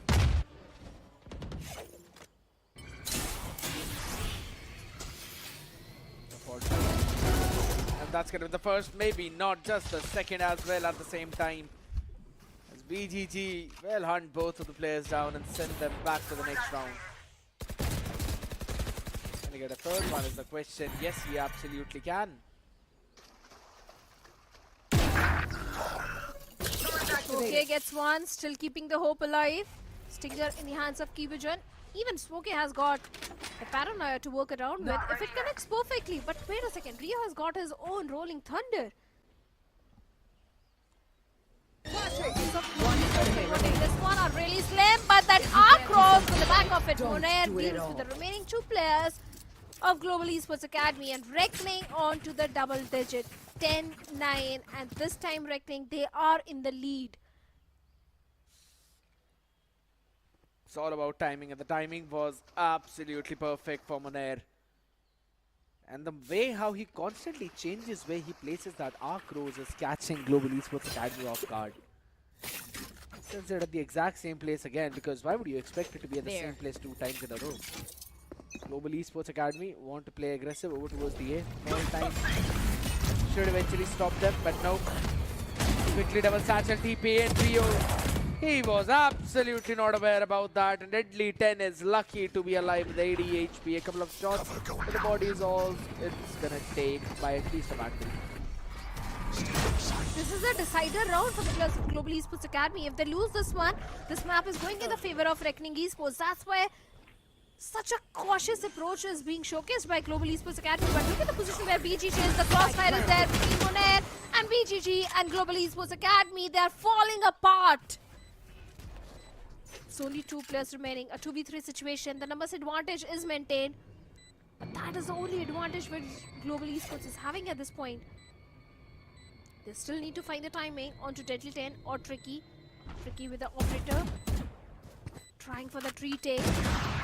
Can be the 10th one for Global Esports Academy. Such a crucial round. But finally the Nightfall investment is also there. Yes! And Smokey on the back of it finds Deadly 10. That's the desperation. Yes. Yeah, that's a big investment there. Tricky wants to hold on to his operator. And he'll probably do that too. Yeah, I'm pretty sure we might not see UV jumping in to take that. It's not got the creds there, but a very big investment of the Nightfall of the previous round. Yes, you've got the showstopper available almost right now, but something you would want to use in that situation if they had Last player empty space standing. available. But it's fine. It's better to get the round 100% in your favor than to just let it go. Another one, maybe another same story. All missiles The away. thing is, Global Esports Academy was not in a position to take any sort of risk in that particular round. They had to get a win in that one. And that was the reason that Nightfall was invested in that particular round, in the previous round. At least now they are in the fighting chance. If they had lost that previous round, the fighting chance would have also been lost. Now, immediately, just a point away from his own showstopper. And a slow walk up towards the A side, a triple stacked up side indeed. Cover going Rolling Thunder of Rio is something which Global Esports Academy needs to consider and dodge at any cost. My ult's ready. It seems like a pivot is going all the way towards a B. Just creating the question marks to Live probably get munition. the stack away from the A side. All missiles away. So now those utilities on the other end. Almost used up. There we go. It's gonna be a showstopper to clear out the site and get some space. Oh, right on the face of Munair. The showstopper was there. That's gonna hurt Munair for a very long time. But if they get the round, maybe it won't hurt. The Rolling Thunder is definitely there from Rio. Gets nothing at all. Nice. Silver lining for Global Esports Academy indeed. Time is there to go for the plant. Rizal is going by plant. Planted.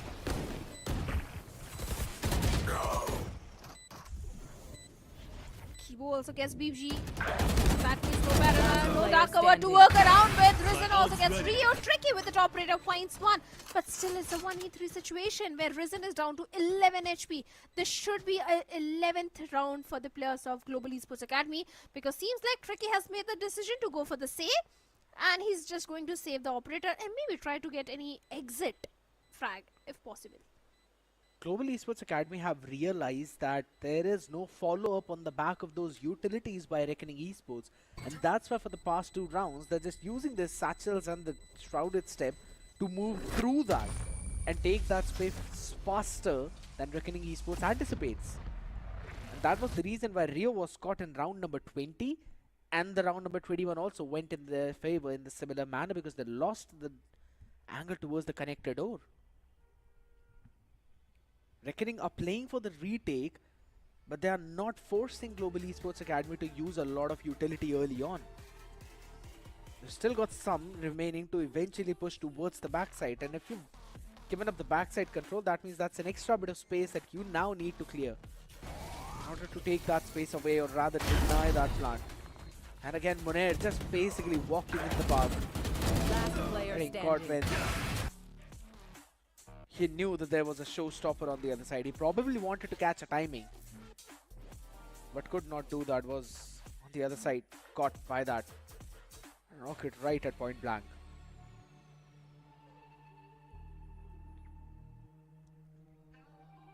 At least they are still in the fighting chance.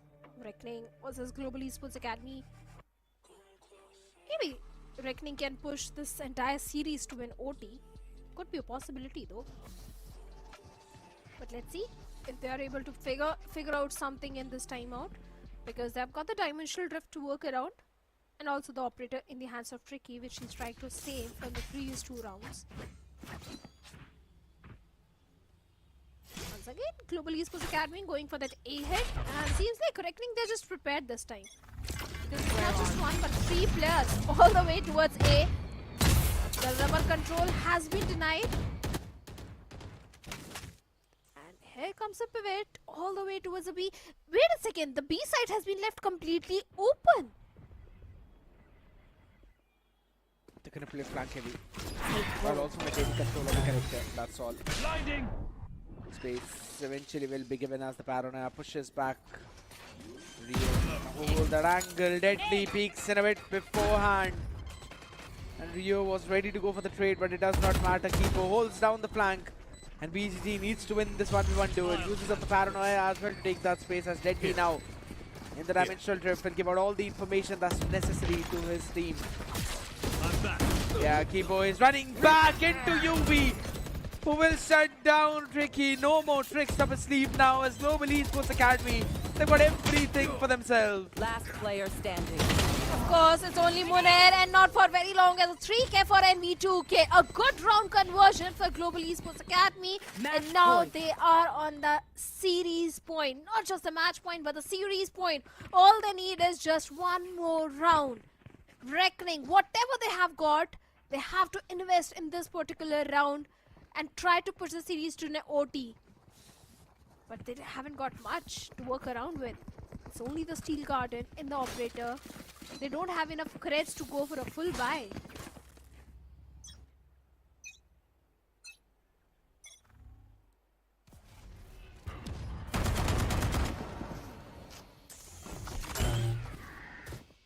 The operator this time is now in the hands of BT and not Ricky. That's on B side. A side again empty. All in the backs of Munair, who's got the Steel Garden up. He will have to hold his ground.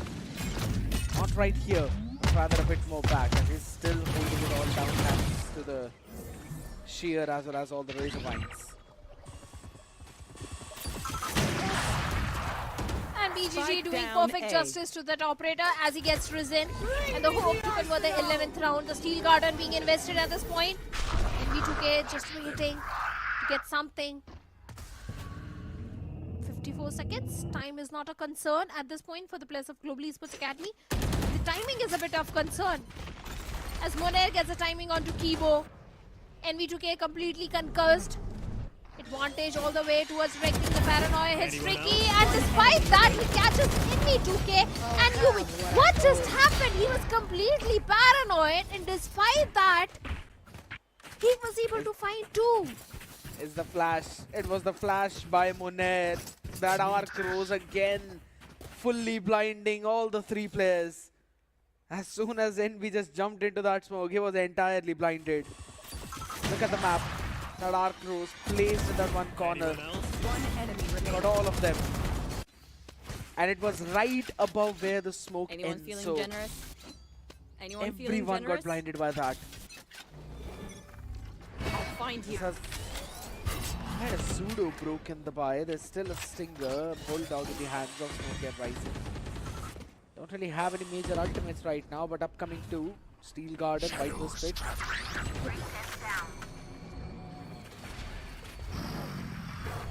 Is it just me or we haven't really seen Kibo use the Viper's Pit at all?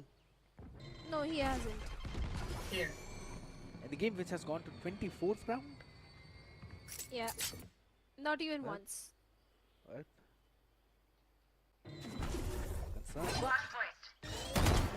This is the new cosmic device.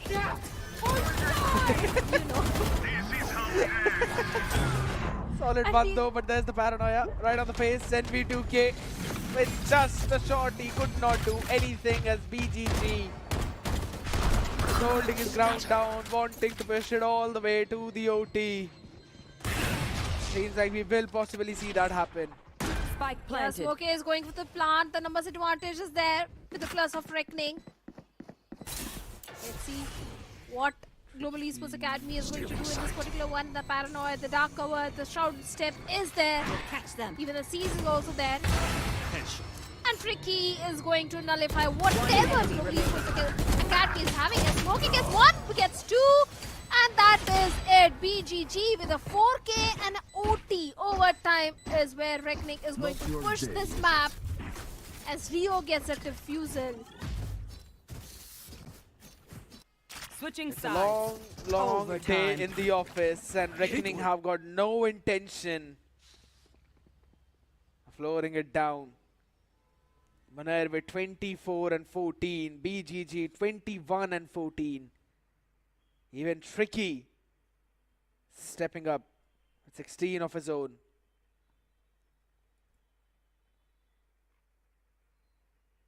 They're ready to take on the challenge. Global Esports Academy, though, I'd have to say, I've been impressed by this team throughout this evening, and they are not failing to impress me even more.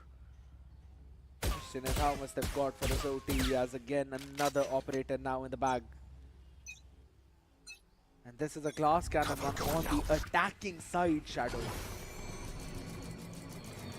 But here's the thing, Tricky has not been able to get any value out of that operator. If you remember, But BGG was able to get the perfect value. But let's see, something is really cooking in the minds of the players of Reckoning Esports. Once again, having that trouble control, but the spike carrier is moving all the way towards B. So maybe they're just trying to create few question marks in the minds of Global Esports Academy and go for a plan towards a B or towards a C. Because Deadly 10 has got the entire control of C Mound. Now, The entire map, as you said. yeah. Global Esports Academy and face a lot of problems in terms of quickly rotating. And it's still a question mark as to where this entire hit is going.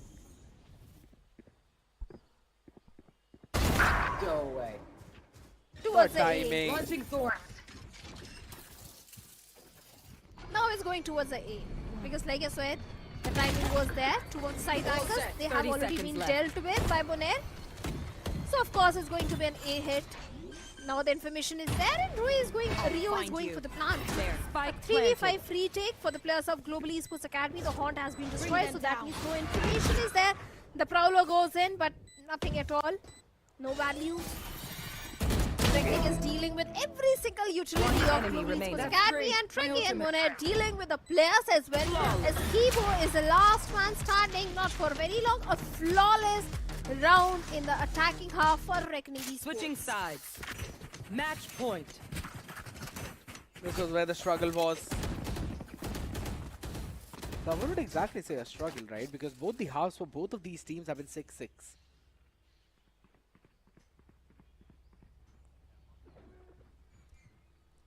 But it seems like probably pushing it over towards the OT.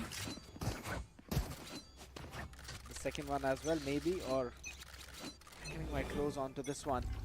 Where are you? Set up heavy over towards the SID. Yes, but that's where Global Esports Academy is to push, or at least were looking to push early on. The glass cannon still in play.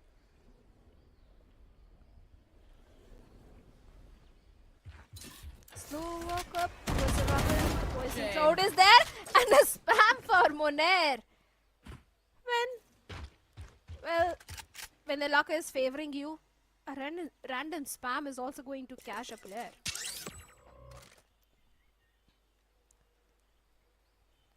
Kind of spoil the game.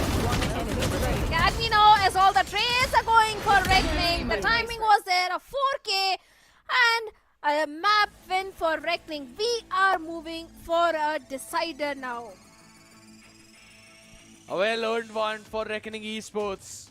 Pushing through the odds that were almost stacked up entirely against them. Still not giving up in the face of defeat. That's what Reckoning is. And as you've said, we are going all the way to Decider, Shadow. We're going all the way. That's what you love to see. And the next one is going to be Bind. And I don't know, if I'm not wrong, we haven't really seen a Bind from Reckoning Esports at all in this entire event. Right? So that's going to be the first Bind from their side. Today marks a very nice day where we are seeing so many first maps of a lot of these teams. Even Revenant Esports showcase their Haven. Now Reckoning are going to showcase their Bind and stealing away the map pick as well. Of it was their map pick, yes, that's fine, but still, you know, both these teams, they like to play on this one. And I think so, Reckoning Esports, this is second time when they've played in the OT on this map and they've won that OT. But you also know one fact that Global Esports Academy, on the contrary, has played this map of Bind thrice.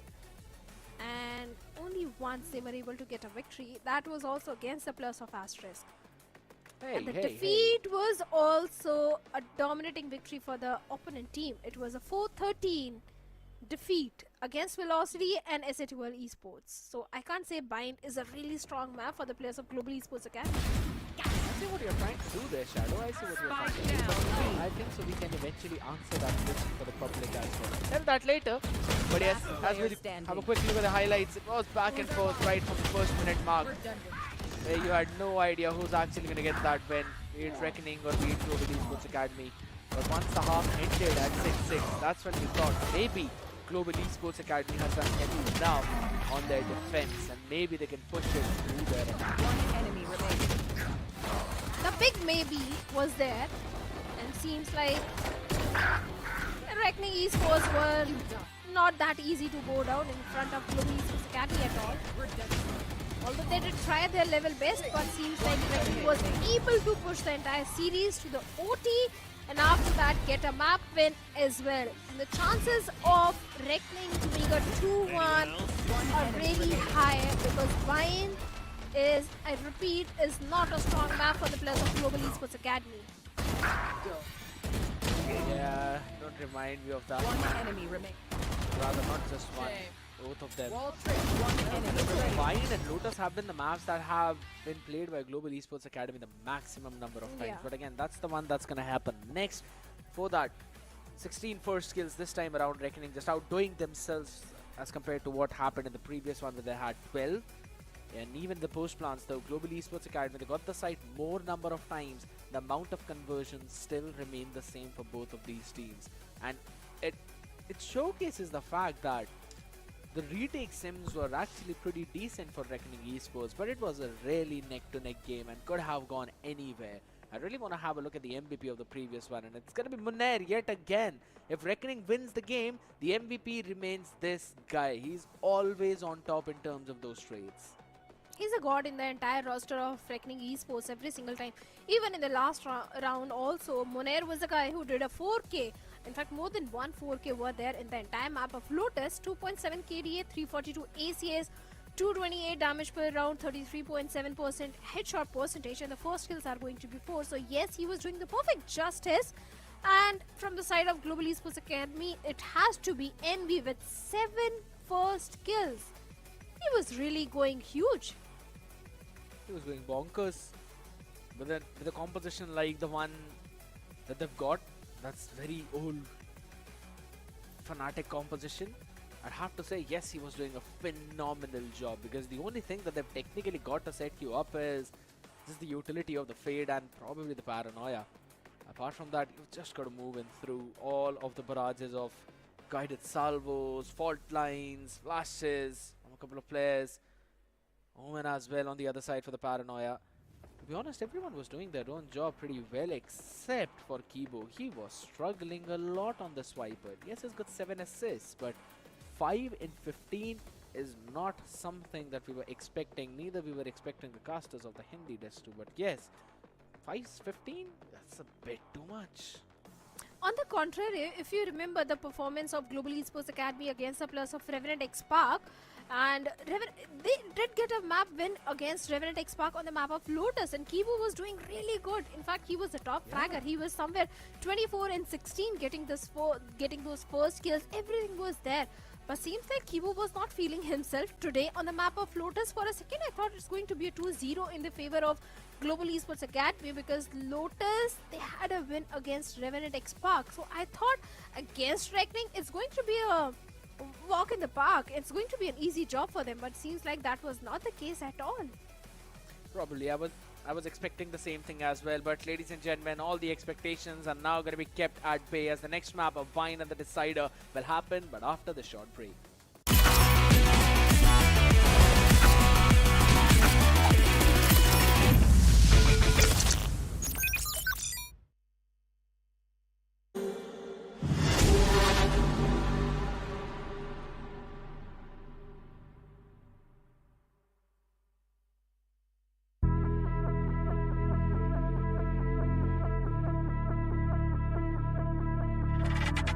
Just don't let it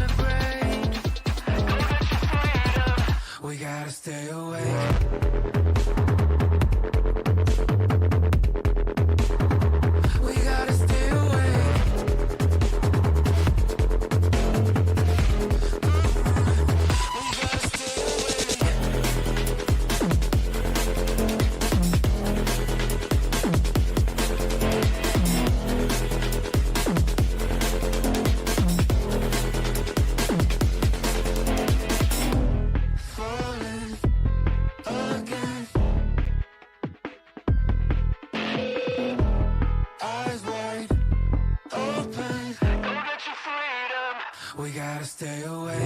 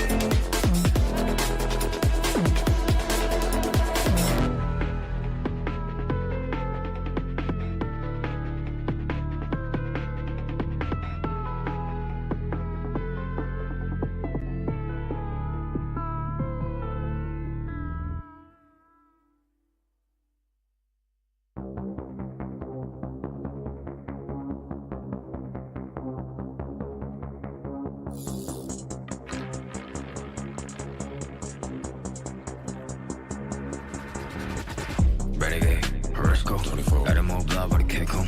Pedal on a pedal with an old 3 kid, boom boom, up 400 dash roll. Got through 100 deep and move. Get lifted by the new bit cool. Let's do flat over your head. Body got another on me, oh double nine. Telephone cut that rain. Shut up my son for the rain though. I don't want cut my lane. Running fist fire, scared no rest.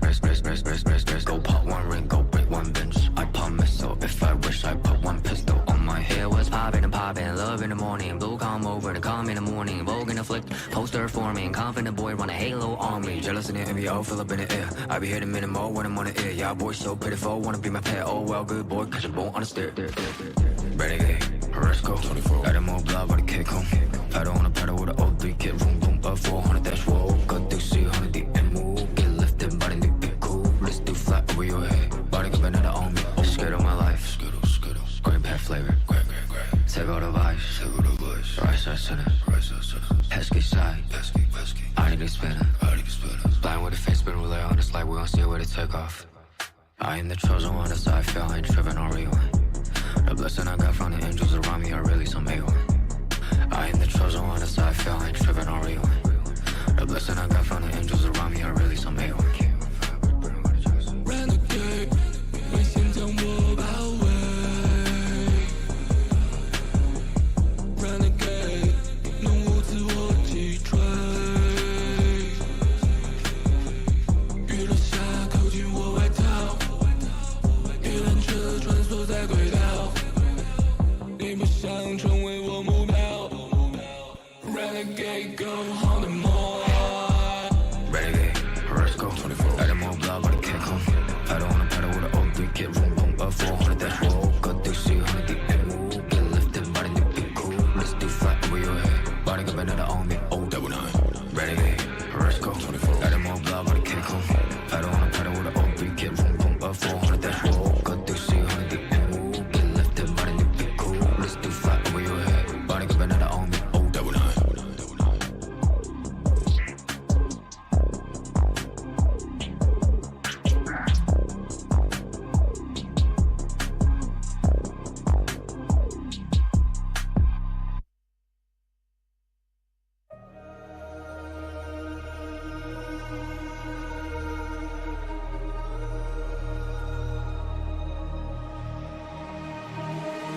I'm out here in the cold night, running till I barely feel my feet. Wanna see it through my own eyes.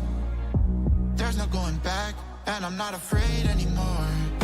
Cause I know I'm gonna be the last one standing. Yeah, I'm not afraid anymore. Yeah, I don't wanna wait anymore. I'm ready to fall. I'm ready to rise up.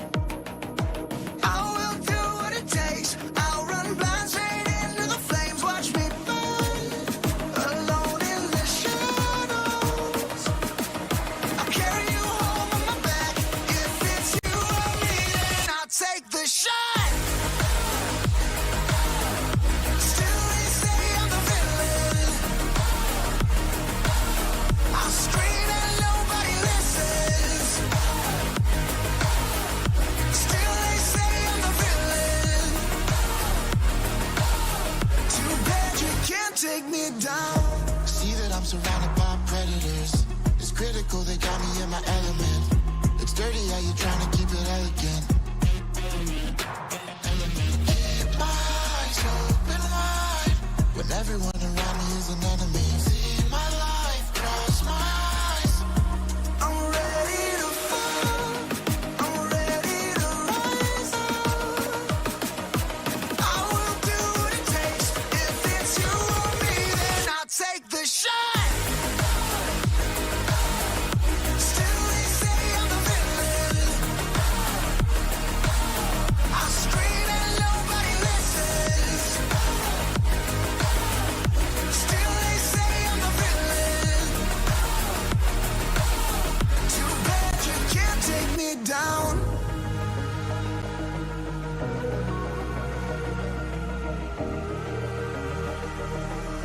Too bad you can't take me down. You can't take me down. I'm ready to fall. I'm ready to rise up. I will do what it takes. I'll run blind straight into the flames. Watch me burn alone in the shadows. I'll carry you home on my back. If it's you or me, then I'll take the shot. Still they say I'm the villain. I scream and nobody listens. Still they say I'm the villain. Too bad you can't take me down.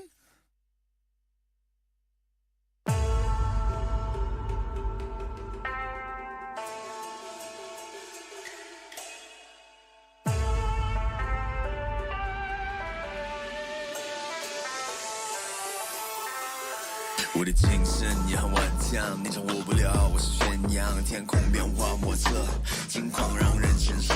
快是把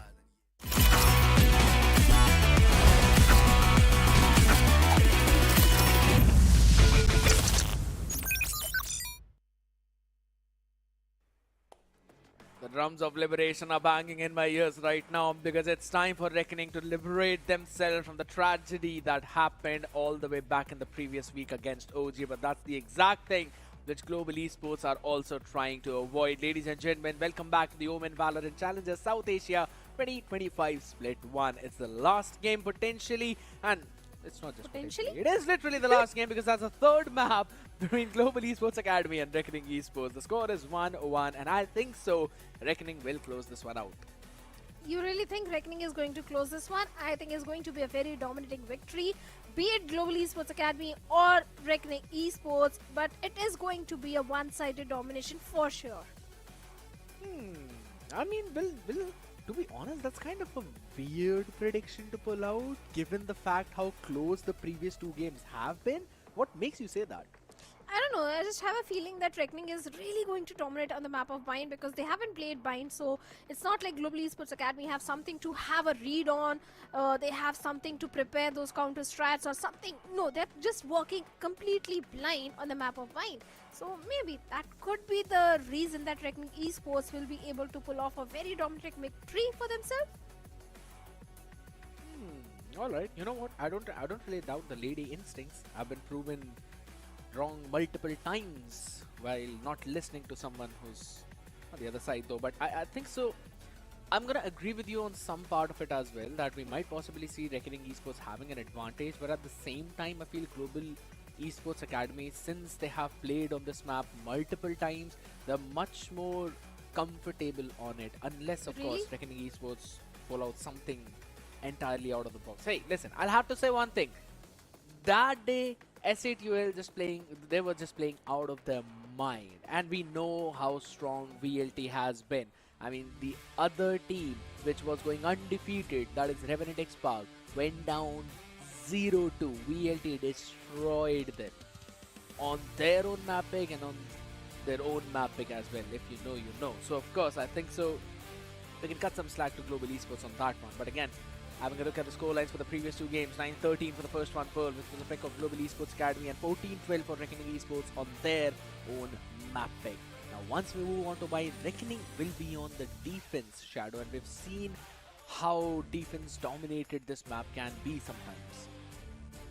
Let's see if they can really dominate dominate on the defensive side, because we haven't seen them play on the map of mine at all. And the agent selection is also looking pretty decent for them, as they've got the double controller setup, double initiator.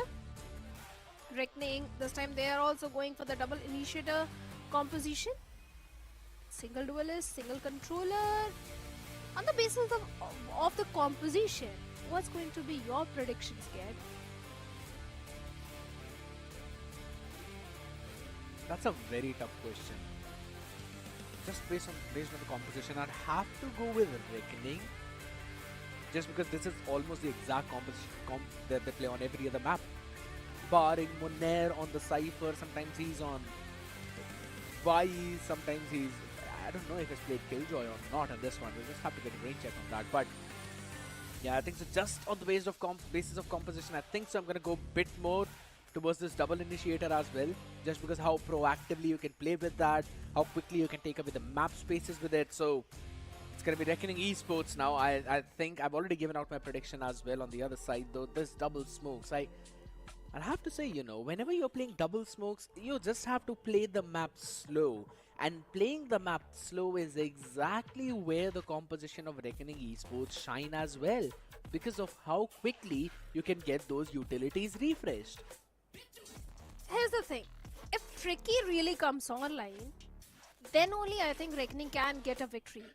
Because yes, I do understand the composition is having a certain advantage, but we saw in the past, one of the team was also having a similar composition, but the Yoru was underutilized. He was not coming online. And eventually the team had to face a loss. I can't remember the team name, but for sure the same composition was there and the Yoru was not performing up to the mark. So yes, Tricky has to come online, and comparing the performance which happened on the map of Lotus, Tricky was not really feeling himself. But maybe in this one he's gonna feel a bit more of himself. The longer you spam Yoru, the more comfortable you get with all the timings and everything. But a shout out to all of the production members quickly fixing up that technical issue as we quickly move on to this map as well. There's a lot of quick things happening, and also we might see an aggressive play over towards the Suns, or rather the B in its entirety. Contact play for Reckoning as they move forward. They should not 2 members, and yes, they'll be able to do that too, but quite a lot of people out there as the support quickly comes in, and with that they've got an advantage. Yeah, the numbers advantage is going to be there, but not anymore, as NV2K deals with that and creates an advantage for the players of Global Esports Academy, as Risen is going for the plant. But look at Tricky coming all the way from the spawn, and how did he miss that shot? Okay, Risen is down to 40 HP though, but still, I think the round should go in the favor of Global Esports Academy, unless and until Monair is able to pull off something, and Smoke shuts down Tricky as well. It's only Monair remaining in a 1v2 situation, although the players have very low HP, but nothing really is going to work in his favor, as the first pistol round goes in the favor of Global Esports Academy. You know what? I think Reckoning Esports also needs a little bit of the magic on the desk also. Probably they do need a bit of a magic out there, but not quite sure if the mojo is working fine right now or not, Shadow. So I think so. Maybe it's not yet. But Reckoning Esports, all the pistols now, because they are on a save. 4 Bulldogs into a Guardian. Not taking a risk for any of the half shields though, and on the back of that jump peak, now Smokey needs to run away. And a feudal being thrown onto this man's face, which will mean that a heavy presence over towards the hookah. And a weaker side over towards the A side.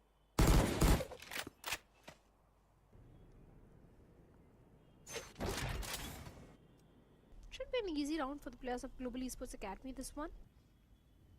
Because like I said, it's an attack equal. It's 4 Bulldogs and a Guardian versus 5 Classics in the hands of Reckoning. Although a stacked up site is there towards the B, The fountain control was established, but seems like the pivot is coming all the way towards the A shot because that is where Kibo is with the spike. And also UV towards the showers. And look at the proactiveness of Reckoning as well. Two players moving all the way towards A side. Again, a stacked up side. Last pack is there, the wingman is there to go for the plant, the smokes, the nebula, everything is there. Kibo going for the plant, but seems like that was denied. Once again, trying to for the plant, but the sport line, those utils are not really helping the case of Global Esports Academy, but NV finds Deadly 10. Trying to equalize the numbers and the TP towards the B side. 10 seconds left. Got enough time for that now. Unair quickly picking one person off as well. Going in for the plant, but though do they anticipate BGG? Only got one of the rifles and Rio's the one who's going to carry it. So time, BGG scaling up on the side though, a couple of players. It's the elbow players that are going to create some problem, and also Ryzen playing in main. Cover going out. And present with the Guardian. Gets one, and we also gets one. It's all down to Rio. But that was bound to happen. That was a save round for the players of Reckoning, and despite the E round, I think they played it really well. They were able to drop down 3 weaponries of Global Esports Academy, so the bonus is not going to look that comfortable for Global Esports. Either they have to go for some sort of investment or just try to convert the round with only 2 bulldogs in the hands. One enemy remaining. But they were able to do a good chunk of damage onto the economy. A couple of bulldogs being carried forward in the next one, and a reinvestment into a Stinger and Sheriffs. Should mean a comfortable anti-eco for Reckoning Esports as they play all the way back, controlling the entire B lane, so not the showers, and that's where the hit is going from. Satchel up. Satchel up. Yeah. NV gets a Haven control instantly. With those blast packs, Kibo is going for the plant, the Nebula is there. He has to find the timing onto Rio, and he gets the timing. Deadly 10 also, the position has been seen. And the volleys are not going to help, but Deadly 10 with advantage shuts down NV2K. Haven control re-established, plus of Reckoning, a 4v4 situation, and Tricky is sticking for the defuse. In fact, a ninja defuse. But that was completely denied. He has to find the timing, and he finds the timing onto Smoke, and also Deadly 10 towards the shower, finds Rizin, picks him off. Last player standing. And in the meanwhile, they're sticking for the defuse. Reckoning, they have pulled off this round in their favor.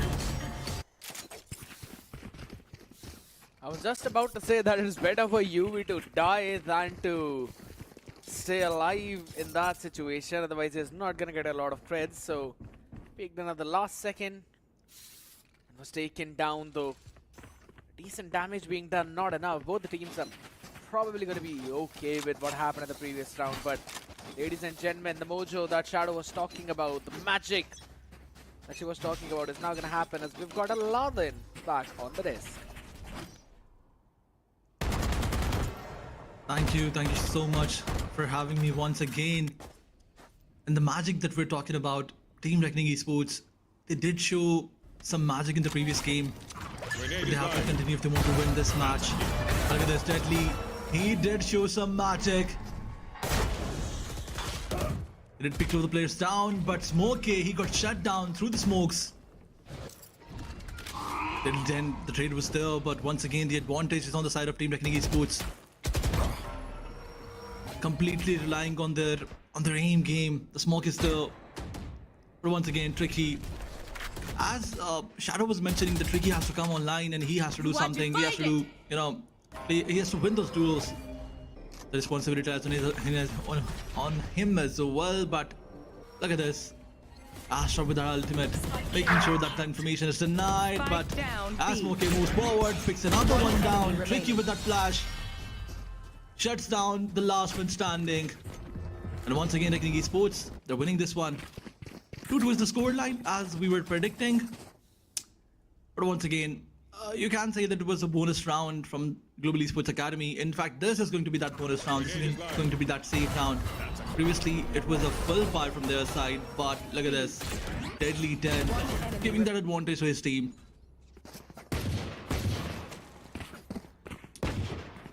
No, the All back in all, though. yeah, sorry. Yeah, I mean, it's alright, my man. On the back of it though, here's again Reckoning now having the Armageddon available while on the other side. Kind of an eco round. Perhaps on the op to maybe any kind of trap play that could happen there. Which is not though. Reckoning are just playing all the way far back. Don't really want to push out on any kind of haste. Nair took the first one down. I mean, that's not something that Global Esports is looking for, but it's okay, it's alright. 4v5, a situation that you can deal, but your weaponry is not that good.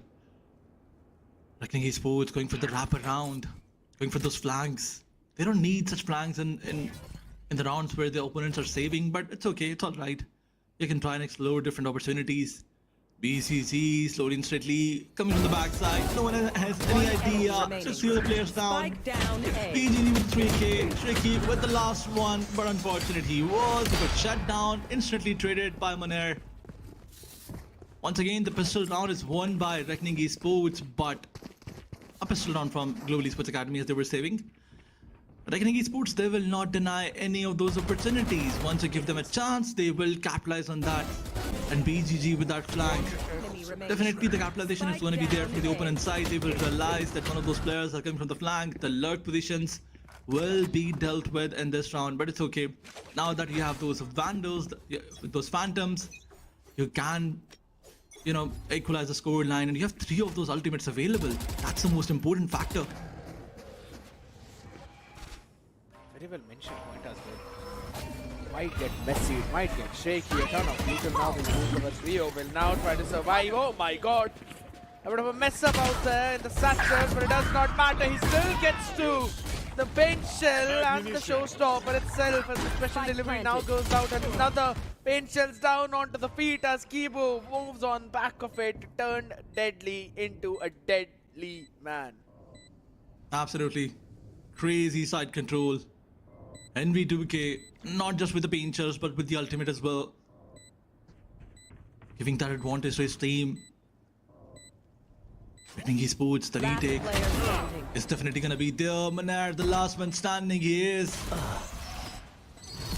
Oh my god, not possible. Once again, Reckoning Esports, the scoreline is even, but Global Esports Academy, I mean, the way they are playing on all those angles, the crossfire setup, that's very impressive. They're not over pushing, they're not making any mistake. Reckoning Esports, they need to find those loopholes. Maybe this operator can help them find something, as it's going to be posted over towards the B block. That's also where the big cavalry of Global Esports are ready to go. Global Esports Academy, wary about it. Imagine a collateral.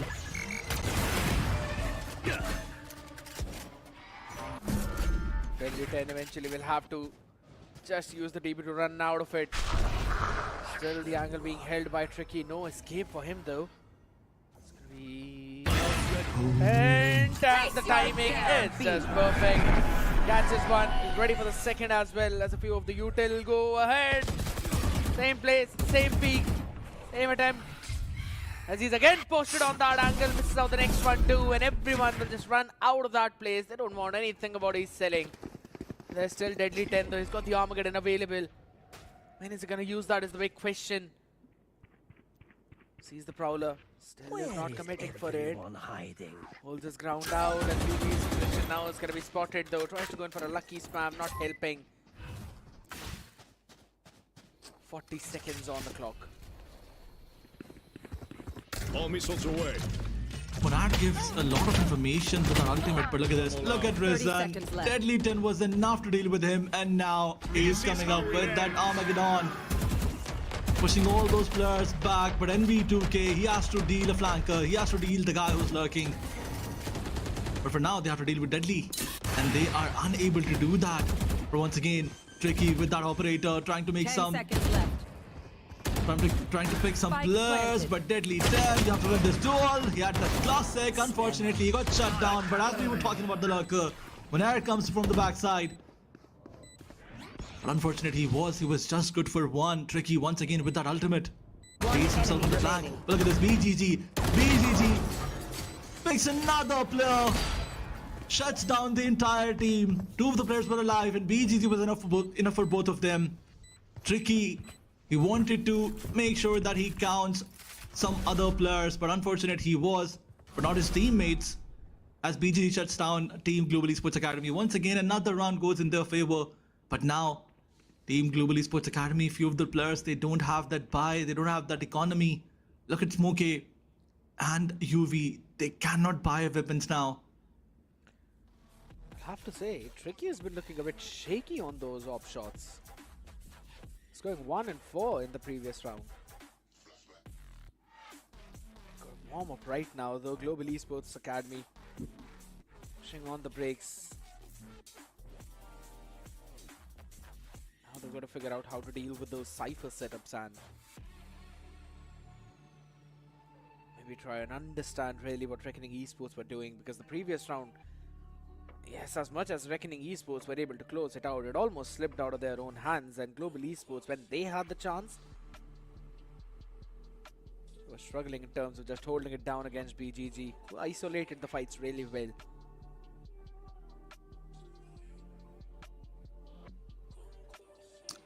Likewise, it's crucial for both of these teams to maybe just push on those brakes, discuss a few things. Operators still in play. Enough for the entire team to go for another full buy, though, but the economy is not stable for either one of them, and it's a force buy for Global Esports Academy into this one as they sort of thrust to play around, and Yui is one away for his own Viper split. Tricky has to realize that Global Esports Academy, they do have the idea now that you have an operator, play some towards the B long. You can maybe go towards A main, try to, push fast forward, take a pick, but that's not the case. More slow approach, but look at this. As we were talking about the slow approach, look at Munir. His repositioning was so good, but Risen anticipates him, shuts him down. The ultimate was there. And once again, the side control is in the favor of Global Esports Academy. They're planting now. Spike planted. Wingman, right before falling, will do the job of the plant. They can now play into the post. Couple of stars available for Smoker. Oshpit for the lineup, Prowler for Ryzen, Envy, nothing though. Shadows traveling. We're gonna be rolling Thunder, used up a bit early on though. That's gonna be another tap now. The grab well. It is enough, but the half has been stuck. Yeah, exactly. That's gonna be a bit of a problem now. They've got a lot of time to work around with, and no one's looking at it. All of them are playing it from Standing. One short. enemy remaining. It's all down to the last No way. 1v1. The Oh my spam God. is not enough as Tricky diffuses it right from under the noses of UV. What the heck just happened? Once again, the half defuse was the only reason why Tricky was managed to do that. But UV, you can say that he is definitely... He looks kind of depressed now. Because it was their round, but it's okay. It happens. Check it off. Move towards the next one. But you don't have those weaponries once again. The loadout is disturbed. There's only one heroic vandal. So Global Esports Academy, they want some close range fights, and Reckoning Esports is going to give them that. That's exactly they need. Smokey, he has that shotgun. Live munition. And V2K pushing fast forward with that ultimate. But do they have any idea what Deadly is? Look at this crazy setup by him. But Deadly once again shuts down the player and the Viper spit. But some trades are going back and forth. Minute got shut down, and how did Global Esports Academy manage to win this one? By stealing away the space. Oh no. Smoke KO would have definitely got a jump scare there. It's like, oh my god. Oh, hell no. The clock. Yeah, it's gonna take no time for BGG to go for the defuse. It's just gonna run and say, you've got the operator right under your feet, so maybe you wanna pick that up. Yeah, why not? Oh, Kibo missed it. Yeah, look at his reaction. Look at his reaction in the camera. Oh, okay. Kibo will eventually fall down to the spike too. He would want a better weaponry for himself in this one, so also to move a point closer to the ultimate itself. Now that's gonna push on breaks for Reckoning Esports as well. The first time out in 2 maps. I think so. There's definitely something that we're talking about. Not a big economy to play around, just a bit of it. It's only the operator that Tricky is gonna hold, and yeah, he has been looking shaky with the operator. Has been looking shaky with everything. Tricky on that Huru, he's unable to justify his rule, and not just in this match. Even in the previous matches, he was unable to get those crucial frags. I mean, Reckoning, we don't see them struggling like this, but if you compare them with any of those teams, you will see that all the other teams, they have their duelists performing. I mean, look at Aziz. Even if his team loses the game, he still manages to be on top. And now that your smoker is taking that charge, and you're so far behind, there's a mistake that you're doing, and you need to realize that as soon as possible. Once again, moving towards the 10th round. This time, Global Esports Academy with the full buy. Reckoning, they only have a handle to play with. Sorry, operator. UV. Line outside. Oh It's my perfect. god. Yeah. And Tricky could not catch that man. And he's gonna just hold down onto that line itself. Bring them down. Global Esports Academy anticipated this happening. And was just so ready. Yeah, he sees that weapon being retrieved, picked up. A couple of spam to maybe just scare them away. Stack of food. Deadly 10. My man. Nothing left. These nades being used up. He's still gonna survive though. But there's the full fault line aftershock into the lovely guided salvo combination, and Deadly 10 will finally equalize the numbers. Absolutely for news, and it gives information. But Manar with that operator, he was just too good. NV2K misses some shots. Rio is still alive. Better watch out, can be still the but operator finds another one, but NV2K Holy! he's good for 2. Look at this, look at Manar. The ultimate is being invested. NV2K, the last man standing. The paranoia is there. And Manar with that classic wins the Thrifty round for his team. Lovely show of skills by Reckoning Esports. They lost the Thrifty round, and then they won the Thrifty round in the very next map, very next round. This is classical, classic Valorant going on. But look at this. The setup was so good. Why? The fault line and then the aftershock. Yes. Why the heck is Tricky using the operator? Give this one to Munair. My man just demolish the entire lineup on the other side. That too under pressure. Switches to classic to get the 4th one down. It is just madness. He also used the neural theft in that one to get some good information out. What a round from Reckoning. Okay. Tripwire cage triggered. Side, divided half. Wingman now. Go and jump for that plant. Spike planted. Nothing's gonna cross this wall on the other side though. They've got to wait out for it. Portal closed. How much do they've got is the big question though. A couple of players going in through the TP. They've got the showers control. They've got the backside control. I'm not really liking what Global Esports are thinking of doing, but again, it's a post-plant heavy competition. They're playing for the post-plant, and this time they're going to snakebite as well. Hold on. They've lost the snakebite player. They've also lost the grab-well player. It's all being stuck though, but the Mosh Pit was able to get one. How long are they going to stand? And not long enough is the answer. There's Reckoning obliterate this post plant setup and move up to 7. A bare minimum advantage. Last round in the half. Absolutely. Munar is just not good with operator or any of other weapons. He is good with everything, even with a shorty and a bucky. I mean, how beautifully he managed to take control of showers. That was commendable. But let's move forward and look towards the loadout of Team Global Esports Academy once again. There's a bit of problem. Some stingers and specters are there along with the judge. But Munar is still playing in Reckoning Esports. So you have to watch out. Once again, Tricky on that operator. Oh, the fall died into the Armageddon. It's done. It's done. He's gonna catch not one, but rather two. A big play. What an anti being done by Reckoning Esports. And a jump peak to catch not one, but rather a few, as Rio will now send out one of his own big ultimates. Though a couple of players in front of them goes in for a pop flash, will catch both as Reckoning end the half at an 8-4. Nothing that Global Esports could have done in that situation. Absolutely. All that util dump was on target, on point.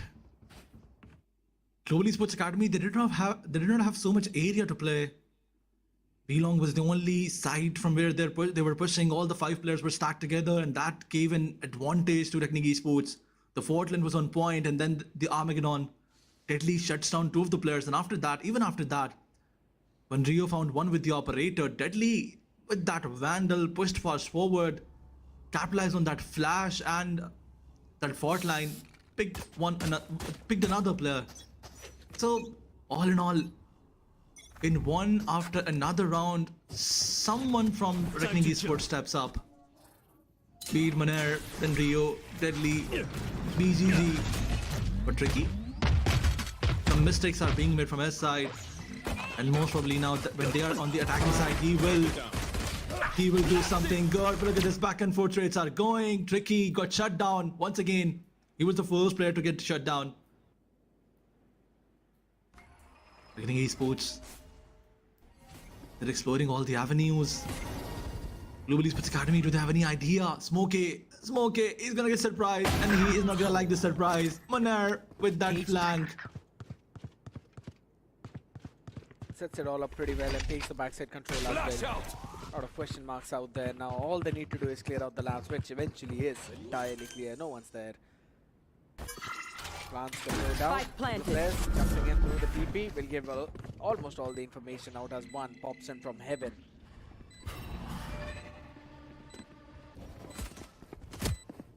Horn finds no one. Munar giving that chip damage, and once again, no utility to defuse anymore. The player's taking, but Rio is there with the port line. He got shut down by Munar. UV will defuse it. Man, oh man, what did UV do? This was not the round. This was the round of Reckoning Esports, but once again, Team Global Esports Academy, they're doing the impossible. They're winning a pistol round when Reckoning Esports was definitely, they were better in terms of weaponry.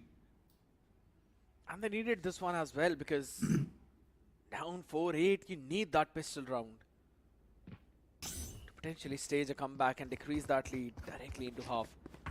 This hasn't the story of Global Esports. If I'm not wrong, 4 out of all the pistols that we've seen till now. Pistol rounds is eventually something that they've improved a lot upon, and it says a lot about you. Yep. The players still goes out. Wants to still take the fight and will deal the damage. On the back of it, the other side, it's gonna be a bit of a spam out there. Okay, still one enemy remaining. We're getting a pick with the ghost through the wall back.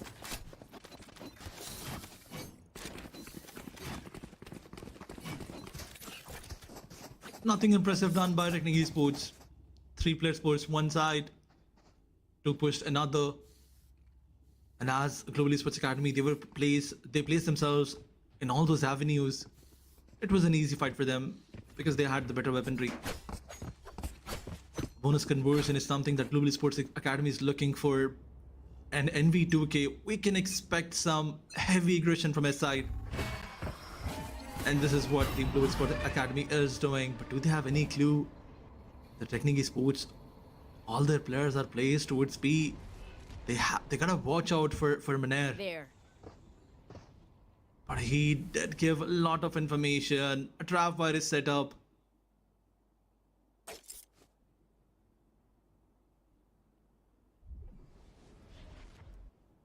Waiting. Clock is ticking. They have so much time. But they will not expect that 4 of the players are coming from the backside. They need to break this trap fire as soon as possible. Cover going out.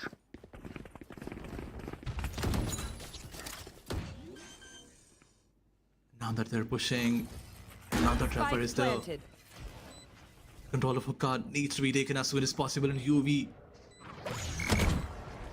He also has to do something. Look at this.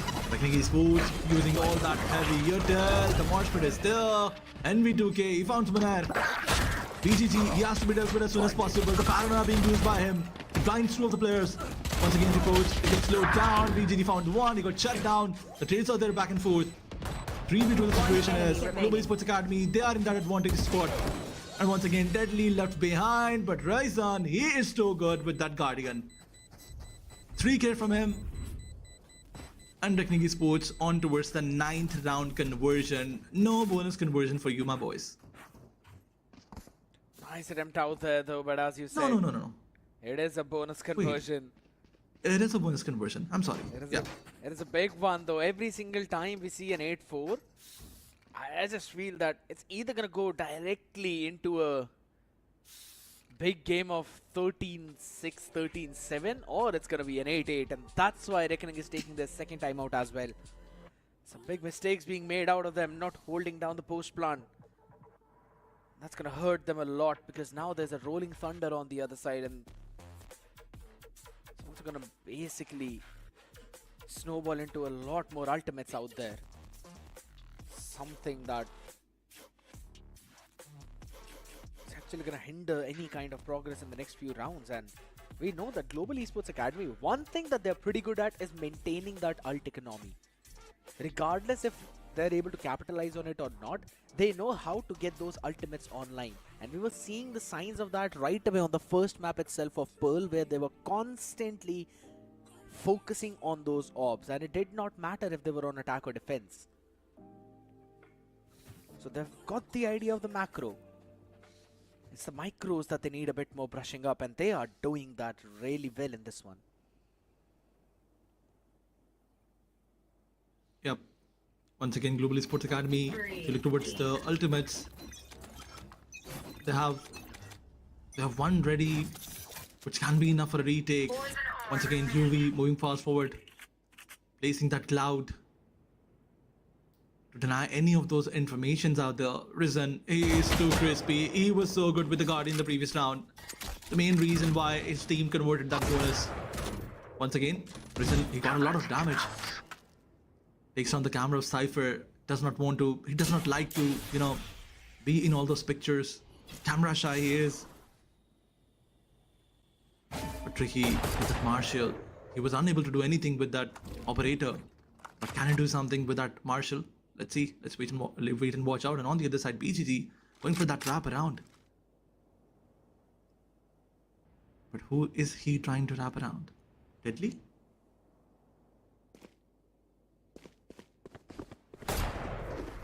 Entire space over towards the reset has been given though. By UV. The rest of the cavalry is still holding outside of the long for Reckoning Esports, as I've said. Got the best of the weapons out there, so 30 seconds left. they just wanted to carry on their own play, just hold the people down all the way towards the A side, get the stack away from B. Manage that perfectly. Now this is where these Sheriffs, the Classic and Guardians get a bit more lethal. These close range battles and these post-plant scenarios where yes, there's a lot of utility for Reckoning for the post-plant. again, BGG peeking out, gets shut down. UV finds another. One down. 3v2 situation it is, and as Deadly found one. One enemy remaining. He's so good with that pistol. And once again, look at this. Smoke is the last man standing. The smoke is there.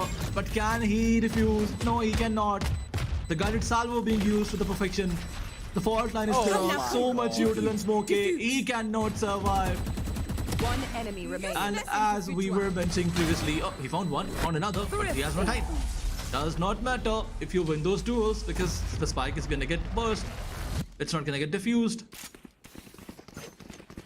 So, as we were mentioning previously, Reckoning Esports, if they lose a thrifty round, they manage to convert the very next one, and that's exactly what they did.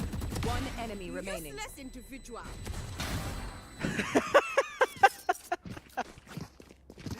Astra's got some nasty dialogues, I'll have to say that.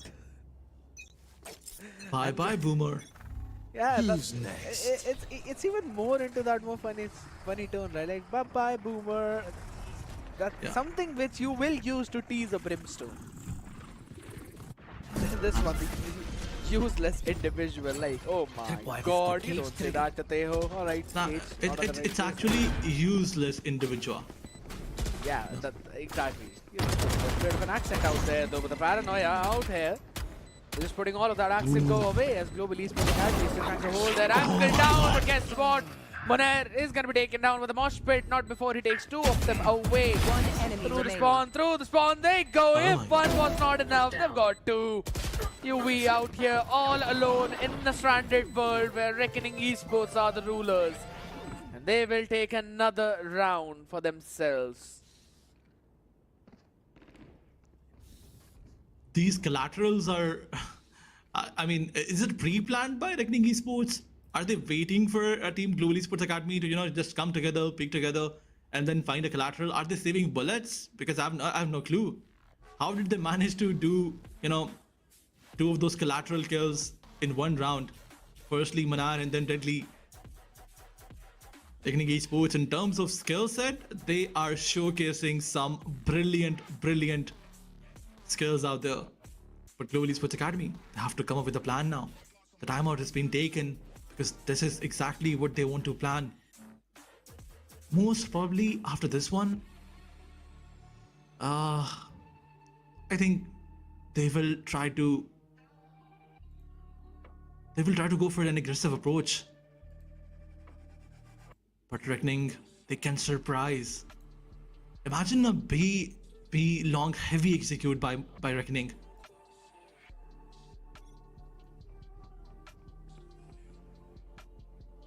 No, they're not gonna do that. The silence is the answer. Yeah. Sometimes the silence is the best answer. And that silence is going to be broken now because look at the amount of ultimates available for both of them. Just a few away from the full house. Royal flush indeed. Cosmic Divide, Thrash, Viper Spit, a Showstopper. I've been waiting to see a Viper Pit, not just on this map, but rather from the map of Lotus itself. Drone going out. The reason why Reckoning is playing a bit slow after this timeout, it's because most of the teams, they try to go, you know, all in, or just they try to check if they can gamble on something, they can push one avenue. And that's exactly what Team Reckoning Esports did not want to, you know, face. They waited, and now that they have information, Global Esports Academy is not pushing, they're not doing anything out of the box, nothing unorthodox. Slowly and steadily, they're trying to take that control. The repositioning is good, but UV and Smokey got shut down. Look at this. Some back and forth rage once again. Rio found Risen. No room for Global Esports Academy to do. Okay. BGG. Not just shutting down the opponent, but you can say he shuts down everybody. Even me. It's also their hopes as well at the same time. Yes. Global Esports Academy, now that they have the full loadout, they have 4 of those ultimates available. Can they manage to stop Reckoning Esports? But Reckoning Esports, they have that Rolling Thunder. I'll find you. Bring them down. Mark one. Take Information being traded, some heavy utils dump in hookah. Once again, guided salvos being used, trying to deny all that map control. But Global Esports Academy, that's the worst thing about them. They lose all of their utils early on. Look at this, Tricky. He's pushing so far forward. He got shut down instantly. And once again, BGG, as he first shuts down Rezan, NV2K with that ultimate. Managed to find one. BGG, he is so deep into the enemy territory. Finds a perfect timing onto them as well, and on the back of it now, got the advantage. Dizzy dealt with quickly, but on the back of it, there's a scale up by Kibo. He's got the thrash available. My question is, when is he going to use that? Not a perfect position though. A good concuss, but Rio's ready with a shorty. There's a long with the live. The hopes of Global Esports are being shut down. The big value from that timeout. It's paying off, and now Global Esports Academy have got no money for this round. UV finally picks up a judge with the full shield, so maybe we're gonna see that Viper Spit being used up right now. But it's a big blunder, and for some reason, Aradhan, I feel that this might be the last round. I mean, as you were predicting, UV with that Viper's Pet trying to commit, trying to close the entry on B long, but that's not the place where Team Global Esports Academy. I think they shouldn't be doing this, but it's okay. The drone was used, the information was traded. Wow. And he got shut down so easily. I mean, the most important factor, the most important thing, the Viper's Pet, it was dealt with so easily. I mean, Reckoning Esports, they Right there. They just eliminated that player in the first few seconds. Yep. Global Esports Academy, the mistakes are being made and the capitalization from Reckoning is just too good. Once again, the B control is there. NV2K is gonna surprise, but he did get surprised instantly. Yeah, because eventually the man was just playing behind that Spike planted. tube, and Reckoning Esports just casually walked up front. They knew they could take that space, and they were glad to do that. Now they've got a ton of utility to just delay any kind of possible retake. 3 players, there's a stinger in hand, a couple of guardians now, and they are not going to be allowed to move forward. Massacred into hookah, being blown apart into smoke rings, and it's all down to Ryzen with a stinger in hand and a dream and a bunch of utility on his face as he just gets spammed through the wall, and Reckoning Esports close out the series with a 2-1. That's the kind of performance we were looking for. That's the classical Reckoning Esports that we have watched in the entire VCSA. They did struggle in the first map, but after that, back-to-back map win from their side. On the map of Pearl, it was 9-13, and we were expecting that Reckoning Esports, it's probably one of their bad days. But once again, as they try to make a comeback on the map of Lotus, Bind was definitely the map where they won it with a 7-12 scoreline. Yeah. Once again, Deadly 10, he was stepping up big time, along with Moner and BGG. In the first map, we did see that Moner and BGG, these two players were kind of struggling. But when they, tried to regain their mental, trying to, regain their consciousness, Global Esports Academy, they could not get any of those wins. Yeah, that's the big thing about it, right? Those adjustments is what we always talk about. They just tried to play it a bit more slow, and they took control of the extremities. Whenever we talk about the map of Wine, extremity control is always the name of the game. And in every other round, we were constantly seeing Reckoning Esports either are taking a B-long or are taking control of the showers. And sometimes they're also ready for certain kind of trap plays that was set up by Global Esports Academy. I mean, in the defense, we saw some crazy good ideas by Reckoning Esports. Yes, they did fumble up when they gave up on that bonus round as well, or rather, something that Global Esports were able to steal away from them. But after that, it was just a steamroll. Let's relive through all of those moments after watching these Omen highlights, ladies and gentlemen, as through this last map, it was indeed a roller coaster over towards the second half, I must say, because the first one was just a clear-cut domination by Reckoning.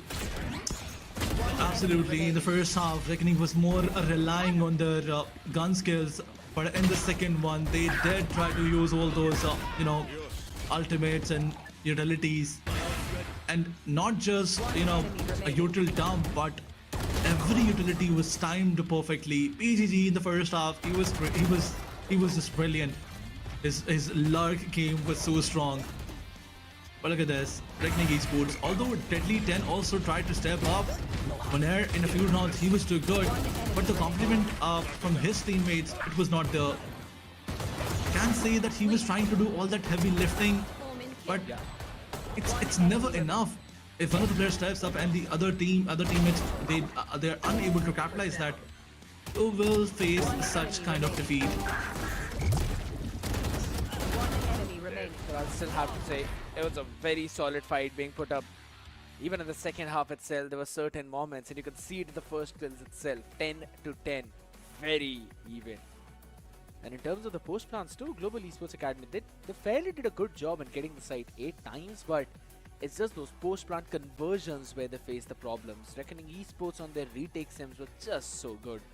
And it comes down to the same type of idea with the composition, right? Where you're wanting to play for the post plant scenarios with the Astra, Viper as well as the Mosh Pit, but then you don't really have enough utilities to even push back the defenders all the way from the side, because Reckoning Esports in most of the scenarios had control of the backside, so they could just dump all the utility up to the places where the lineups were being thrown from. That was a big problem which Global Esports Academy faced, and I think so it's more of a composition problem rather than just the individuals, because in terms of the individuals, as we are on that topic, Monair is unmatched, not just for one but rather for both of these games. There's one thing that you mentioned, I really like that. Kibo on that Gecko, he struggled a lot, not just in terms of aim game, but rather if you talk about the utility usage, it was not there. I did not see a single time Reckoning Esports getting flashed, getting, dizzied by him. So you can say that Kibo did struggle on this one. Maybe if it was Teho or some other initiator, maybe Breach, the results could have been very different. But as we move forward, we talk about the overall stats of the players. Individual stats are there. Monair clearly dominating, and on the other side, NV2K along with Risen stepping up, 17-16. Not a very crazy number, but it worked out for them. Yeah, I mean, it worked out for them, but I'll have to say, a big step up from Deadly 10 himself, having an ACS of 300, showcases how this man was playing so comfortably on this map. And I think so this is also one of the reasons why Global Esports Academy are pretty confident on playing this one. So, yeah, he was on the struggling end for not just the past 2 maps, but rather for the previous few series as well, when Reckoning were constantly playing. We've seen this man in his prime, we've seen him in his peak, when he used to play for Medal, when he used to play on Duelist, and a lot relied on his shoulders. So him stepping up right now is a big boost for Reckoning Esports, because they're probably they're keeping their position in the overall standings itself, but they've finally developed a bit of a cushion against OG. Absolutely. OG is on 2-2 win-loss, you can say, but the number of matches the team OG has played, it's definitely, it's very lesser than any of those teams that they're competing with. Yep. So Reckoning Esports, they do have that upper hand advantage. The number of rounds, the round difference is not also there. You can say that OG can capitalize, but they need to win their next matches with some, crazy numbers, crazy round difference. Once again, Velocity taking that leaderboard with a big lead number. 36 round difference is still there, and I don't think so that any of those teams will be able to get close to that. But as we were talking about, I'm sorry. Here's the thing, we've got how many? 8 teams in total, so you're going to play 7 games, right? You match up against all the other teams once. So they've just got 1 game remaining, right? If by some weird reason they lose 13-0, 13-0. Both of the maps, it will eventually still be them having massive lead. But since we're on that topic itself, let's have a look at tomorrow's schedule as well, as Aura will be taking on the members of OG, who are looking to steal the spot of Revenant Esports, while S8UL will be taking on Asterisk, and S8UL are ready to reclaim their space back in top 6. 2-0 from OG and 2-0 from SATUL. That's my prediction for tomorrow's matchup. Before you ask any of these questions, that's my prediction, because Orangutan, they cannot lose from Aura. I mean, it's very important for them. They have to, get close to Team Revenant Esports. And on the other side, Team SATUL, they did surprise us in their previous matches. Not just in the whole best of 3 entirely, but yes, in a few rounds, they were just too good. In terms of some crazy, raw, crispy aim game, Team SATUL, they can surprise Asterisk as well. I'm not going to take anything away from Aura though on the other side. I know that OG looks strong on paper, but with the way how Aura performed last time when they were playing against Asterisk, I think so they've also got an opportunity to breach in that top 4. But ladies and gentlemen, all those stories, all those questions, and maybe some new questions will be asked and answered tomorrow. So make sure you join in tomorrow as well. You all were watching the OMEN VALORANT Challenger South Asia 2025 Split 1 with me as your host, Scared Yet. Alongside me, it was the great Aladdin, and we also had Shadow joining us. Johnny as well, a huge shout out to you, and thank you so much for tuning in to all the people. We'll catch you guys tomorrow for all of those games. Have a good night.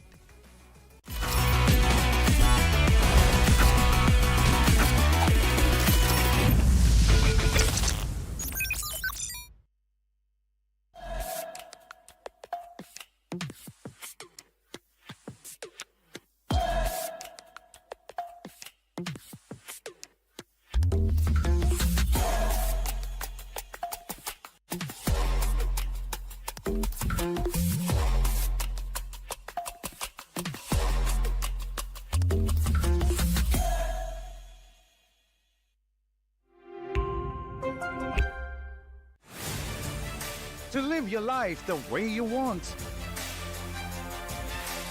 Compete like the toughest challenger. Dance like there's no tomorrow. Celebrate every second you are alive. Life has no rule books, but we can give you a stage.